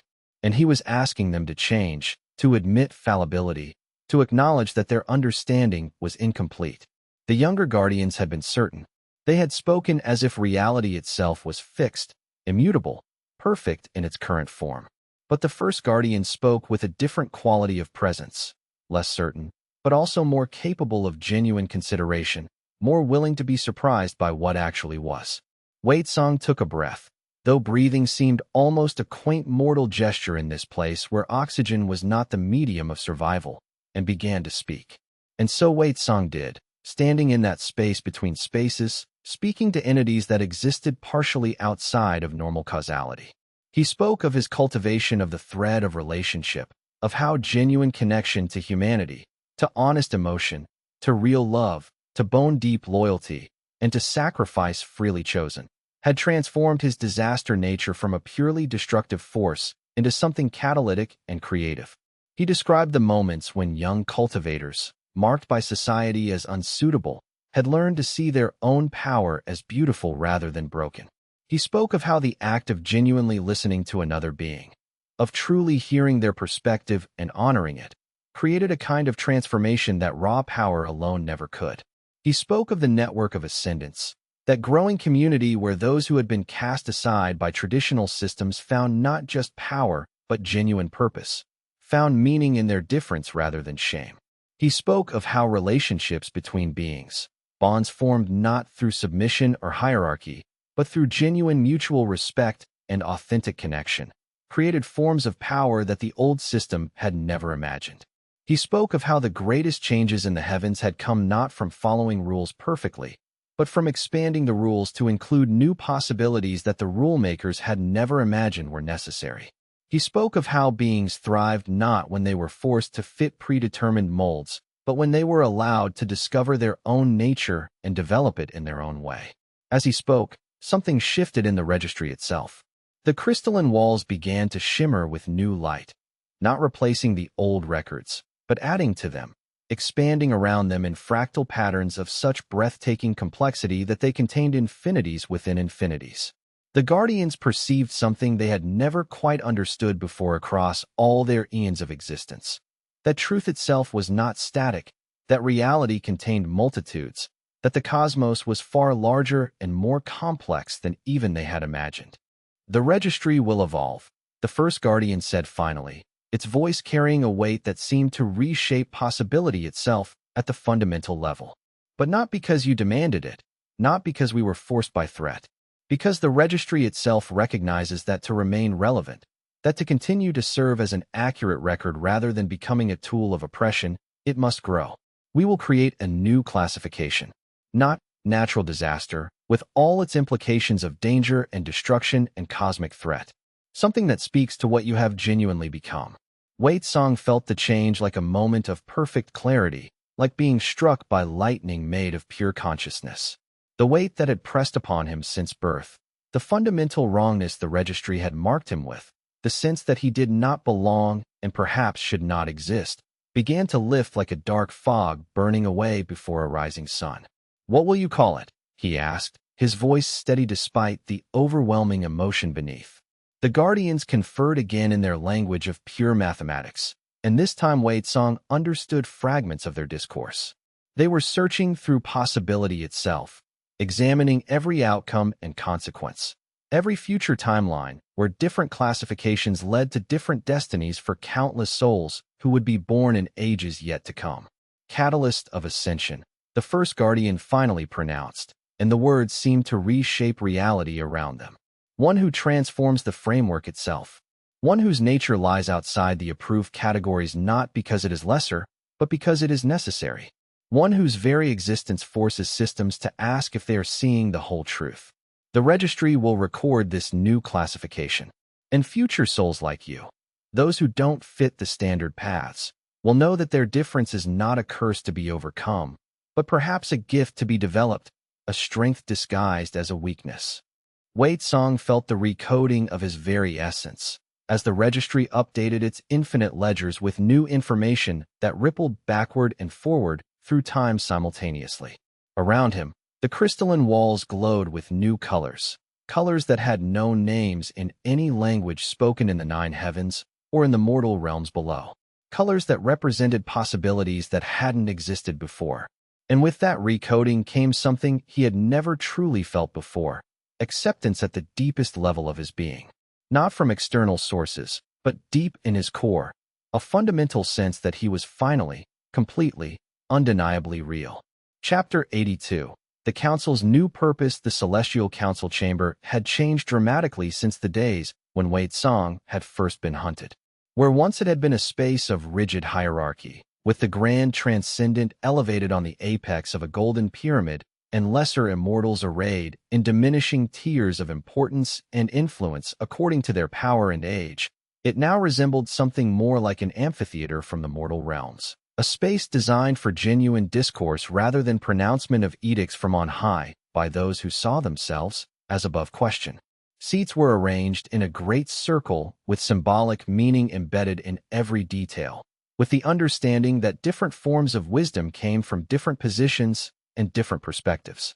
A sage who had cultivated for 1,000,000 years might possess one insight, but a younger cultivator just reaching the immortal stages might have another insight that was equally valuable because it came from the recent experience of genuine struggle. All could contribute. All could matter. Wei Song took his place among them, not at the apex where a grand transcendent might once have sat, not at the lowest level where junior members were relegated, but in a position that suggested both authority and genuine humility. The network of ascendants had earned him the respect of the council through years of consistent demonstration rather than assertion of power or dominance. More importantly, it had earned him an understanding of what that respect truly meant, It was not about power accumulation, not about dominance, but about service to something larger than oneself. The question before us, the newly appointed council coordinator began, for the position of Grand Transcendent had been formally dissolved and replaced with a rotating leadership structure that changed hands every 5 years. Is what becomes of the registry now that it has expanded beyond the categories that once seemed so absolute and unchangeable? Do we simply accept new classifications as they arise without any framework for evaluation? Or do we establish some governance structure to manage how new categories can be created? We must be careful not to recreate what we had before, another council member cautioned, her voice carrying the weight of real experience. It was Shui Run, who had once been among Wei Tsong's harshest opponents, who had fought against him with every technique at her disposal. But she had seen the error of her ways through personal transformation, had watched as the rigidity she had defended had crumbled before the simple power of connection and genuine adaptation. Our old framework was built on the assumption that there was one correct way to transcend, one proper path that all beings should follow. We nearly destroyed everything, nearly destroyed ourselves, because of that flawed assumption. Yet we cannot have chaos either, another voice added, this one belonging to an ancient immortal who had served on the council for millennia and had seen empires rise and fall across the mortal realms. Some structure is necessary, or the registry becomes meaningless. If anything can be a valid path, if any classification can be created on a whim, then we have simply replaced tyranny with anarchy. Wei Tsong listened carefully, letting others speak first with genuine patience, understanding their concerns with complete empathy. This was one of the key principles he had learned through his long journey. The best leaders did not need to fill every silence with their own voice. They listened deeply, understood the fears and hopes beneath the words, and only then offered guidance grounded in genuine comprehension. When he finally did speak, his words carried the weight of earned wisdom rather than authority imposed from above. The registry should record what is real, not judge it, not rank it according to some scale of worthiness, but accurately document it. The classifications should expand, not as replacements for the old paths, but as additions to them. A soul can be a traditional cultivator following the ancient ways, a relationship thread walker, as I am, a chaos reborn, like many of us have become, a harmonic ascendant, like many of the network members, each real in its own way, each valid in its own right, each contributing something necessary to the whole cosmos. But this requires standards, the coordinator pressed, leaning forward with genuine concern. How do we prevent someone of genuine danger from using this expansion as cover for their ambitions? The old system was rigid, yes, and it was cruel, but it was also meant to protect the heavens from beings whose power exceeded their wisdom or compassion. We cannot abandon that protective function entirely. Then we use the network, Wei Tsong said simply, with a clarity that came from having thought deeply about this fundamental problem. We have already begun the work of testing new paths, evaluating whether they produce cultivators who are genuinely healthy in their development or if they lead to corruption and abuse of power. As new cultivators arise, claiming new classifications, let them be evaluated not in isolation against impossible standards, but in relationship to an existing community of practitioners. Let them prove themselves through connection and contribution, not just through raw power. If a soul truly poses a danger, the network will sense it through lived experience. And if the network endorses them, if we can see their genuine transformation and contribution over time, then we can trust that they have been genuinely tested. This suggestion sparked intense debate that continued for hours, cycling through passionate arguments and careful counterarguments from every perspective in the council chamber. Wei Tsong noticed that even those who disagreed most strongly were doing so in good faith, were genuinely concerned for both the protection of the heavens and the expansion of possibility. The old defensiveness, the feeling that change itself was a threat, had faded. The fear remained, but it was the healthy fear of one managing something genuinely complex, not the desperate fear of those watching their world collapse into chaos. By the meeting's end, new guidelines had been formally established and recorded in the registry itself. The registry would expand according to clear principles that everyone could understand and evaluate. New classifications would be added through a rigorous process that involved both the registry's guardians and community validation from existing practitioners. The network of ascendants would become formally recognized as an advisory body to the council with genuine influence over policy decisions and system changes.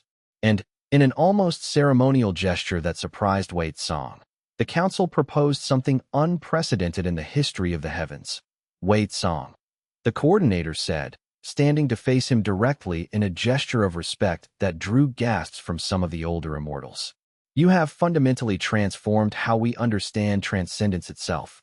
You have forced us to question our most basic assumptions about what beings can become.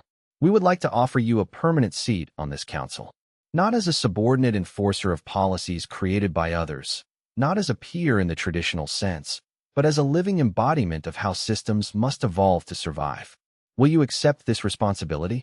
Wei Song considered this carefully, weighing it from multiple angles in the silence of his own mind. Once, young and angry and desperate to prove something to those who had rejected him, he would have seen this as mere appeasement, a gesture meant to contain him. Now, he understood it differently. It was a genuine acknowledgement that his path had validity and an invitation to help guide countless others along similar paths, to prevent future systems from making the same crushing mistakes this one had. I accept, he said, his voice steady and clear, on the condition that I remain connected to the network. A council that loses touch with the lived experience of those it governs is simply repeating our old mistakes in a new configuration, and I will not be party to that.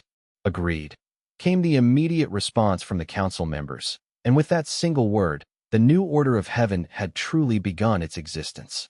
As the ceremony concluded and the council members dispersed to begin the difficult work of implementing the new guidelines, Wei Song lingered in the amphitheater chamber. Looking at the circular arrangement of seats, all equal in height, all with equal sight lines to the center, he felt the profound weight of what had been accomplished. This was not just a change in structure. It was a transformation in how power itself was understood and deployed. In the old system, power had flowed from top to bottom, from the grand transcendent downward through layers of hierarchy to the least immortals at the bottom. Information moved upward only if those in power decided it was relevant. Decisions were made at the apex and implemented below. Dissent was suppressed in the name of order. In the new system, power flowed in all directions. Information could move freely in every direction. Decisions emerged from genuine dialogue rather than pronouncement. Dissent was not just tolerated but required, formalized as an essential part of how the council functioned. It was messier. It was slower. It was infinitely more complicated. But it was also genuinely alive in a way the old system could never be. Beings at every level felt their voice mattered. Young cultivators could contribute insights that older immortals would actually listen to. Those at the margins of society could bring concerns to the center. And the system itself remained flexible, capable of evolution, never convinced of its own permanence. Wei Song understood that he had taken on a role that would be both less visible and more essential than any leadership position in the old heavens. He would not have authority to make final decisions. He would not be able to command obedience. But he would have the opportunity to shape how the council thought about itself, to challenge them when they began to crystallize, to remind them always that the forms they had created were temporary solutions to ongoing problems, not eternal truths. The power of this role lay not in the authority to command, but in the authority to question, not in the ability to enforce a vision, but in the willingness to remain committed to genuine dialogue and authentic seeking of truth. This was the only kind of power that could serve freedom rather than undermine it, the only authority that could remain in service to the cosmos rather than attempt to dominate it. As he stood alone in that chamber, Wei Song reflected on the full journey that had brought him to this moment. He had been born marked as a disaster, hunted through the heavens, nearly destroyed by beings who saw him as a threat to their understanding of cosmic order. He had fought to establish a different way, to create space for those like him who didn't fit the approved categories. And now here he was, not as a ruler imposing his vision on others, but as a voice in a genuine conversation, helping to shape something larger than any individual being could create alone. The irony was not lost on him. The disaster energy that had made him target of destruction was the same force that made him uniquely capable of serving as a guardian of balance. He had not been redeemed through denying his nature, but through understanding it deeply and learning to direct it toward purposes that transcended harm.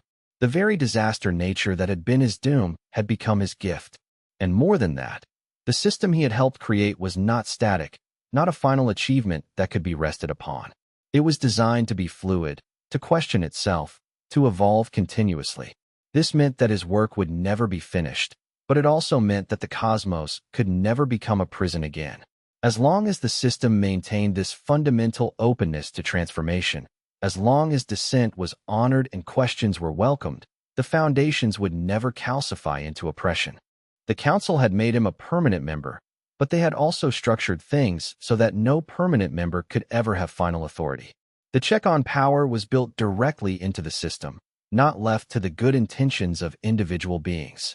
And that architectural choice, that fundamental commitment to preventing the concentration of power, was perhaps the most important legacy Wade Song could hope to leave. Chapter 83. May's reflection. Two figures stood on the precipice of the celestial void, that space between heavens where matter and energy dissolved into pure potential, where the very concepts of form and formlessness held equal power and reality itself became uncertain. Wade Song and May, his former enemy, the architect of the faction he had defeated. They had not spoken since the great confrontation, since May's dream of pure ascendance divorced from all attachment had been rejected by the council and the broader cultivation universe. Wade Song had wondered often if May harbored bitterness in the deep places of her heart, if she viewed him as she had once viewed herself, as a necessary force of cleansing, justified in whatever destruction she caused in service of her vision. But the woman who stood before him now seemed diminished somehow, though not in power. May's cultivation was as strong as ever, perhaps even stronger from relentless practice. Rather, she seemed diminished in certainty, in the absolute conviction that had once made her movements like equations written in the laws of physics themselves, perfect and inevitable and beyond question. I did not understand, May said without preamble, her voice carrying a rawness that Wade Song had never heard before. I built my faction on the assumption that attachment was weakness, that emotional connection was a chain binding us to lesser states of being, that to truly transcend, one must cut away everything that tethered you to existence, love, friendship, family, even the memory of who you were before immortality. But watching your path unfold, seeing the network flourish with cultivators who chose connection and still achieved genuine transcendence. She paused, and Wade Song caught something almost like vulnerability in her expression, something that suggested a being questioning the foundations of everything she had built and defended so fiercely. You did not cut away your connections. You transformed them. You made them stronger. How did you do that? How did you make connection a path to power rather than a weakness? I nearly destroyed myself trying to overcome my nature rather than work with it. Wade Song replied honestly, moving to stand beside her at the precipice, close enough to offer support, but not so close as to seem intrusive. For years, I believed the registry's classification, that I was fundamentally wrong, a disaster waiting to happen, a tainted being who could never be trusted. You presented an alternative path, a way to transcend that wrongness by becoming something so elevated that the wrongness no longer mattered, that it would be transcended into irrelevance. But your way required denying everything I was, pretending that my core nature was something to escape rather than understand and work with. He looked out at the swirling void below them, at the potential barely held in check by the boundaries of reality. My way required accepting everything I was, the chaos, the disruption, the disaster nature that the registry had named, and finding where it fit in the larger pattern, where it had value, where it contributed something necessary. May turned to look at him, and Wade Song saw genuine pain in her expression mixed with hope. The council has asked what I intend to do now. My faction has dissolved entirely. Those followers who could be integrated into the network have been finding new purpose in your philosophy. The rest seek their own paths, wandering between the old and new. But I wonder sometimes, in the quiet hours when meditation is difficult, if there was something valuable in what I sought, even if the path I chose was. She struggled for the word, flawed. There was, Wade Song said, and he meant it with the whole depth of his being. Your desire for ascendance, for transcending limitations, for reaching beyond what seems possible. That is not wrong. That is not even misguided. The error was in believing there was only one way to do it, only one path that led to what you sought, and in being willing to sacrifice others in service of that vision, as if their well-being was simply a cost of your enlightenment. Mei was quiet for a long time, and Wei Tsong did not rush to fill the silence. He understood that she was engaged in the profound work of genuine self-examination, looking honestly at what she had done and what she had become. This kind of looking, unflinching, honest, committed to truth rather than self-protection, was the beginning of genuine transformation. It could not be rushed or forced. It had to happen at its own pace, in the space held by someone who had come not to judge but to understand. Finally, Mei spoke again. I realized something, standing here watching your path unfold. You were willing to fail.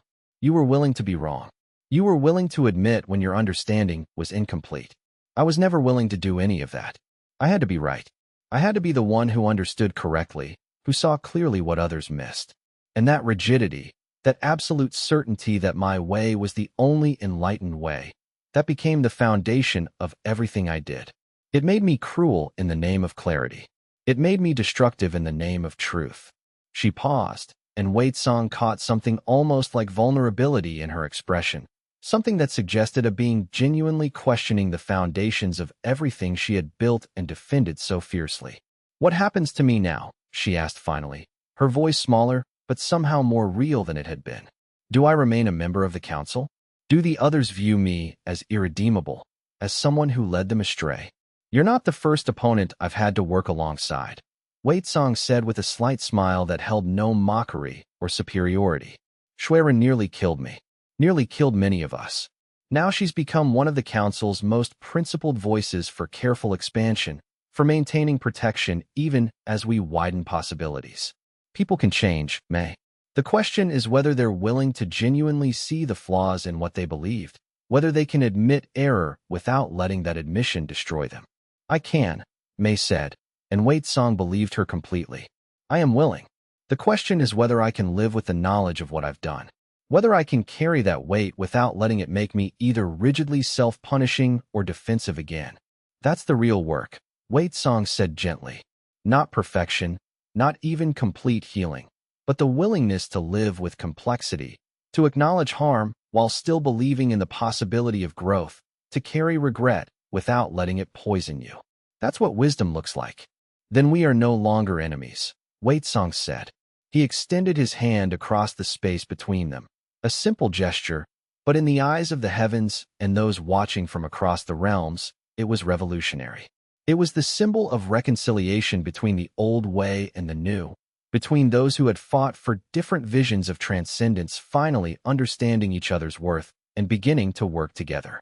In that moment, all the pain of their confrontation, all the battles they had fought against each other, all the competing visions that had seemed so irreconcilable, all of it found a new meaning. It became not evidence of failure, but proof that genuine transformation was possible, that even being separated by the deepest ideological chasms could find common ground through genuine dialogue and authentic willingness to change. Mei took his hand, and in that contact, something shifted in both of them. A burden shared and lightened, a wound acknowledged and beginning to heal. The void below them seemed to shimmer with the change, reality itself acknowledging this transformation. Wei Tsong felt through the contact something of Mei's inner experience. Her remorse, her genuine desire to find a better way, her willingness to carry the weight of her past actions forward into a different kind of future. And he sensed that Mei felt his acceptance, his genuine forgiveness not as absolution that erased her responsibility, but as companionship in the difficult work of redemption and transformation. They stood together at the precipice for a long time. Two beings who had been enemies looking out at the cosmos they had both fought to change, in different ways and toward different visions, but ultimately toward the same goal, a universe capable of genuine growth and authentic becoming. And in that moment, Wei Tsong understood something profound. The journey toward a better cosmos was not one that any being could accomplish alone. It required diversity of perspective, diversity of approach, diversity of vision. It required beings like Mei, with her fierce commitment to transcendence and her demand that the cosmos live up to its potential, even if her methods had been flawed. It required beings like Wei Tsong, with his commitment to connection and his refusal to let anyone be left behind.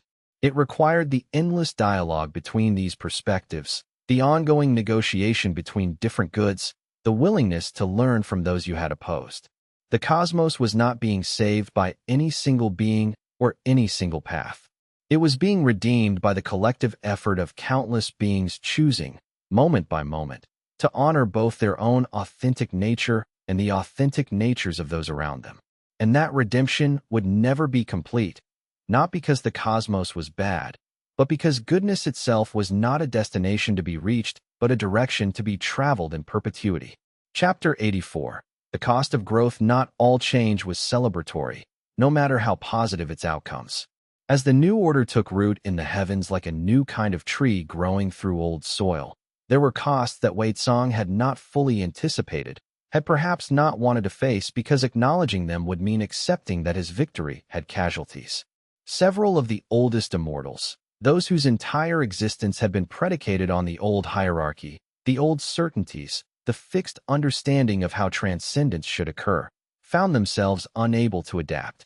Some withdrew into private cultivation in remote heavens, seeking silence and the comfort of unchanging practices that had meant everything to them for eons. Others disappeared into the celestial void itself, choosing to dissolve their essences back into undifferentiated cosmic potential rather than continue in a cosmos that no longer made sense to them. Wei Tsong attended a memorial for Master Longevity, one of the ancient sages who had walked the heavens for 15 million years before choosing dissolution. The service was held in the Jade Hall of Eternal Records, a place of profound beauty and solemnity, and it was well attended but subdued. Those gathered understood the paradox of celebrating a life ended by despair. He believed the old way was the only true way. Another ancient immortal whispered to Wei Tsong as they observed the ceremony, watching flowers of pure light descend from the ceiling to mark the passing. When you change the system, you change the foundations of his entire existence. For a being who had lived 15 million years under one set of principles, who had built his entire identity around being a guardian of those principles, sudden change was. The immortal paused, struggling for words adequate to the tragedy, unendurable. Wei Tsong felt the weight of this knowledge settle onto his shoulders like a physical burden. He had sought to expand possibilities, to create space for those like him who didn't fit the old framework. But in doing so, he had made the old framework itself less viable, less worthy, less able to sustain those who had organized their entire beings around it. Some, those too entrenched to adapt, too old to learn new ways of being, had found that the very creation of new paths had rendered their own path obsolete and without meaning.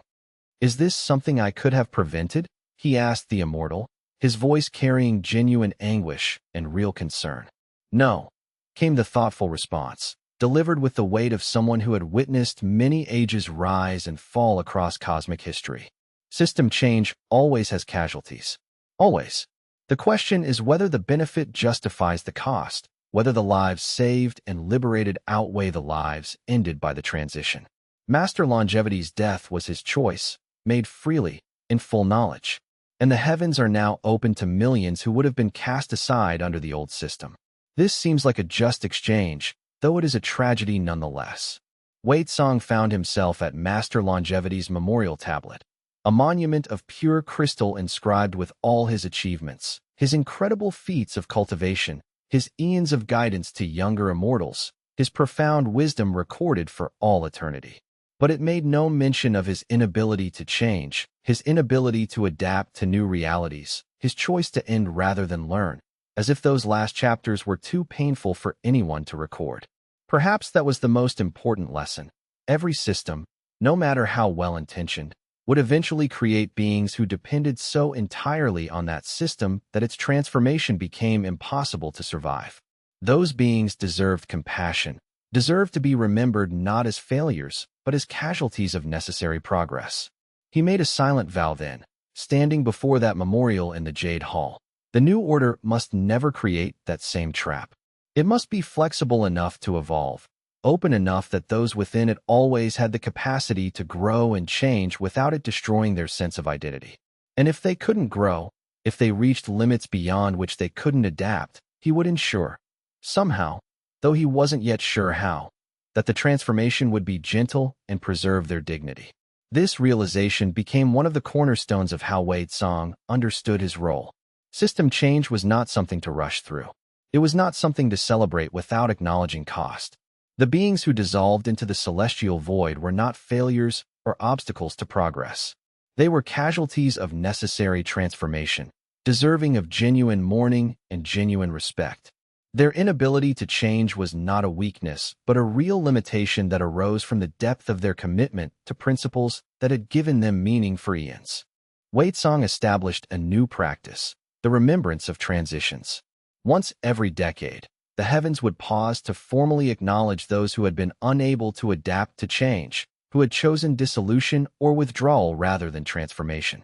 They would be honored not for their resistance to progress, but for the integrity of their commitment to what they had believed. And the community would be reminded that progress always had costs, that growth was not costless, that genuine wisdom required mourning even while celebrating. Later, in the network's central hall, surrounded by the community that had grown so far beyond what he had initially imagined, Wei Tsang shared this concern with the council and the network's leadership. As we expand our vision, he said, his voice carrying the emotion of his recent reflections, we must also build in mechanisms for continuous adaptation. The moment we become too comfortable with the new order is the moment we risk creating the same rigidity we fought against. So I propose this. Every new policy, every new classification, every council decision should be subject to review every 100 years. Not to undo progress, but to ask ourselves honestly, is this still serving everyone? Are there beings or groups we have inadvertently harmed by our choices? And if something is not working, what needs to change? It was a proposal that many found radical, almost dangerously so. But it was also a proposal that ensured the new system would never calcify the way the old had, would never become so convinced of its rightness that it forgot to question itself. And crucially, it created space for beings who adapted slowly, who needed time to understand change, who would eventually transform, but couldn't do so instantly. The 100-year reviews were not weapons to force faster change, but opportunities to ask whether the pace of transformation was sustainable, whether it was leaving beings behind unnecessarily, whether adjustment was needed.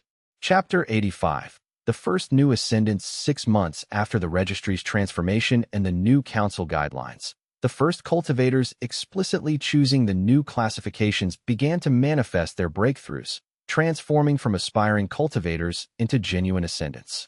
A young woman from the southern coastal regions, whose natural affinity for transformation magic had made her unsuitable for traditional cultivation under the old standards, emerged as a harmonic ascendant, someone who did not follow a single rigid path, but danced between multiple paths, weaving them together into something uniquely her own, something that traditional cultivators said should be impossible, but which she made into reality. A scholar whose brilliant mind but weak spirit had led to rejection from every major sect became the first to reach the rank of seeker of hidden ways, a classification for those whose cultivation came through understanding and wisdom rather than raw power or emotional connection, whose path was the path of truth-seeking itself. A soldier from the war-torn eastern provinces, whose trauma and capacity for violence had been seen as disqualifying under the old system, emerged as a catalyst of survival, one who had learned to transform suffering into strength, not by denying it or transcending it, but by transmuting it into compassion and protective power. Wei Tsang encountered each of them in the network's halls, and their presence moved him deeply. They were younger, less burdened by old preconceptions, more open to the idea that their supposed flaws might actually be features of a different kind of strength, dimensions of being that the old system simply hadn't known how to work with. When he spoke with the young woman, her name was Ling Xiao, she expressed something that moved him to tears. I nearly died trying to fit myself into the traditional molds, she told him, her voice steady despite the emotional weight of her confession. My parents wanted me to cultivate hard body techniques because they thought that's what women could do, that our weaker frames needed compensation. The sects wanted me to choose a single element and master it completely, to make myself into a specialized tool. But I've always felt everything at once. Earth and water and fire and wind, all of it moving together, all of it part of the same cosmic dance. I thought I was broken, thought I was maybe too damaged or confused to ever achieve immortality. She paused, gathering strength for what she wanted to say. Then I heard about your path, and I realized, maybe I'm not broken. Maybe I'm just different. And maybe different can be just as valid as traditional, maybe even stronger in its own way. Wei Tsang also spoke with the soldier. His name was Jian Luo, and found him struggling with the weight of what his new power meant. The capacity to transform violence into protection was not simple, not easy, not an automatic good. It required constant awareness of where his power ended and domination began. I spent 10 years in a war, Jian Luo confessed during a private meditation session with Wei Tsang. And I saw every day how the best intentions could lead to the worst outcomes. How protecting one group often meant destroying another. Now that I have this power, this ability to transmute violence into something that serves others, I'm terrified I'll make the same mistakes on a larger scale. I'll harm in service of helping. I'll create justifications for cruelty wrapped in the language of protection. Wei Tsang sat with this concern, understanding the depth of the wisdom it contained. You may, he said honestly. All power carries that risk. The difference is that you're already asking the question, already aware of the danger. That awareness itself is not protection, but it's the foundation of protection. Keep asking, keep questioning, find others to question with you. The moment you stop questioning is the moment the danger becomes real. These encounters reinforced what Wei Tsang had begun to understand. His victory wasn't just about creating space for himself, wasn't just about proving that natural disasters could become catalysts of ascension. It was about creating genuine systemic change that would benefit countless future cultivators who would have been cast aside or destroyed under the old system. The impact rippled forward into timelines he would never see, into futures shaped by the choices being made now. But there was also responsibility in that knowledge. These new ascendants, Ling Xiao, the scholar, Jian Luo, and hundreds of others discovering new paths for the first time, they were not examples of successful completion. They were examples of genuine process, of ongoing transformation, of the difficult work of becoming who they truly were while serving something larger than themselves. The weight of responsibility that came with this realization was immense and somehow perfect. It was exactly the kind of meaningful burden he had been seeking all along. Not a burden that could be completed and then set down, but a burden that defined purpose and meaning in the moment-by-moment reality of living fully in alignment with one's nature. Wei Tsang understood that he bore responsibility not just for these 3 individuals, but for all the countless beings who would follow in their wake. Every cultivator who found hope in their example. Every being who discovered that their difference was not a curse, but a gift. All of them carried forward the implications of this moment. The work he was doing rippled forward through time in ways he could barely comprehend. And yet, he could not allow that weight to crush him. He had learned that the only way to carry such responsibility was to accept it without attachment to outcomes, to do his best while releasing his need to control results, to serve the cosmos while understanding that his service was only one small part of a much larger whole. In the months that followed his encounters with Ling Xiao, the scholar, and Jian Luo, Wei Tsang noticed something remarkable. Other beings began to come to him seeking not just guidance, but permission. Permission to be different, permission to explore their unique nature, permission to believe that they might belong somewhere despite what the old system had told them. And with each such encounter, Wei Tsang felt the profound privilege of being able to offer what had been denied to him for so long. The simple affirmation that their existence mattered, that their difference had value, that they had a place in the cosmos. This work, this fundamental work of helping beings believe in their own validity, this was perhaps the most important thing he could do. Not the grand transformations of systems, not the negotiations with ancient forces, but this simple practice of witnessing others into existence, of affirming their worth, of helping them see that they belonged. Chapter 86. Whispers from the Void. But not all forces in the cosmos had accepted the new order so readily or moved on so peacefully. Wei Tsang began to notice strange disturbances in the fabric of reality, things that others seemed to miss or dismiss as coincidence and natural fluctuation. At first, the disturbances were subtle. A cultivator would meditate on a specific practice and find their results shifting in unexpected directions, as if the fundamental laws governing that cultivation path were being questioned at the most basic level. Someone would attempt a technique that had worked flawlessly for millennia and discover that it no longer functioned with the same precision. Not because the technique was being blocked, but because the rules underlying it seemed temporarily uncertain, as if reality itself was pausing to reconsider what should be possible. Then the disturbances became more pronounced. Cultivators reported feeling watched by something they couldn't identify, a presence that seemed to exist just beyond normal perception, observing but not yet acting. Meditation sessions were interrupted by a whisper in the background of their minds, not hostile, but present, almost curious, as if something vast and ancient was paying attention to the changes happening in the cosmos and trying to decide whether to object. And most troublingly, the registry itself began to show signs of strain, not damage, exactly, but a kind of tension, as if competing forces were pulling at its foundations. The crystalline walls that held the records sometimes seemed to vibrate at frequencies that hurt to perceive. New entries would appear in the registry and then shimmer uncertainly, as if something was questioning whether they should be recorded, whether they represented genuine reality or merely possible futures. When he brought this concern to the council, even they seemed uncertain, their confidence in the new system wavering for the first time since its establishment. There are older forces. The first guardian's voice came through the registry itself, resonating in the council chamber with a presence so vast that everyone in the room felt small. Forces that existed before the registry came into being, before the celestial council took its current form, before even the heavens took their current structure. When you changed the registry, when you expanded its classifications and forced it to acknowledge fallibility, you did not destroy what came before. You built new structure around it. But the foundations, the deep structures that existed before current order, those foundations remember their original nature. Are you saying, Waitsong asked carefully, his mind already racing through implications, that there is a force predating the current heavens that might object to our restructuring?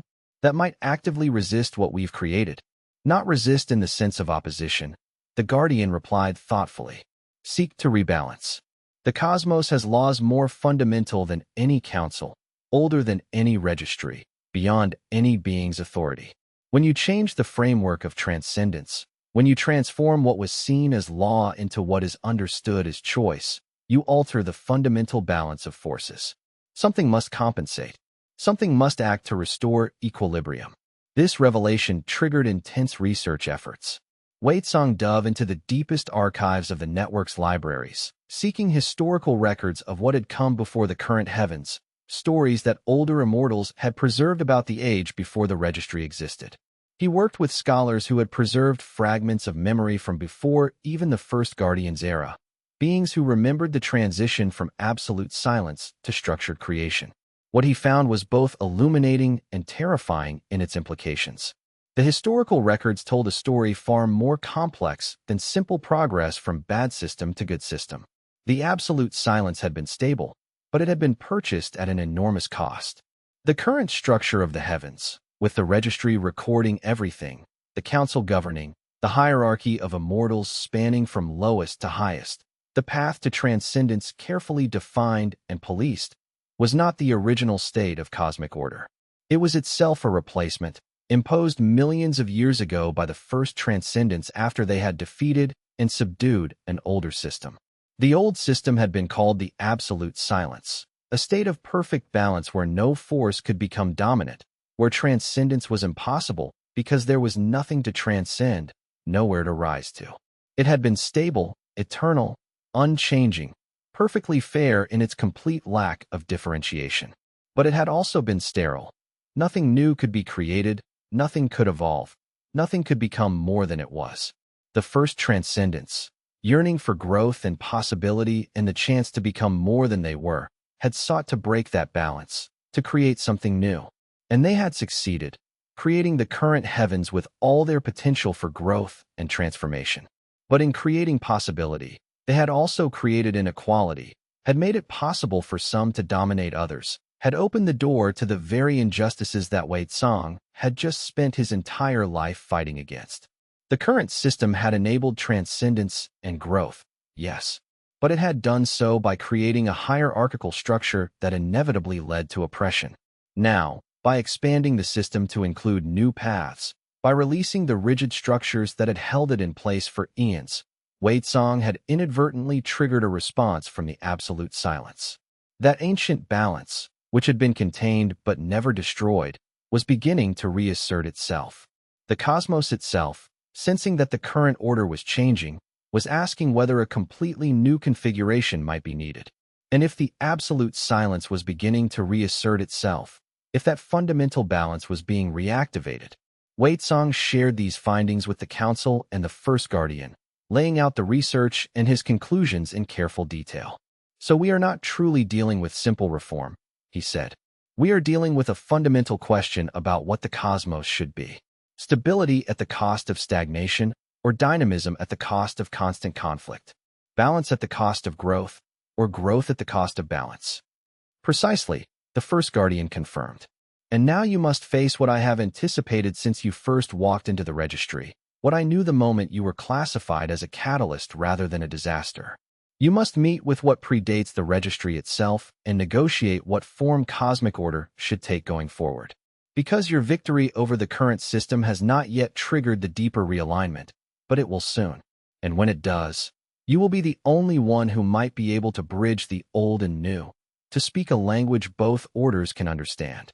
Wei Tsang felt the weight of destiny settle on his shoulders in a way it never had before, deeper, more complete, more final. He had thought his journey was nearing its end.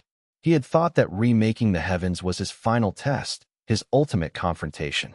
But he was only now approaching something far greater and far more perilous. A negotiation that would determine the very nature of existence itself. Chapter 87. The descent to the before time to meet with the forces that predated the registry, to negotiate with powers that had never been bound by council decree. Wei Tsang had to journey to a place that had been sealed away for millions of years, kept carefully contained so that no one would accidentally undo everything the current heavens had built. The before dimension, where the old heavens still existed in a state of crystallized stasis, could only be entered by one willing to temporarily surrender their immortal nature. Wei Tsang would not be killed. That was not possible for someone who had achieved his level of ascendance, but he would be diminished, experiencing reality in a fundamentally limited way, unable to perceive across dimensions or call upon his full power. It was, in many respects, more difficult than any battle he had faced. As he felt his power receding, deliberately pulling it back like drawing in a long breath, Wei Tsang experienced something like fear. Real, honest fear. Without his cultivation, without his connection to the network, without the registry's acknowledgement of his existence as a catalyst of ascension rather than a disaster, who was he? What remained when you stripped away all achievement, all recognition, all power? The answer came not from external sources, but from within, from a place deeper than cultivation or recognition. He was Wei Tsang, a person who had chosen a path of connection and growth that was not dependent on any system's recognition. It was real because he had made it real. It was valid because it had transformed his life and touched countless others. The before dimension was a space of perfect silence and perfect unity. Not the absence of sound, but the absence of distinction. Nothing could be separated from anything else. Everything was simultaneously itself and everything else. The sky was the ground, the day was the night, the living were the dead, the self was the other. It was not hostile, it was perfectly neutral, perfectly balanced, perfectly empty of judgment or favor. And in that neutrality, Wei Tsang found himself facing something vast and old and utterly beyond the categories he had learned to work with in the nine heavens or the mortal realms. It was not a being, exactly. It was more like a principle made conscious, the force that had maintained the absolute balance of the absolute silence, that had watched the current system rise and crystallize and finally begin to transform. Its presence was felt as a kind of pressure, as a question asked in the most fundamental terms possible. Why did you remake the heavens? Why could you not accept what is? Wei Tsang stood in that void, diminished but not broken, smaller but somehow complete, and gave the most honest answer he could. Because people were suffering under a system that could not accommodate them. Because growth and change are not enemies of order. They are necessary parts of order. Because a cosmos that does not evolve is a cosmos that is already dead, even if it continues to exist. The response came not as words, but as understanding, a direct knowledge transmitted into his consciousness with such force that Wei Tsang gasped. The before force was not evil, was not bent on destruction or return to sterility. It had not maintained the absolute silence out of malice or desire for control. It had done so because stability had seemed necessary after ages of chaos. Change had seemed dangerous after witnessing what uncontrolled transformation could do. But perhaps, it considered with a kind of cosmic uncertainty, it had been wrong. Or perhaps not wrong, but incomplete. A cosmos needed both stability and change, both order and growth. If we allow the heavens to continue as they are, the before force communicated, laying out the dilemma with mathematical precision, there will be imbalance. Someone will eventually dominate. Power will concentrate. The very cycle that created the injustices you fought against will repeat. But if we dissolve into the absolute silence again, return to pure undifferentiated being, we return to sterility. Neither option is acceptable. Wei Tsang considered this carefully, understanding the genuine paradox before him. And an idea began to form. Radical, perhaps impossible, but worth speaking into existence. What if, he said slowly, each word carrying tremendous weight, we create a system that genuinely allows both? A cosmos where great structure exists, the registry, the council, the paths of ascendance, but with built-in mechanisms to prevent the crystallization of power. Where no one hierarchy can ever become so dominant that it forgets to listen to voices from below. Where the system itself is designed to evolve rather than resist evolution. The before force considered this for what felt like eons and also like a single eternal moment outside of time.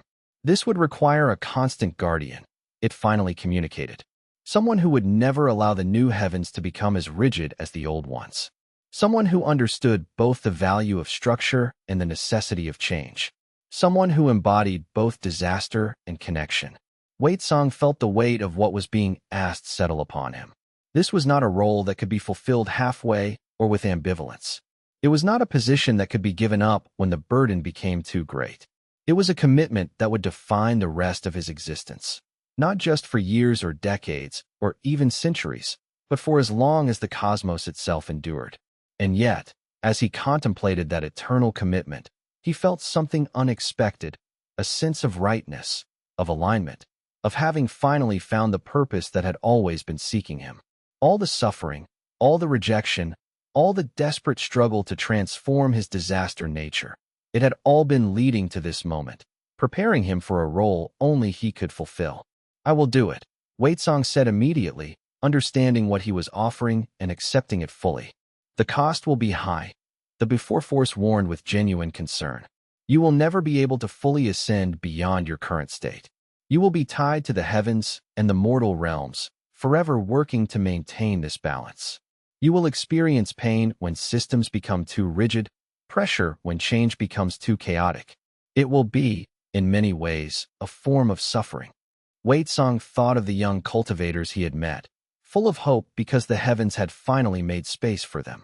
He thought of Mei, finally finding a path toward wisdom. He thought of the countless beings not yet born who would inherit a cosmos capable of growth. He thought of what it would mean to abandon this responsibility. In that moment, Wei Tsang understood something profound. He was being offered not escape, but purpose. Not peace, but meaning. Not victory, but the opportunity to serve something larger than himself in perpetuity. This was not a curse. Or if it was a curse that came wrapped in blessing. He thought back to his birth, marked as a disaster, hunted through the heavens. He thought of every moment when he had believed himself to be fundamentally wrong, when he had accepted society's judgment that he had no place in existence. He thought of the slow journey to understanding that his nature was not a flaw to overcome, but a gift to develop. And he understood that this final transformation, from being marked a disaster to being marked a guardian, from being something the universe wanted to destroy to something the universe was asking to serve it, this was the deepest healing available in any cosmos. Not healing that erased his history of pain. Not healing that made him forget the suffering that had marked him, but healing that transformed that pain into purpose, that used his wounds as the foundation for service, that made his deepest nature not the source of his destruction, but the source of his greatest value. I accept, he said. This suffering will have meaning. That's all any of us can ask. Chapter 88. The Reformation packed the before force, and Wei Tsang forged something unprecedented in the history of existence. A pact written not in words or symbols, but in the fundamental structure of cosmic law itself, bound into the very fabric of reality at the most basic level. The terms were simple but revolutionary, reshaping what creation could be. The heavens would continue to exist as they had since the original transcendence created them, with the registry recording reality, the council facilitating governance, and the possibility of transcendence remaining available. But built into their very foundation would be mechanisms for continuous evolution, ensuring that no achievement of perfection could ever prevent growth. This was not something imposed from outside. Rather, the before force itself changed, evolving from a force that had maintained absolute stillness into a force that could acknowledge and support the value of growth alongside stability. This transformation in the before force itself was perhaps the most profound aspect of the pact. It meant that even the oldest and most fundamental forces in existence could change their understanding, could admit that their way was not the only way, could embrace a larger vision of what the cosmos could become. Wei Tsang felt the full significance of this. He was not just changing a system. He was changing the underlying forces that gave the system its foundation. He was asking the before itself to evolve, to become something more than it had been. The before force accepted this proposition with a kind of cosmic relief, as if it had been waiting eons for permission to grow beyond its ancient role, as if the stasis it had maintained had been a burden it was finally ready to set down. In accepting Wei Tsang's vision, it was also freeing itself. Every 100 years, the system would undergo review at the highest levels, examining not just what was happening, but whether it was still serving the beings it was meant to serve. No policy, no hierarchy, no classification would be immune to re-examination, not even the roles of the council itself. And critically, anyone, from the lowest junior cultivator to the most ancient immortal, could initiate a request for review, could present evidence that the system was failing to serve them, could demand that the cosmos examine whether its current form was still appropriate. The registry's guardians would become not authorities who decided what was real, but observers who helped amplify what was actually happening, recording both success and failure, both joy and suffering, creating a complete picture. They would preserve not just the official history but also minority perspectives, dissenting voices, the viewpoints of those who had been harmed or excluded. Future generations would have access to the whole story, not just the narrative that those in power wanted to preserve. The Celestial Council would never again be allowed to rule from pure certainty or unquestioned authority. Dissent would be formalized, minority opinions would be recorded and preserved. Voting would be required for major decisions, not pronouncement by the most powerful. And any decision that affected a large group would require input from that group, even if that input slowed the process. Speed would no longer be prized over genuine inclusivity.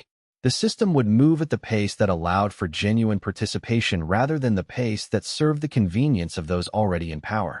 Most radically, any being who felt genuinely harmed by a council decision could appeal to the guardian of the balance, could request that their case be heard, could argue that the decision violated the fundamental principles of the new system. The guardian would not have final authority.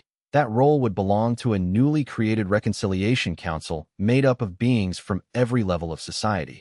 But the guardian would have the power to demand that the system listen, that it hear voices it might otherwise ignore.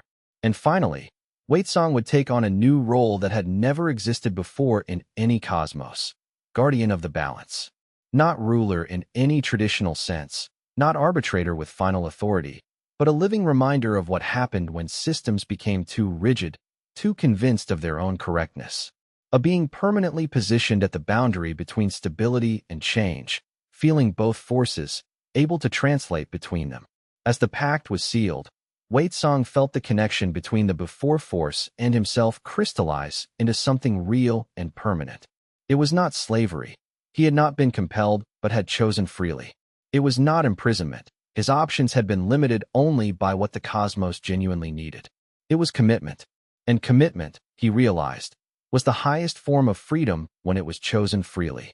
He returned to the main heavens transformed, not in power, exactly, though that was different too, but in his fundamental relationship to power and existence. He was still a natural disaster by origin, still a catalyst of ascension by the registry's new understanding. He still wielded chaos and connection, disruption and relationship.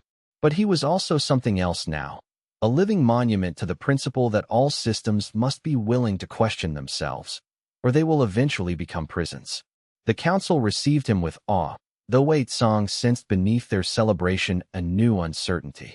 They understood now that their authority had limits, that Wei Tsang's presence at the boundary represented a fundamental constraint on their power. It was not resentment he felt from them, but adjustment, the recognition that they had moved from being absolute rulers to being stewards operating within a larger framework. The network celebrated his safe return and his new role with genuine joy, understanding that his willingness to carry this burden meant their own path would have genuine stability. They saw in him not just a leader, but a living embodiment of the principles they had all come to understand. That growth and stability were not enemies, that systems and individuals both needed the freedom to evolve. But Wei Tsang felt the complexity of what he had taken on in his core being. This would not be an easy existence. There would be times when defending necessary change would require opposing those he cared about. Times when he might need to constrain the council's well-intentioned decisions if they began to crystallize into new forms of rigidity. Times when defending necessary stability would require resisting those who wanted chaos, even those seeking change in service of genuinely good goals. He spent his first night in this new role in meditation at the boundary between the before dimension and the main heavens, sitting in the liminal space where both forms of being pressed equally upon him. He felt the force of the absolute silence, the pull toward perfect balance and complete undifferentiation. He felt the force of the current heavens, the drive toward achievement and transcendence and individual transformation. And he felt himself as the fulcrum between them, not separate from either, but participating equally in both. It would require perfect balance. And in a cosmos full of extremes, with beings of immense power all pursuing their own visions, with new cultivators emerging constantly from the mortal realms bringing their own desires and dreams and ambitions, that was the most difficult path of all. It would not be a burden he could ever set down. It would not be a goal he could reach and then retire from. It would be his existence, his purpose, his constant practice until the end of time itself, if time itself even had an end. Chapter 89. The network expands with the cosmic reorganization complete and Wei Tsang's new role as guardian established. The network of ascendants entered a new phase of growth that surpassed even the most optimistic predictions. What had begun as a refuge for those who didn't fit traditional paths had become a genuine alternative system of cultivation, with its own traditions and practices and standards, equal in standing to the ancient sections. Sect after sect, region after region, began opening their doors to the new classifications and approaches. Not all did so easily. There was resistance rooted in tradition, fear rooted in identity threat, attachment rooted in the comfortable knowledge of established paths. But the fundamental reality was undeniable. The new paths worked. They produced powerful, well-adjusted cultivators who had genuine connection to their communities and clear understanding of their own natures. Wei Tsang found himself in the role of teacher, advisor, and historical figure all at once. Young cultivators sought him out, wanting to understand the philosophy behind the network, trying to discern how to apply its principles to their own lives. Older immortals came to him with concerns about how to transition their sects to the new order without losing their identity, without abandoning everything that made them distinctive. One of the most unexpected requests came from the Grand Sect of the Eastern Provinces, the very institution that had rejected Wei Tsang as a child, that had declared him unsuitable for cultivation, that had driven him into the wilderness where he had nearly died. The sect's new leadership came in person to seek his counsel, traveling the distance to the network's halls with humility and genuine repentance. Standing before them, Wei Tsang felt the full circle of his journey. He could have refused them, could have left them to flounder in irrelevance as younger sects embraced the new way. could have allowed them to slowly decline as their rigid standards pushed away cultivators who had learned to value flexibility. He chose differently.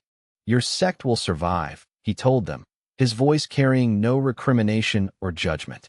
Not by trying to maintain the old standards as if they were cosmic law, but by choosing what values from the old way are truly worth preserving and what were simply chains. You had good teachers. You had refined techniques proven effective over centuries. You had created genuine structure and discipline. These are valuable. But you also had rigidity that broke good people, that made broken people out of those born different. This must change. With that guidance and his ongoing counsel, the Grand Sect began one of the most successful transitions of any institution. Rather than fracturing, it expanded, opening divisions for relationship thread walkers, for harmonic ascendants, for seekers of hidden ways, for all the new classifications. Within a generation, it became stronger than it had ever been under the old system. Its reputation restored. Its influence increased not through dominance, but through genuine service to cultivators of every type. This pattern repeated across the heavens and the mortal realms. What emerged was not revolutionary chaos, but genuine evolution, a slow, deliberate, profound transformation of how power worked, how knowledge was transmitted, how beings understood their own nature and potential. Older sects that Wei Tsang had initially expected to resist most fiercely sometimes surprised him by adapting with genuine grace.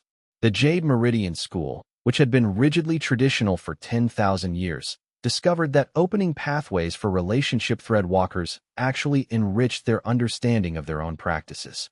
When they looked at their ancient teachings through the lens of genuine connection, they found depths and subtleties they had overlooked when viewing cultivation purely as individual achievement. Other institutions struggled more visibly. The Azure Sky Monastery nearly split entirely when members debated whether accepting disciples of new classifications was a blessing or a corruption of their sacred traditions. But Wei Tsang watched as genuine dialogue, sometimes heated, sometimes painful, but always conducted with the intention of understanding rather than dominance, gradually revealed that both perspectives contained important truths. The monastery eventually evolved into an institution that honored traditional teachings while genuinely welcoming new forms of practice, creating something that was neither purely old nor purely new, but genuinely both. The change Wei Tsang had forced was not a replacement, but an addition, a genuine expansion of possibility that made room for what had been before while creating space for what could become. Even institutions committed to the old ways found themselves able to evolve and grow when they released their need to dominate. And as they did, something unexpected occurred. The old institutions themselves grew stronger, not weaker. Their techniques, refined over millennia, proved valuable to the new practitioners. Their disciplines, practiced for ages, offered genuine structure to those who needed it. In learning to serve new populations, they rediscovered the value of what they had always possessed. What Wei Tsang witnessed during this period was a deep truth about institutional change. Systems did not have to be destroyed for genuine transformation to occur. Old structures could become containers for new possibilities. Ancient disciplines could develop new branches. Traditional hierarchies could transform into genuine communities without losing their core identity. But the transformation required something that was difficult to achieve: genuine humility. The old sects had to admit that their way was not the only way, that being older did not make them wiser for all circumstances, that the young cultivators with new affinities and different natures had as much to teach as to learn.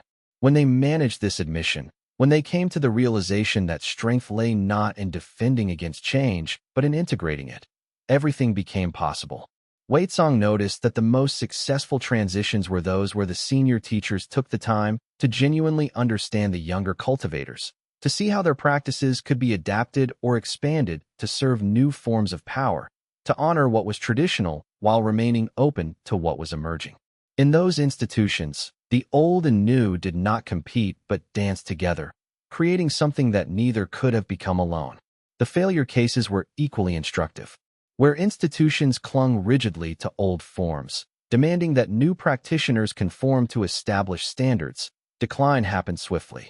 Young cultivators simply chose to join the more open sects, leaving the rigid institutions with slowly diminishing populations, decreasing resources, and increasing irrelevance.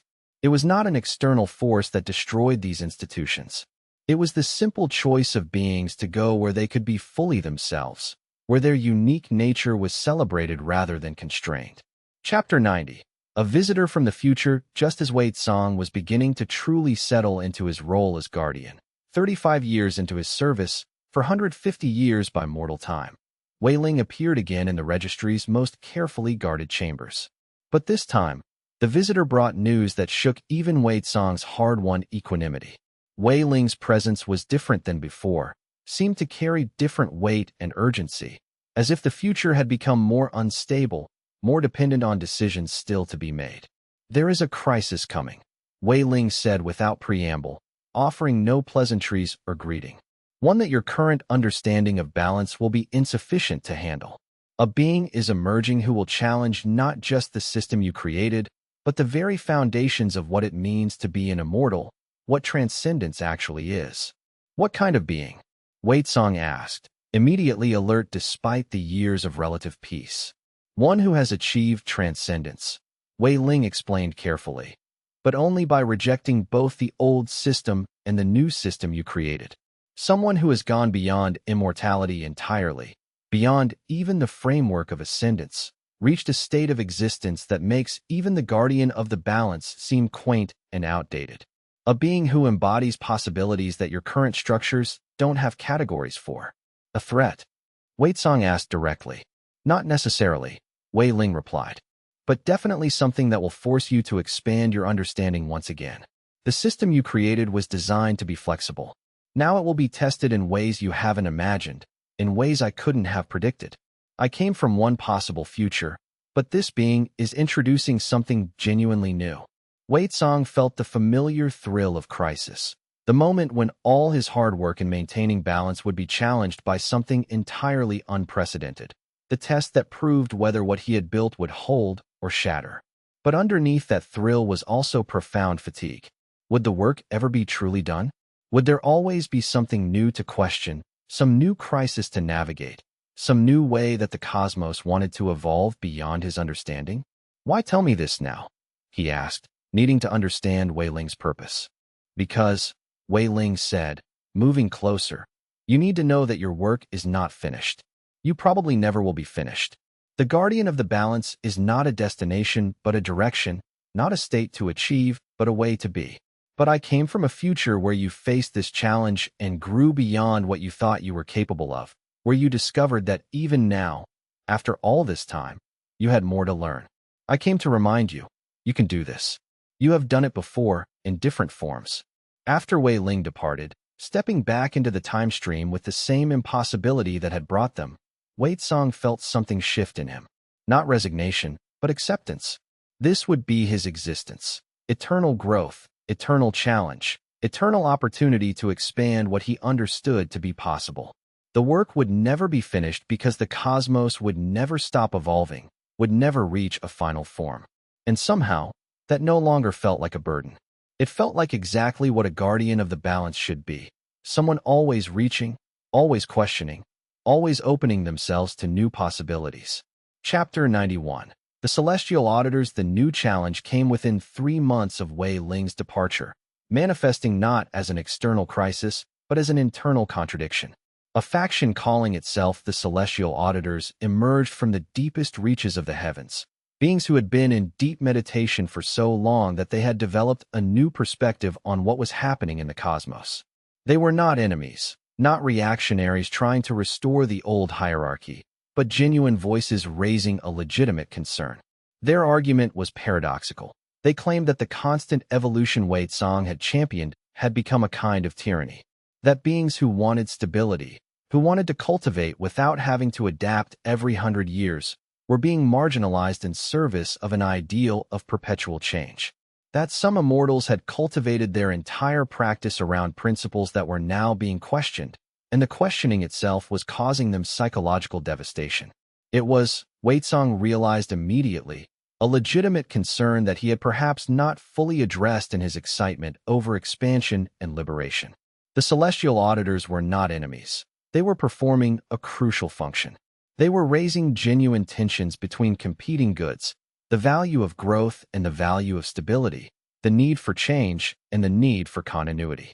Their voice might be uncomfortable, might slow progress, but it was necessary. Rather than dismiss them as reactionary or try to marginalize them, Waitsong did something that surprised many observers in the heavens.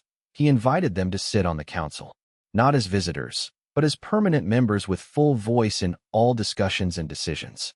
"We need this perspective," he told the existing council members, explaining his reasoning carefully. "The auditors are doing exactly what I tried to do with the registry, questioning whether the current system is truly serving everyone. If we reject them, we repeat the mistake the old system made, creating new excluded voices in service of our new order. If we silence them, we prove that our system is no more flexible than what came before." It was not a popular decision.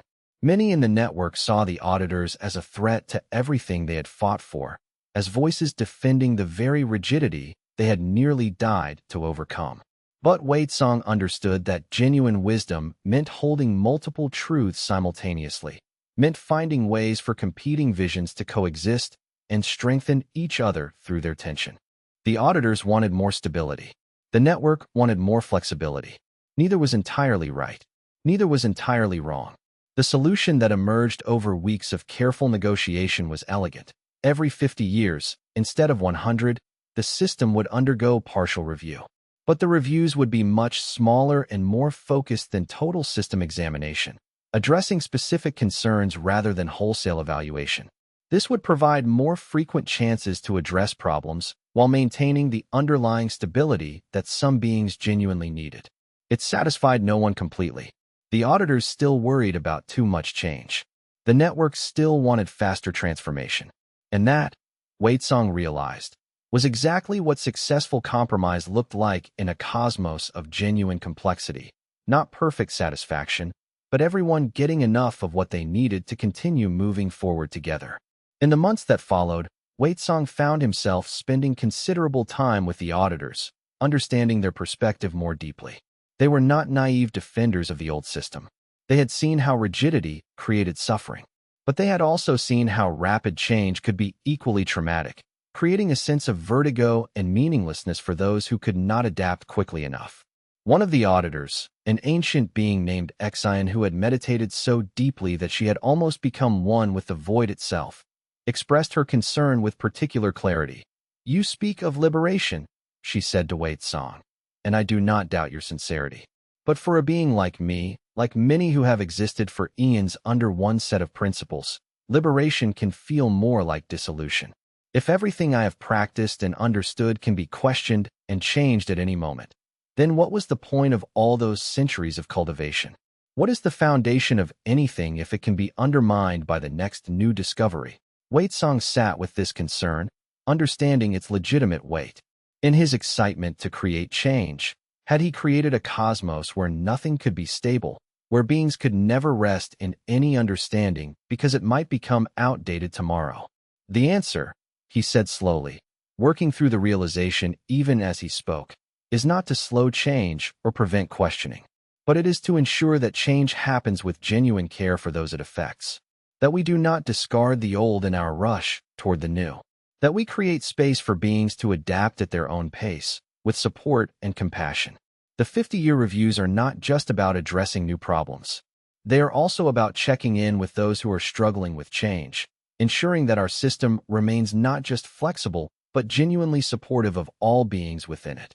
This deeper understanding, that flexibility itself required constant attention to how beings were actually experiencing the change, that good intentions were insufficient without genuine care for consequences, became woven into how the system functioned. The council began to include in their discussions not just what changes needed to happen, but how those changes would affect different communities, how to provide support for those struggling with transformation, how to ensure that the drive toward progress did not become another form of oppression. Chapter 92. The personal cost. Living as the guardian of the balance was taking its toll on Waitsong in ways he had not fully anticipated, costs that became more apparent with each passing year. To maintain true balance, he had to be willing to oppose the network sometimes. the community that had saved his life and given him purpose, to defend necessary traditions even when those traditions resisted necessary change, to push back against innovation that, while exciting and beneficial, might not be wise at the particular moment it was being proposed. And in doing these things, in saying no to visions and dreams he himself found beautiful, he had made enemies among those who had once been his closest allies. Young revolutionaries who saw him as a defender of outdated systems. Progressives who viewed his caution as betrayal of the principles he had established. When he opposed a proposal to radically restructure the heaven's entire approach to mortality, a proposal that many network members favored, seeking to eliminate death entirely rather than understanding it as a necessary part of the cosmic cycle, he became, in their eyes, a defender of death itself, a being willing to accept suffering in service of some abstract principle. They didn't understand that he saw the danger in changing such a fundamental principle without understanding all the consequences, without considering what might break if they rewrote the cosmic law so completely. Similarly, when he pushed the council to move faster on creating new divisions for previously excluded populations, when he demanded that they take risks on groups the auditors worried about, the auditors began to see him as part of the threat they had warned against, as a being willing to sacrifice stability for the excitement of change. He was increasingly alone, not isolated in any physical sense. He had many followers, many admirers, many beings who sought his counsel, but truly alone in the way that only someone caught between conflicting visions can be, torn between perspectives, unable to satisfy anyone completely, not even himself. In a moment of profound reflection and emotional crisis, Waitsong found himself back at the place where he had first encountered the before force, the edge of the celestial void, that vast emptiness that contained all possibility and no form.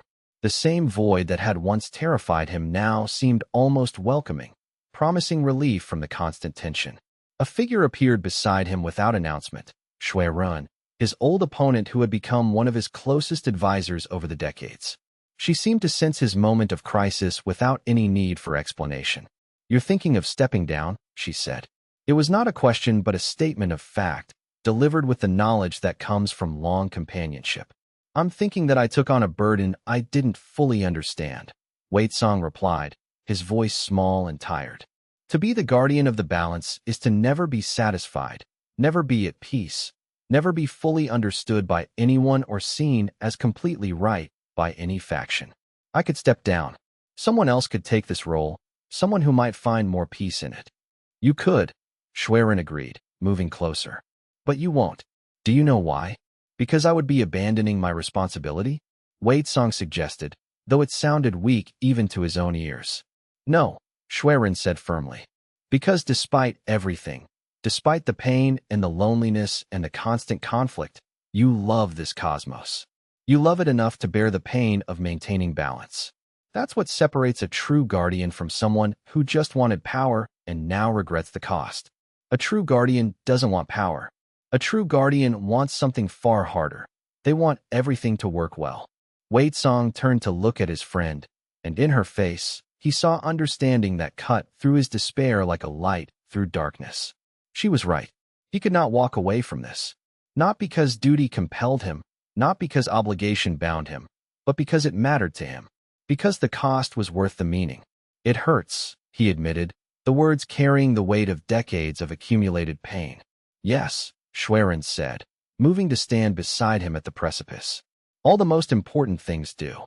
And with that acknowledgement, Waitsong accepted the nature of his existence. He would never know perfect peace. He would never have the luxury of true victory, of being completely right or completely successful. But he would have something that might be more valuable, a meaningful struggle, a genuine purpose, and the knowledge that his struggle was creating space for countless others to find their own peace, their own purpose, their own authentic existence. This was the secret that no one who had not walked the path of the Guardian could understand. The cost was not a price to be paid and then moved beyond. It was the continuous texture of the work itself. The pain was not a sign of failure, but proof that the work was genuine, that real stakes were involved, that the balance was being maintained not through force or certainty, but through vigilant, loving attention. The young revolutionaries who saw Wei Song as too conservative, the auditors who saw him as too progressive, they were both right. He was genuinely torn between these visions because both contained truth. True progress required both protection and innovation, both stability and change. No one being could be fully satisfied on his decisions. Some would always feel constrained, others too pressured.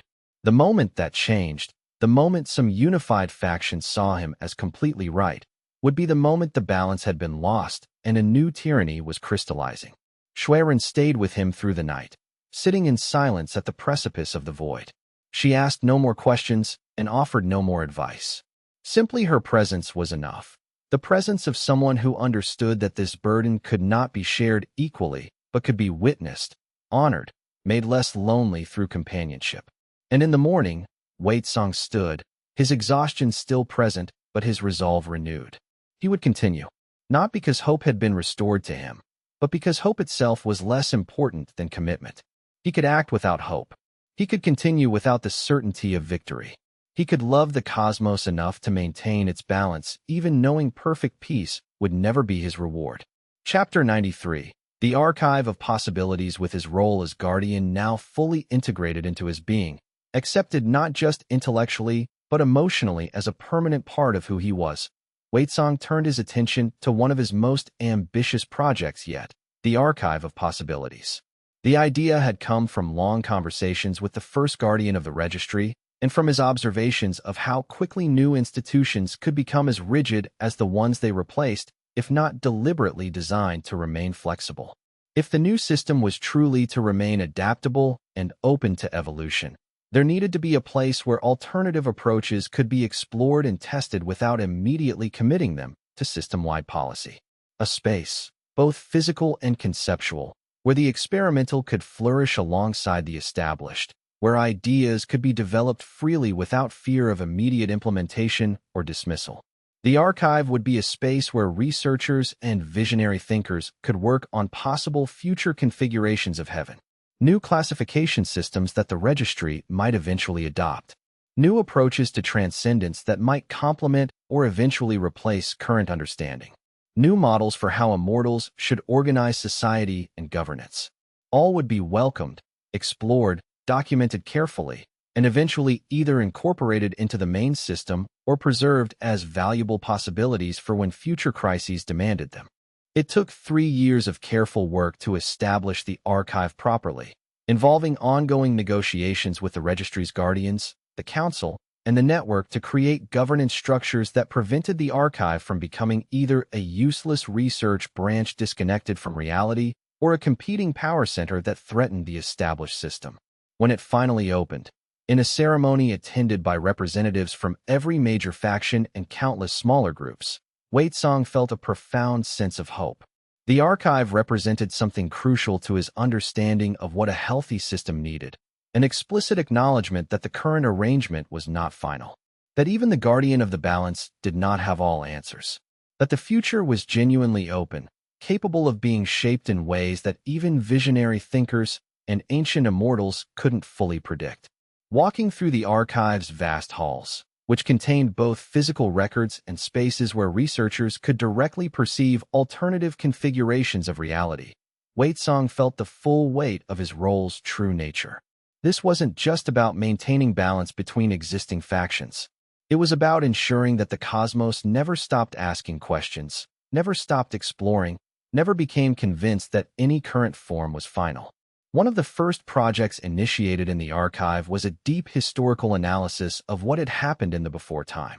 A comprehensive study of why the absolute silence had been replaced, what had been gained, and what had been lost in the transition, what the original architects of the current heavens had hoped to create, and how their vision had been distorted. This history was carefully preserved not as propaganda justifying the current system nor as attack on the past, but as genuine inquiry and honest reckoning. The research teams included auditors who wanted to understand what rigidity had cost in the past, network members who wanted to ensure modern changes didn't create similar problems, and genuinely neutral scholars who cared only for accurate understanding. Their debates were fierce, often painful, but they ultimately produced something valuable, a comprehensive history that acknowledged both the necessity and the limitations of the original choices. Waitsong spent weeks reviewing the initial findings, surprised and humbled by the complexity revealed. The original transcendents who had created the current heavens hadn't been evil or perfectly wise. They had been solving a genuine problem, eternal stagnation. In replacing the absolute silence with structure and hierarchy, they had enabled growth and transcendence that had transformed the very nature of possibility. But in that success, they had then become convinced that their solution was not merely good but necessary, not a choice among options, but the only way forward. And in that conviction, they had become rigid, had begun to defend their structures as if they were natural law rather than deliberate choice. It was a pattern Waitsong saw repeating at every level of cosmic organization. Good solutions becoming dogma, helpful structures becoming prisons, necessary truths hardening into oppressive lies. The archive's purpose, he came to understand, was to serve as a safeguard against this eternal cycle, a place where society could examine its own assumptions before they became too crystallized to question. Perhaps, Waitsong thought as he read through ancient documents and examined preserved memories, the real danger was not bad systems or good systems, but the certainty that any system was anything other than a temporary solution to temporary problems. The moment you believed you had found the final form, the moment you stopped questioning, that's when you started dying, not physically, but spiritually, becoming increasingly brittle and unable to adapt. He found himself thinking of every system he had known or heard of through the vast span of cosmic history. The absolute silence had been stable, but sterile. The current heavens had enabled growth, but created inequality. The new system he had helped create was more flexible, but already Waitsong could sense the ways it might eventually crystallize. Would there ever be a perfect system? Or was perfection itself the enemy, the achievement that led to stagnation? The archive, in many ways, was a repository of that understanding, a place that held as a core principle the understanding that nothing is final. Everything can be questioned. Everything can evolve.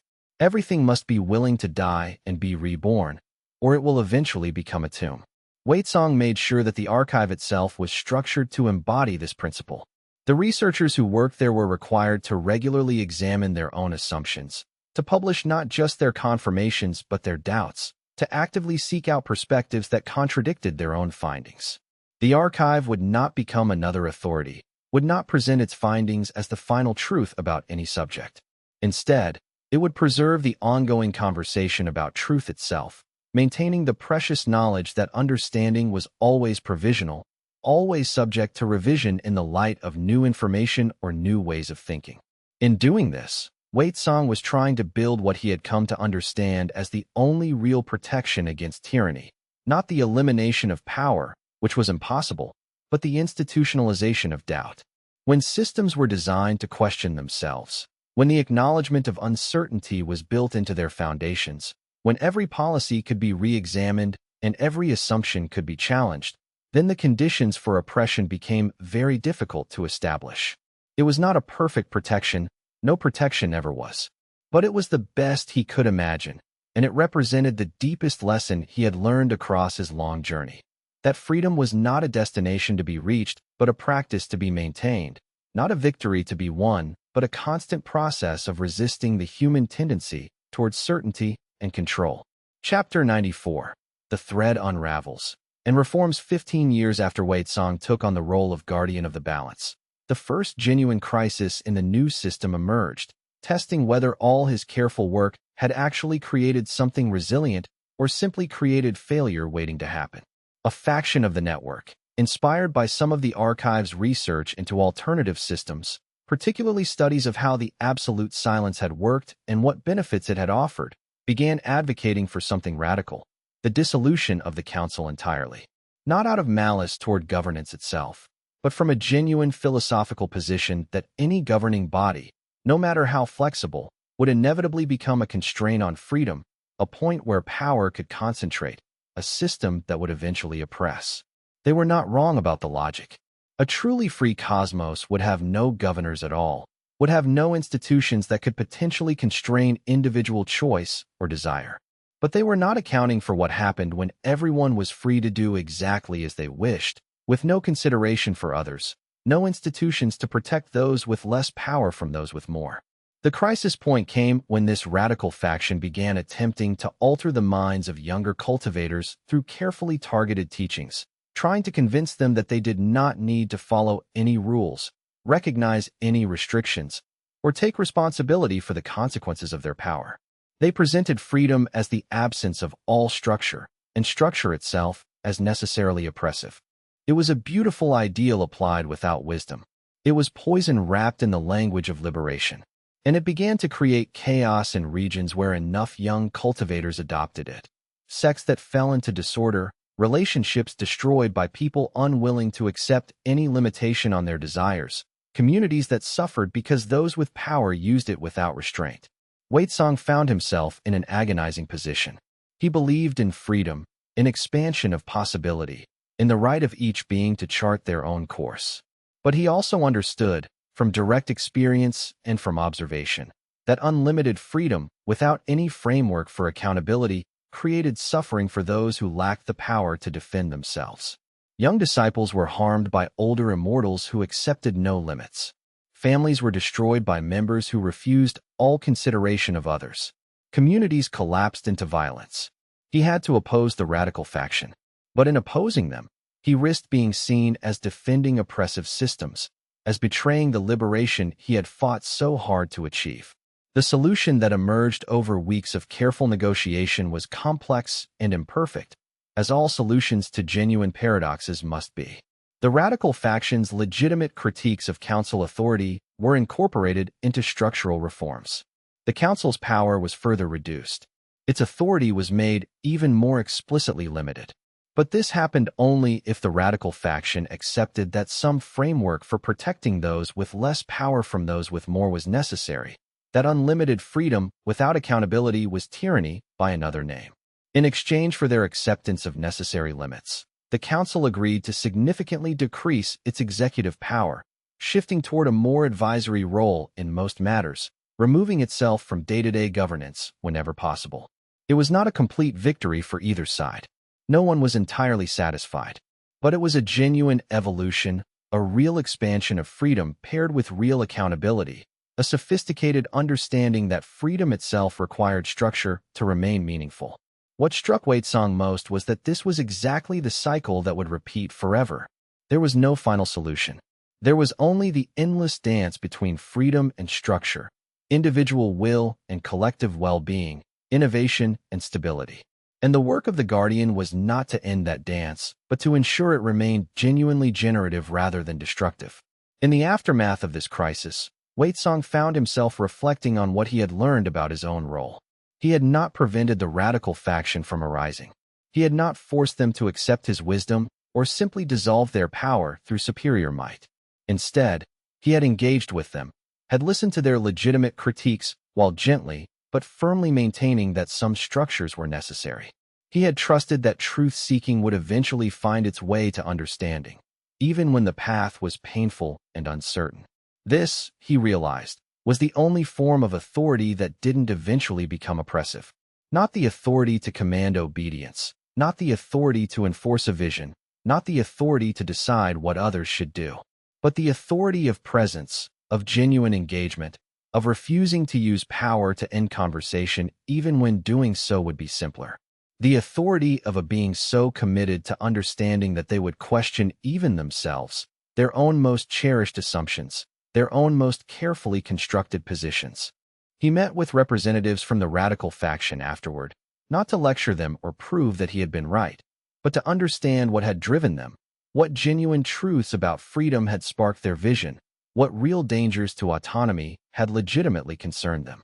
In that conversation, something unexpected occurred. Members of the radical faction acknowledged his genuine attempt to listen. Some of them gradually moved toward positions of contributing to the reformed council rather than opposing it. Others continued to advocate for more radical positions, but did so from within the system rather than from outside it, becoming voices of ongoing pressure toward greater freedom. Neither side had won. Both had learned. And that was the only victory worth having in a cosmos full of genuine complexity and competing truths. Chapter 95. Wei Song's legacy by the time Wei Song had served as guardian for 30 years, 300 years by the timescale of mortal realms, sufficient for multiple generations of human civilizations to rise and fall. Something remarkable had begun to happen. The universe itself was transforming, moving toward genuine maturity. Not because of any decision he had made unilaterally or any power he had wielded from above, but because the framework he had helped establish allowed for genuine, distributed transformation. Beings at every level of the cosmos, from junior cultivators just beginning their journey to ancient immortals who had existed for millions of years, were able to make meaningful contributions to how the heavens operated. Innovation could happen. Voices could be heard. Changes could spread from below upward, not just imposed from above downward. The registry had evolved beyond recognition from what it had been. It no longer just documented transcendence. It recorded the countless forms of spiritual development that preceded transcendence. It had become a genuine map of how the cosmos worked, not a list of approved categories that constrained what was possible. New classifications emerged regularly, some temporary, some permanent, all recorded with equal weight. The council had become something closer to a forum or parliament than a government. Its primary function now was to share information, facilitate coordination between different groups working on different problems, and only rarely to make binding decisions that affected many. Most governance happened at local levels, in individual sects and communities, with the council serving as advisory and coordinating function. The network of ascendants, meanwhile, had evolved into something Wei Song hadn't quite expected, not an alternative system that would eventually replace the old sects, but a genuine culture. A way of thinking, a shared understanding of how beings could relate to each other and to their own development, to balance growth with stability. It was no longer necessary to be explicitly part of the network to embody its values. Those values had become woven into the very fabric of how beings in the heavens related to each other. Wei Song himself had become something less tangible, less a person with specific authority and more a principle. The guardian of the balance was increasingly a title that belonged to whoever was actively thinking about how to maintain that balance at any given moment. The work was being distributed, shared, becoming a collective responsibility rather than the burden of a single being. And that felt right. That felt like genuine transformation. On the anniversary of his 30th year as guardian, Wei Song received visitors from across the heavens and the mortal realms. Representatives of sects that had fiercely opposed his reforms were there to honor him, alongside members of the radical factions who had tried to overthrow the council, sitting beside auditors who had wanted to slow all change. Mei was there, finally at peace with herself in a way that Wei Song had never thought possible. Shuiren stood near him, her presence an anchor to all the struggles and victories that had brought them to this point. They gathered not because they had reached final agreement on how the cosmos should be organized, or because all conflict had disappeared. They gathered because they had developed genuine respect for the principle of continuing negotiation, continuous evolution, constant willingness to question even one's own most cherished beliefs. It was a celebration not of completion but of commitment to an endless process. The ceremony itself was held in a space that belonged to neither heavens nor mortal realms but existed in the liminal space between them, a territory created as the two realms had become increasingly integrated. Here, beings from both could meet as equals, and the distinctions between immortal and mortal had begun to blur in meaningful ways. Some mortals had chosen to stop their cultivation at particular points, finding complete fulfillment without full transcendence.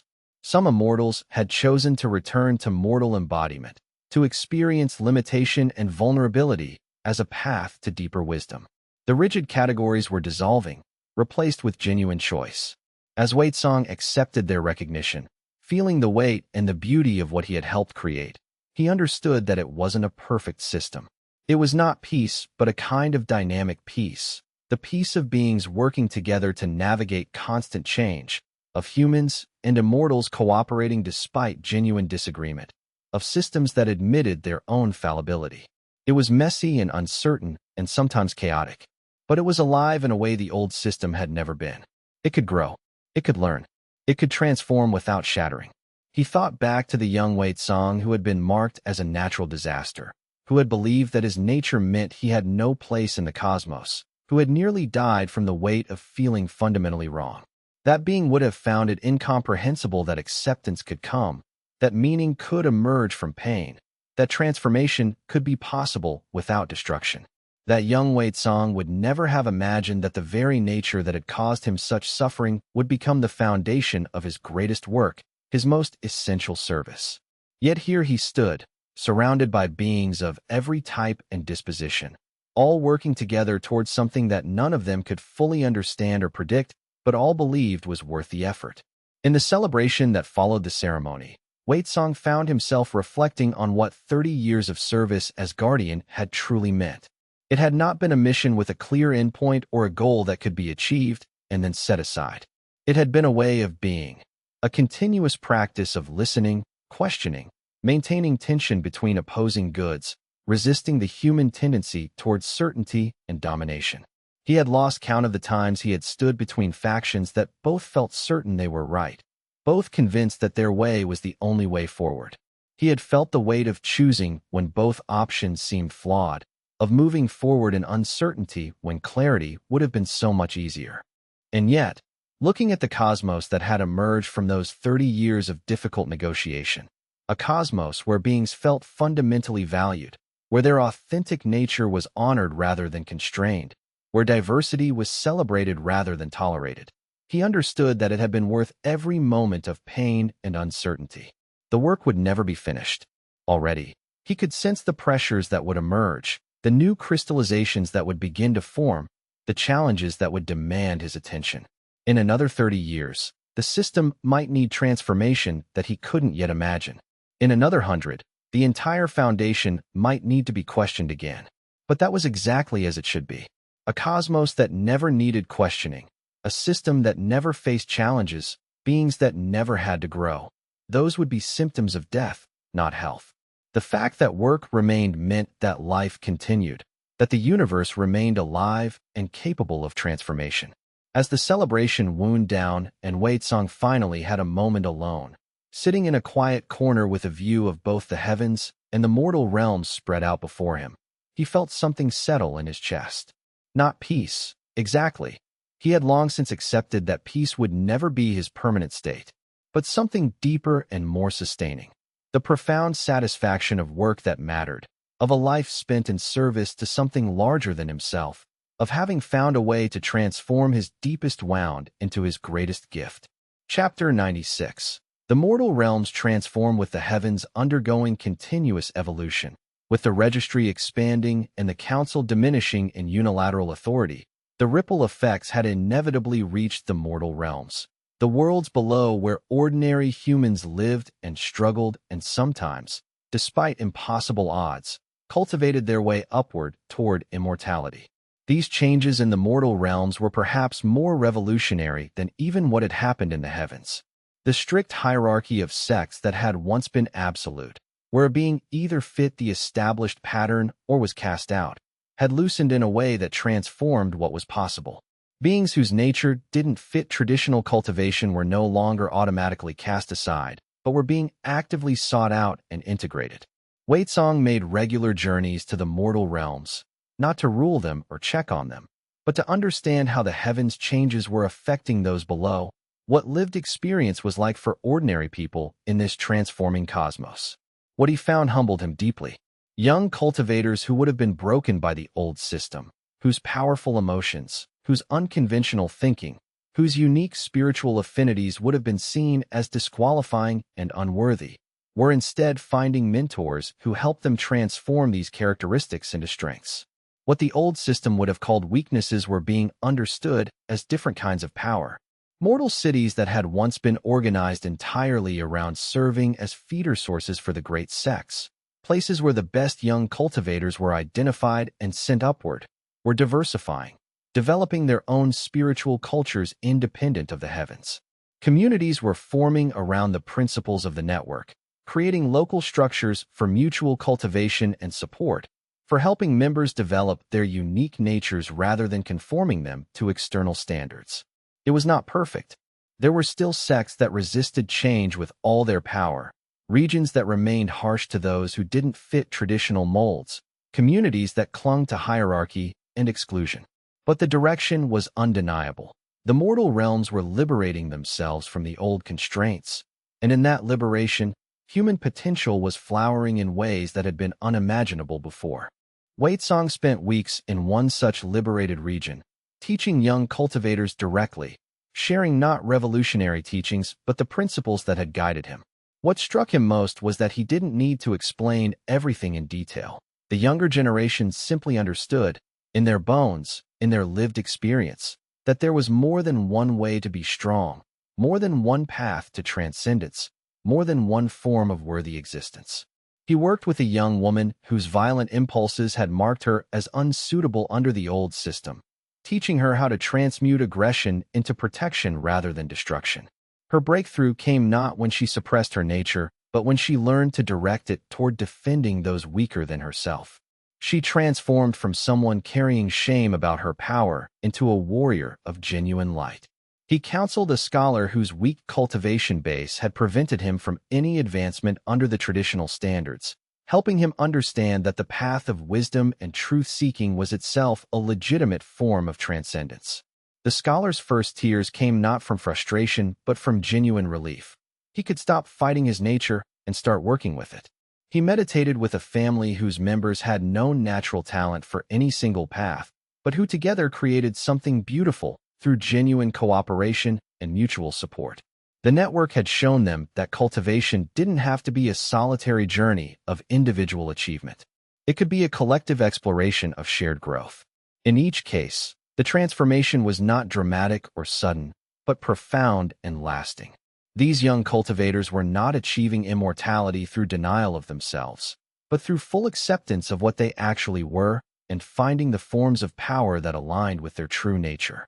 They carried none of the fractures that Waitsong had observed in traditional cultivators, those internal tensions created by forcing oneself into a mold that didn't fit. And as he taught them, Waitsong found himself learning alongside them. They asked questions that forced him to articulate things he had learned through struggle but never precisely explained. They challenged his assumptions, sometimes gently but sometimes quite directly, in ways that pushed him to deeper understanding.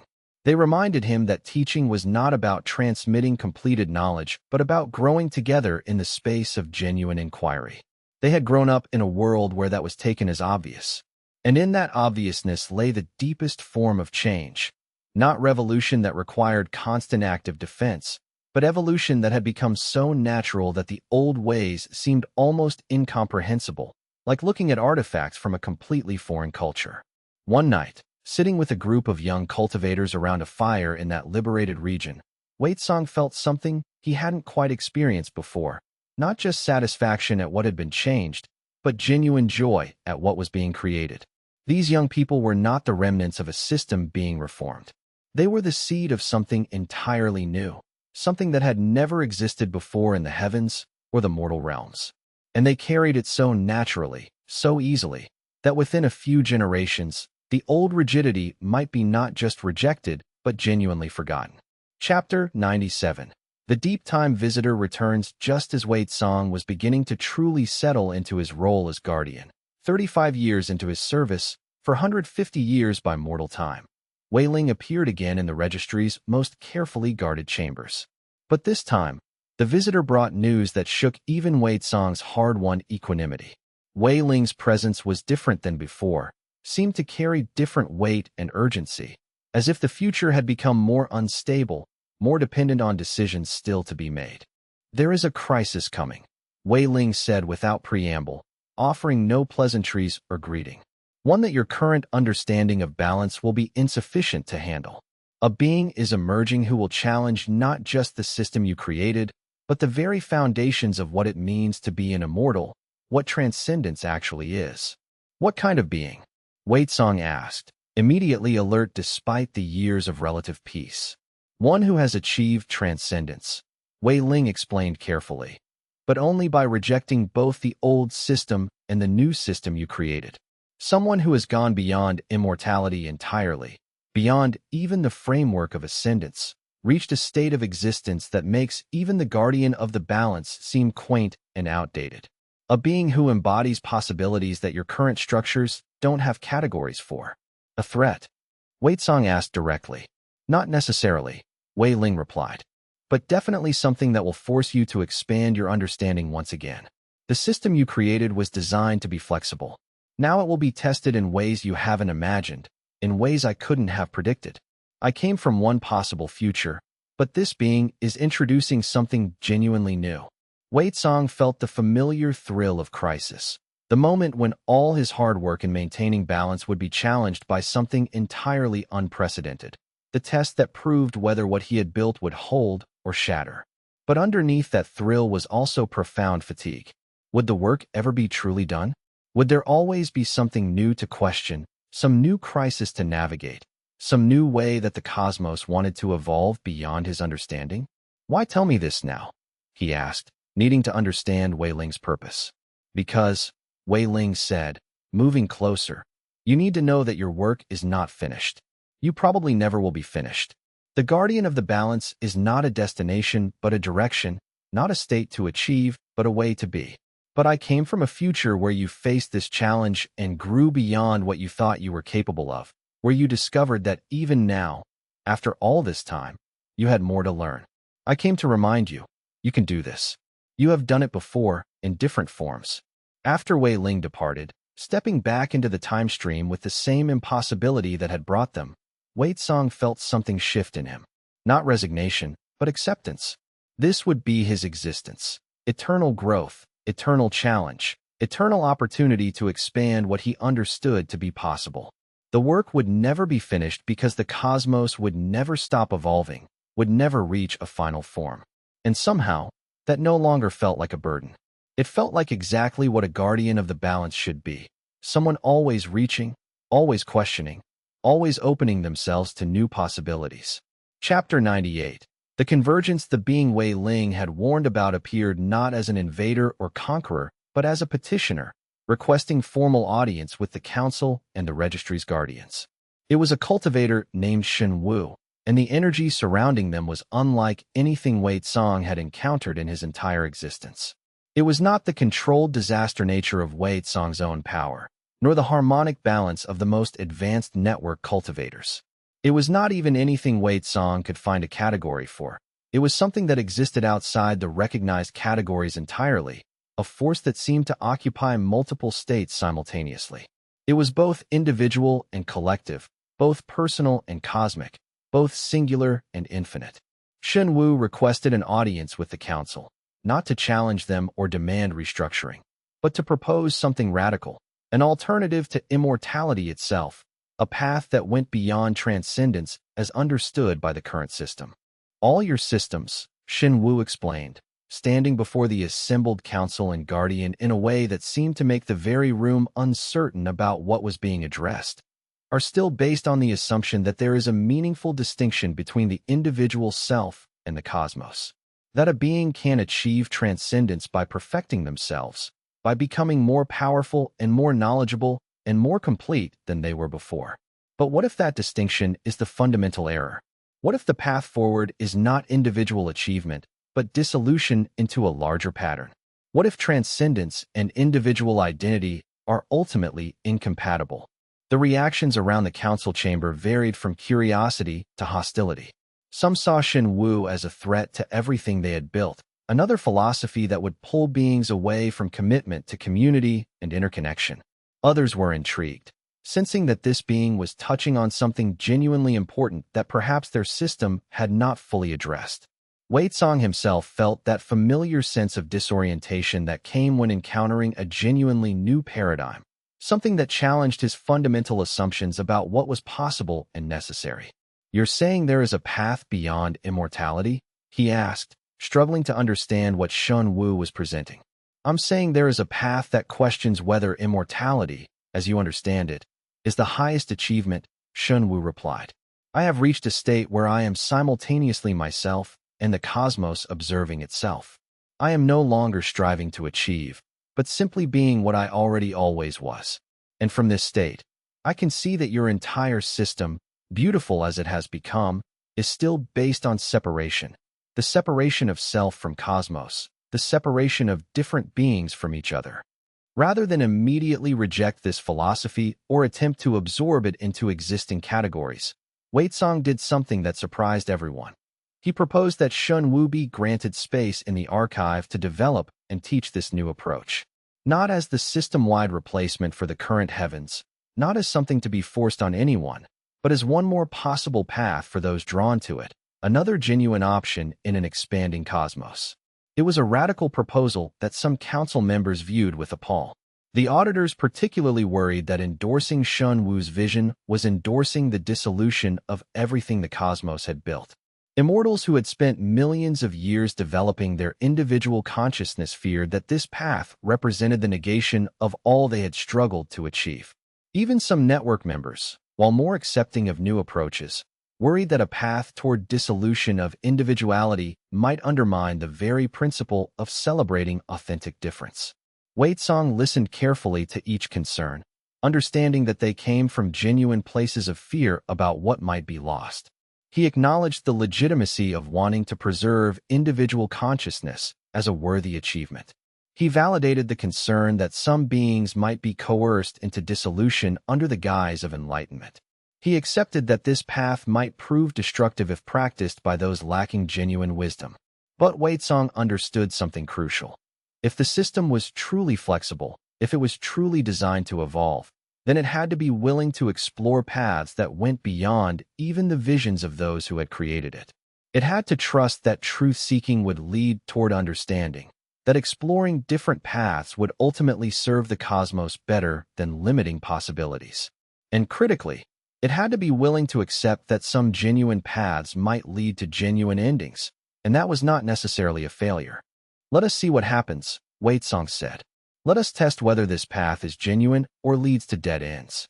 And let the cosmos decide through experience whether it wishes to explore dissolution beyond individuality, or if it prefers to remain founded on personal consciousness and achievement.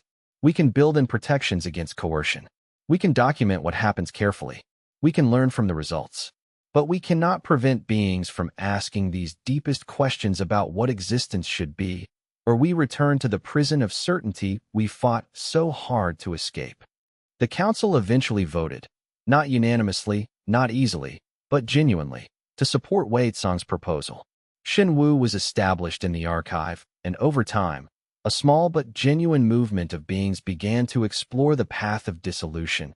Documentation began to record what happened to those who took this approach, and the cosmos itself seemed to pause, collectively wondering what would emerge from beings willing to question the very foundation of individual identity. In that moment, the system took another step toward genuine transformation, not fully understanding what was coming, but willing to be surprised by what the future might bring. Willing to admit that no system, no matter how carefully designed, could anticipate all the questions that consciousness itself might ask. Chapter 99. The choice that remains as Huizong approached 4 decades of service as guardian of the balance. Nearly 500 years by the slow time of the immortal heavens, but only a blink in cosmic terms. He found himself reflecting on the most profound question he had ever asked. What was the true nature of his power? He had been born in natural disaster, a being whose fundamental nature was to disrupt, to transform, to break down existing structures, to catalyze change through crisis. This had been seen as a curse, a classification that marked him as dangerous, as fundamentally wrong at the deepest level. The heavens themselves had initially hunted him for what he was. But by embracing this nature rather than denying it, by learning to transform disruption into meaningful change, by choosing connection and relationship while maintaining his essential nature, he had changed not just his own existence, but the very fabric of the heavens. The cosmos had become more alive, more adaptable, more capable of genuine growth. Yet there remained a question he had never fully answered. Was this truly his achievement, or was he simply a convenient instrument through which larger cosmic forces had expressed themselves? The Before Force had chosen him to be guardian. Wei Ling from the future had come to guide him. Every major decision seemed to follow a pattern that suggested larger intelligence directing events. In a moment of profound honesty, Huizong posed this question to the first guardian of the registry, that ancient consciousness that predated even the registry's formation. Am I truly the one who changed the heavens? He asked, his voice carrying genuine uncertainty. Or have I simply been playing a role written long ago? Have I been a free agent or a chess piece? The Guardian's response came after a long silence that seemed to contain entire ages. Both. Neither. The cosmos does not work in strict causality the way beings imagine it. You changed the heavens because you were the kind of being who would choose to change them. The future sent a visitor because in some timeline, you had become the kind of guardian who would need encouragement. The before force supported your vision because what you proposed was genuinely aligned with cosmic necessity. None of this denies your agency. All of it expands what your agency means. You were not a puppet. You were not a free agent in the way mortals imagine freedom. You were a being expressing your nature at the highest level possible. So I had a choice, Waitsong said. You always had a choice, the Guardian confirmed. A being without choice is a mere tool, an extension of another's will. But here is what you must understand. Having a choice doesn't mean the outcome was uncertain or accidental. Your nature, disaster becoming transformation, made your choice inevitable. Not because you were controlled, but because choice itself is the expression of a being's fundamental nature. The truth is more paradoxical than either determined or free. It is freely determined, necessarily chosen. Waitsong sat with this understanding for a long time, turning it over and over in his mind like a gem being examined from every angle. His whole journey had been about accepting his nature rather than denying it, about discovering that what he thought was his greatest weakness was actually his greatest strength. And now he understood that his choices, freely made, had been the expressions of that nature operating at its highest potential. He found himself thinking back across the decades of his guardianship, reviewing every major crisis, every difficult negotiation, every moment when he had to stand alone between conflicting visions. There were no easy moments. There were no times when all parties were satisfied, when all tensions dissolved, when harmony completely replaced conflict. But there had been profound moments of genuine growth, times when beings who deeply disagreed had still found ways to move forward together, moments when the cosmos itself seemed to breathe more deeply, think more clearly, embrace more possibilities. This was the Guardian's true gift, not power to control outcomes, but presence during transformation. Not authority to decide, but wisdom to facilitate. Not the capacity to create perfect solutions, but the willingness to sit with imperfect ones while trusting in the cosmos's capacity to evolve beyond them. He was not a puppet of cosmic forces. He was not a mere instrument. He was Waitsong, natural disaster transformed into guardian, and every meaningful choice he had made had been genuine because it expressed exactly what he was at the deepest level of his being. The fact that those choices had been aligned with cosmic necessity, that they served larger patterns, that they had been guided by forces far older and wiser than himself. None of that diminished their authenticity. It enhanced it. It made them sacred. In that acceptance lay a freedom deeper than any he had imagined when he first began cultivating. Not freedom from consequence, not freedom from responsibility, but freedom that came from complete alignment with his nature. A freedom to serve something larger than himself while remaining completely true to what he was. A freedom that came from understanding that his smallest choice and the mightiest cosmic force were not in opposition but in harmony, dancing together toward destinations neither could reach alone. Chapter 100. The eternal balance. On the anniversary of his 40th year as guardian of the balance, Waitsong stood at the highest point of the heavens, the apex of eternal observance, a place so ancient that even the first guardian of the registry spoke of it with reverence and uncertainty. This was the place where the boundaries between different forms of being grew thin, where one could perceive the entire cosmos in its current configuration. From this vantage point, he could perceive the entire cosmos in its current state. The heavens with their reformed council and continuously evolving registry, flexible and capable of growing in directions not yet imagined. The mortal realms, liberated and flourishing, producing cultivators of every conceivable type. The before spaces and after spaces where alternative forms of being were being explored by those drawn to them, their experiments recorded in the archive for future reference. The archive itself, a monument to the understanding that nothing is final, everything can be questioned. And underneath it all, The fundamental balance that Wei Tsang maintained, the tension between stability and change, between structure and freedom, between individual and collective, between what is and what could be. That balance was not perfect or permanent, but it was real and alive and genuinely generative. Wei Tsang took his position at the apex as he had done countless times before, but this time with a sense of quiet completion. It had taken 40 years. It had cost him peace, comfort, and the possibility of a simple life. But as he surveyed what had emerged from his choices, from his willingness to sacrifice, he felt something that had never quite left him despite all difficulties. Hope. Hope that the cosmos could continue to evolve. Hope that beings would keep choosing connection over dominance, expansion over rigidity, growth over stagnation. Hope that future guardians would be necessary, would be willing, would carry forward the work of maintaining balance.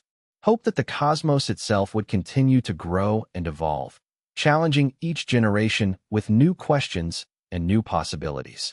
The disaster energy that had defined him from birth still flowed through him, still had the capacity to break down, transform, and remake. But it no longer frightened him or anyone else who understood him. It was his greatest gift, properly understood. The capacity to look at the way things were, to see that they could be better, and to have the strength and wisdom to transform them.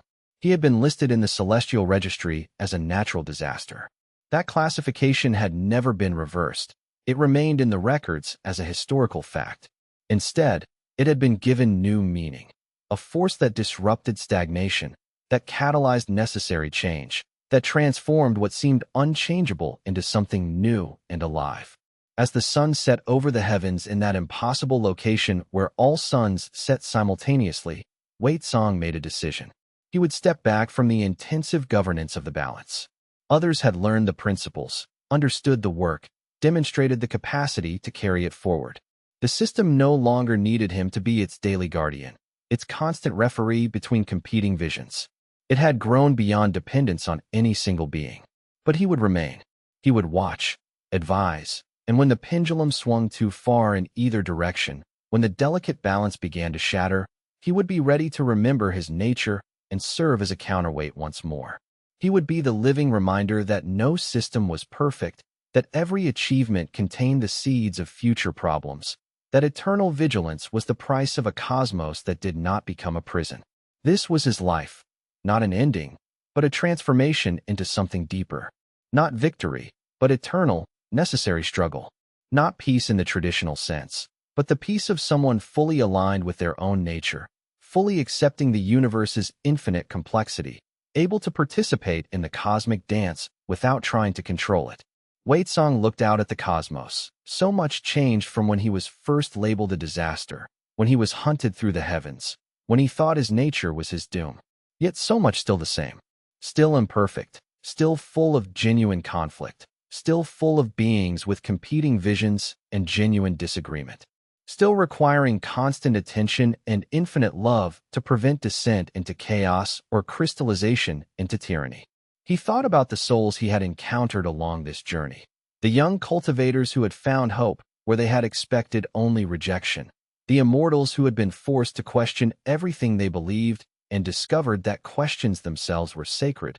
The beings from every realm who had learned to live with uncertainty rather than desperate conviction. Who had discovered that not knowing everything was not a weakness but an opening for growth. He thought about the cost. About Master Longevity and the others who had chosen dissolution rather than transformation. About the pain he had inflicted in serving the balance. The necessary cruelties of preventing greater cruelties. The way that maintaining freedom itself required sometimes constraining those who would destroy it. About the loneliness of the guardian's position, forever caught between. Never fully able to rest on any conviction because conviction itself became the seed of the next tyranny. But he also thought about what had been prevented. About the countless futures that would never happen because he had chosen to act.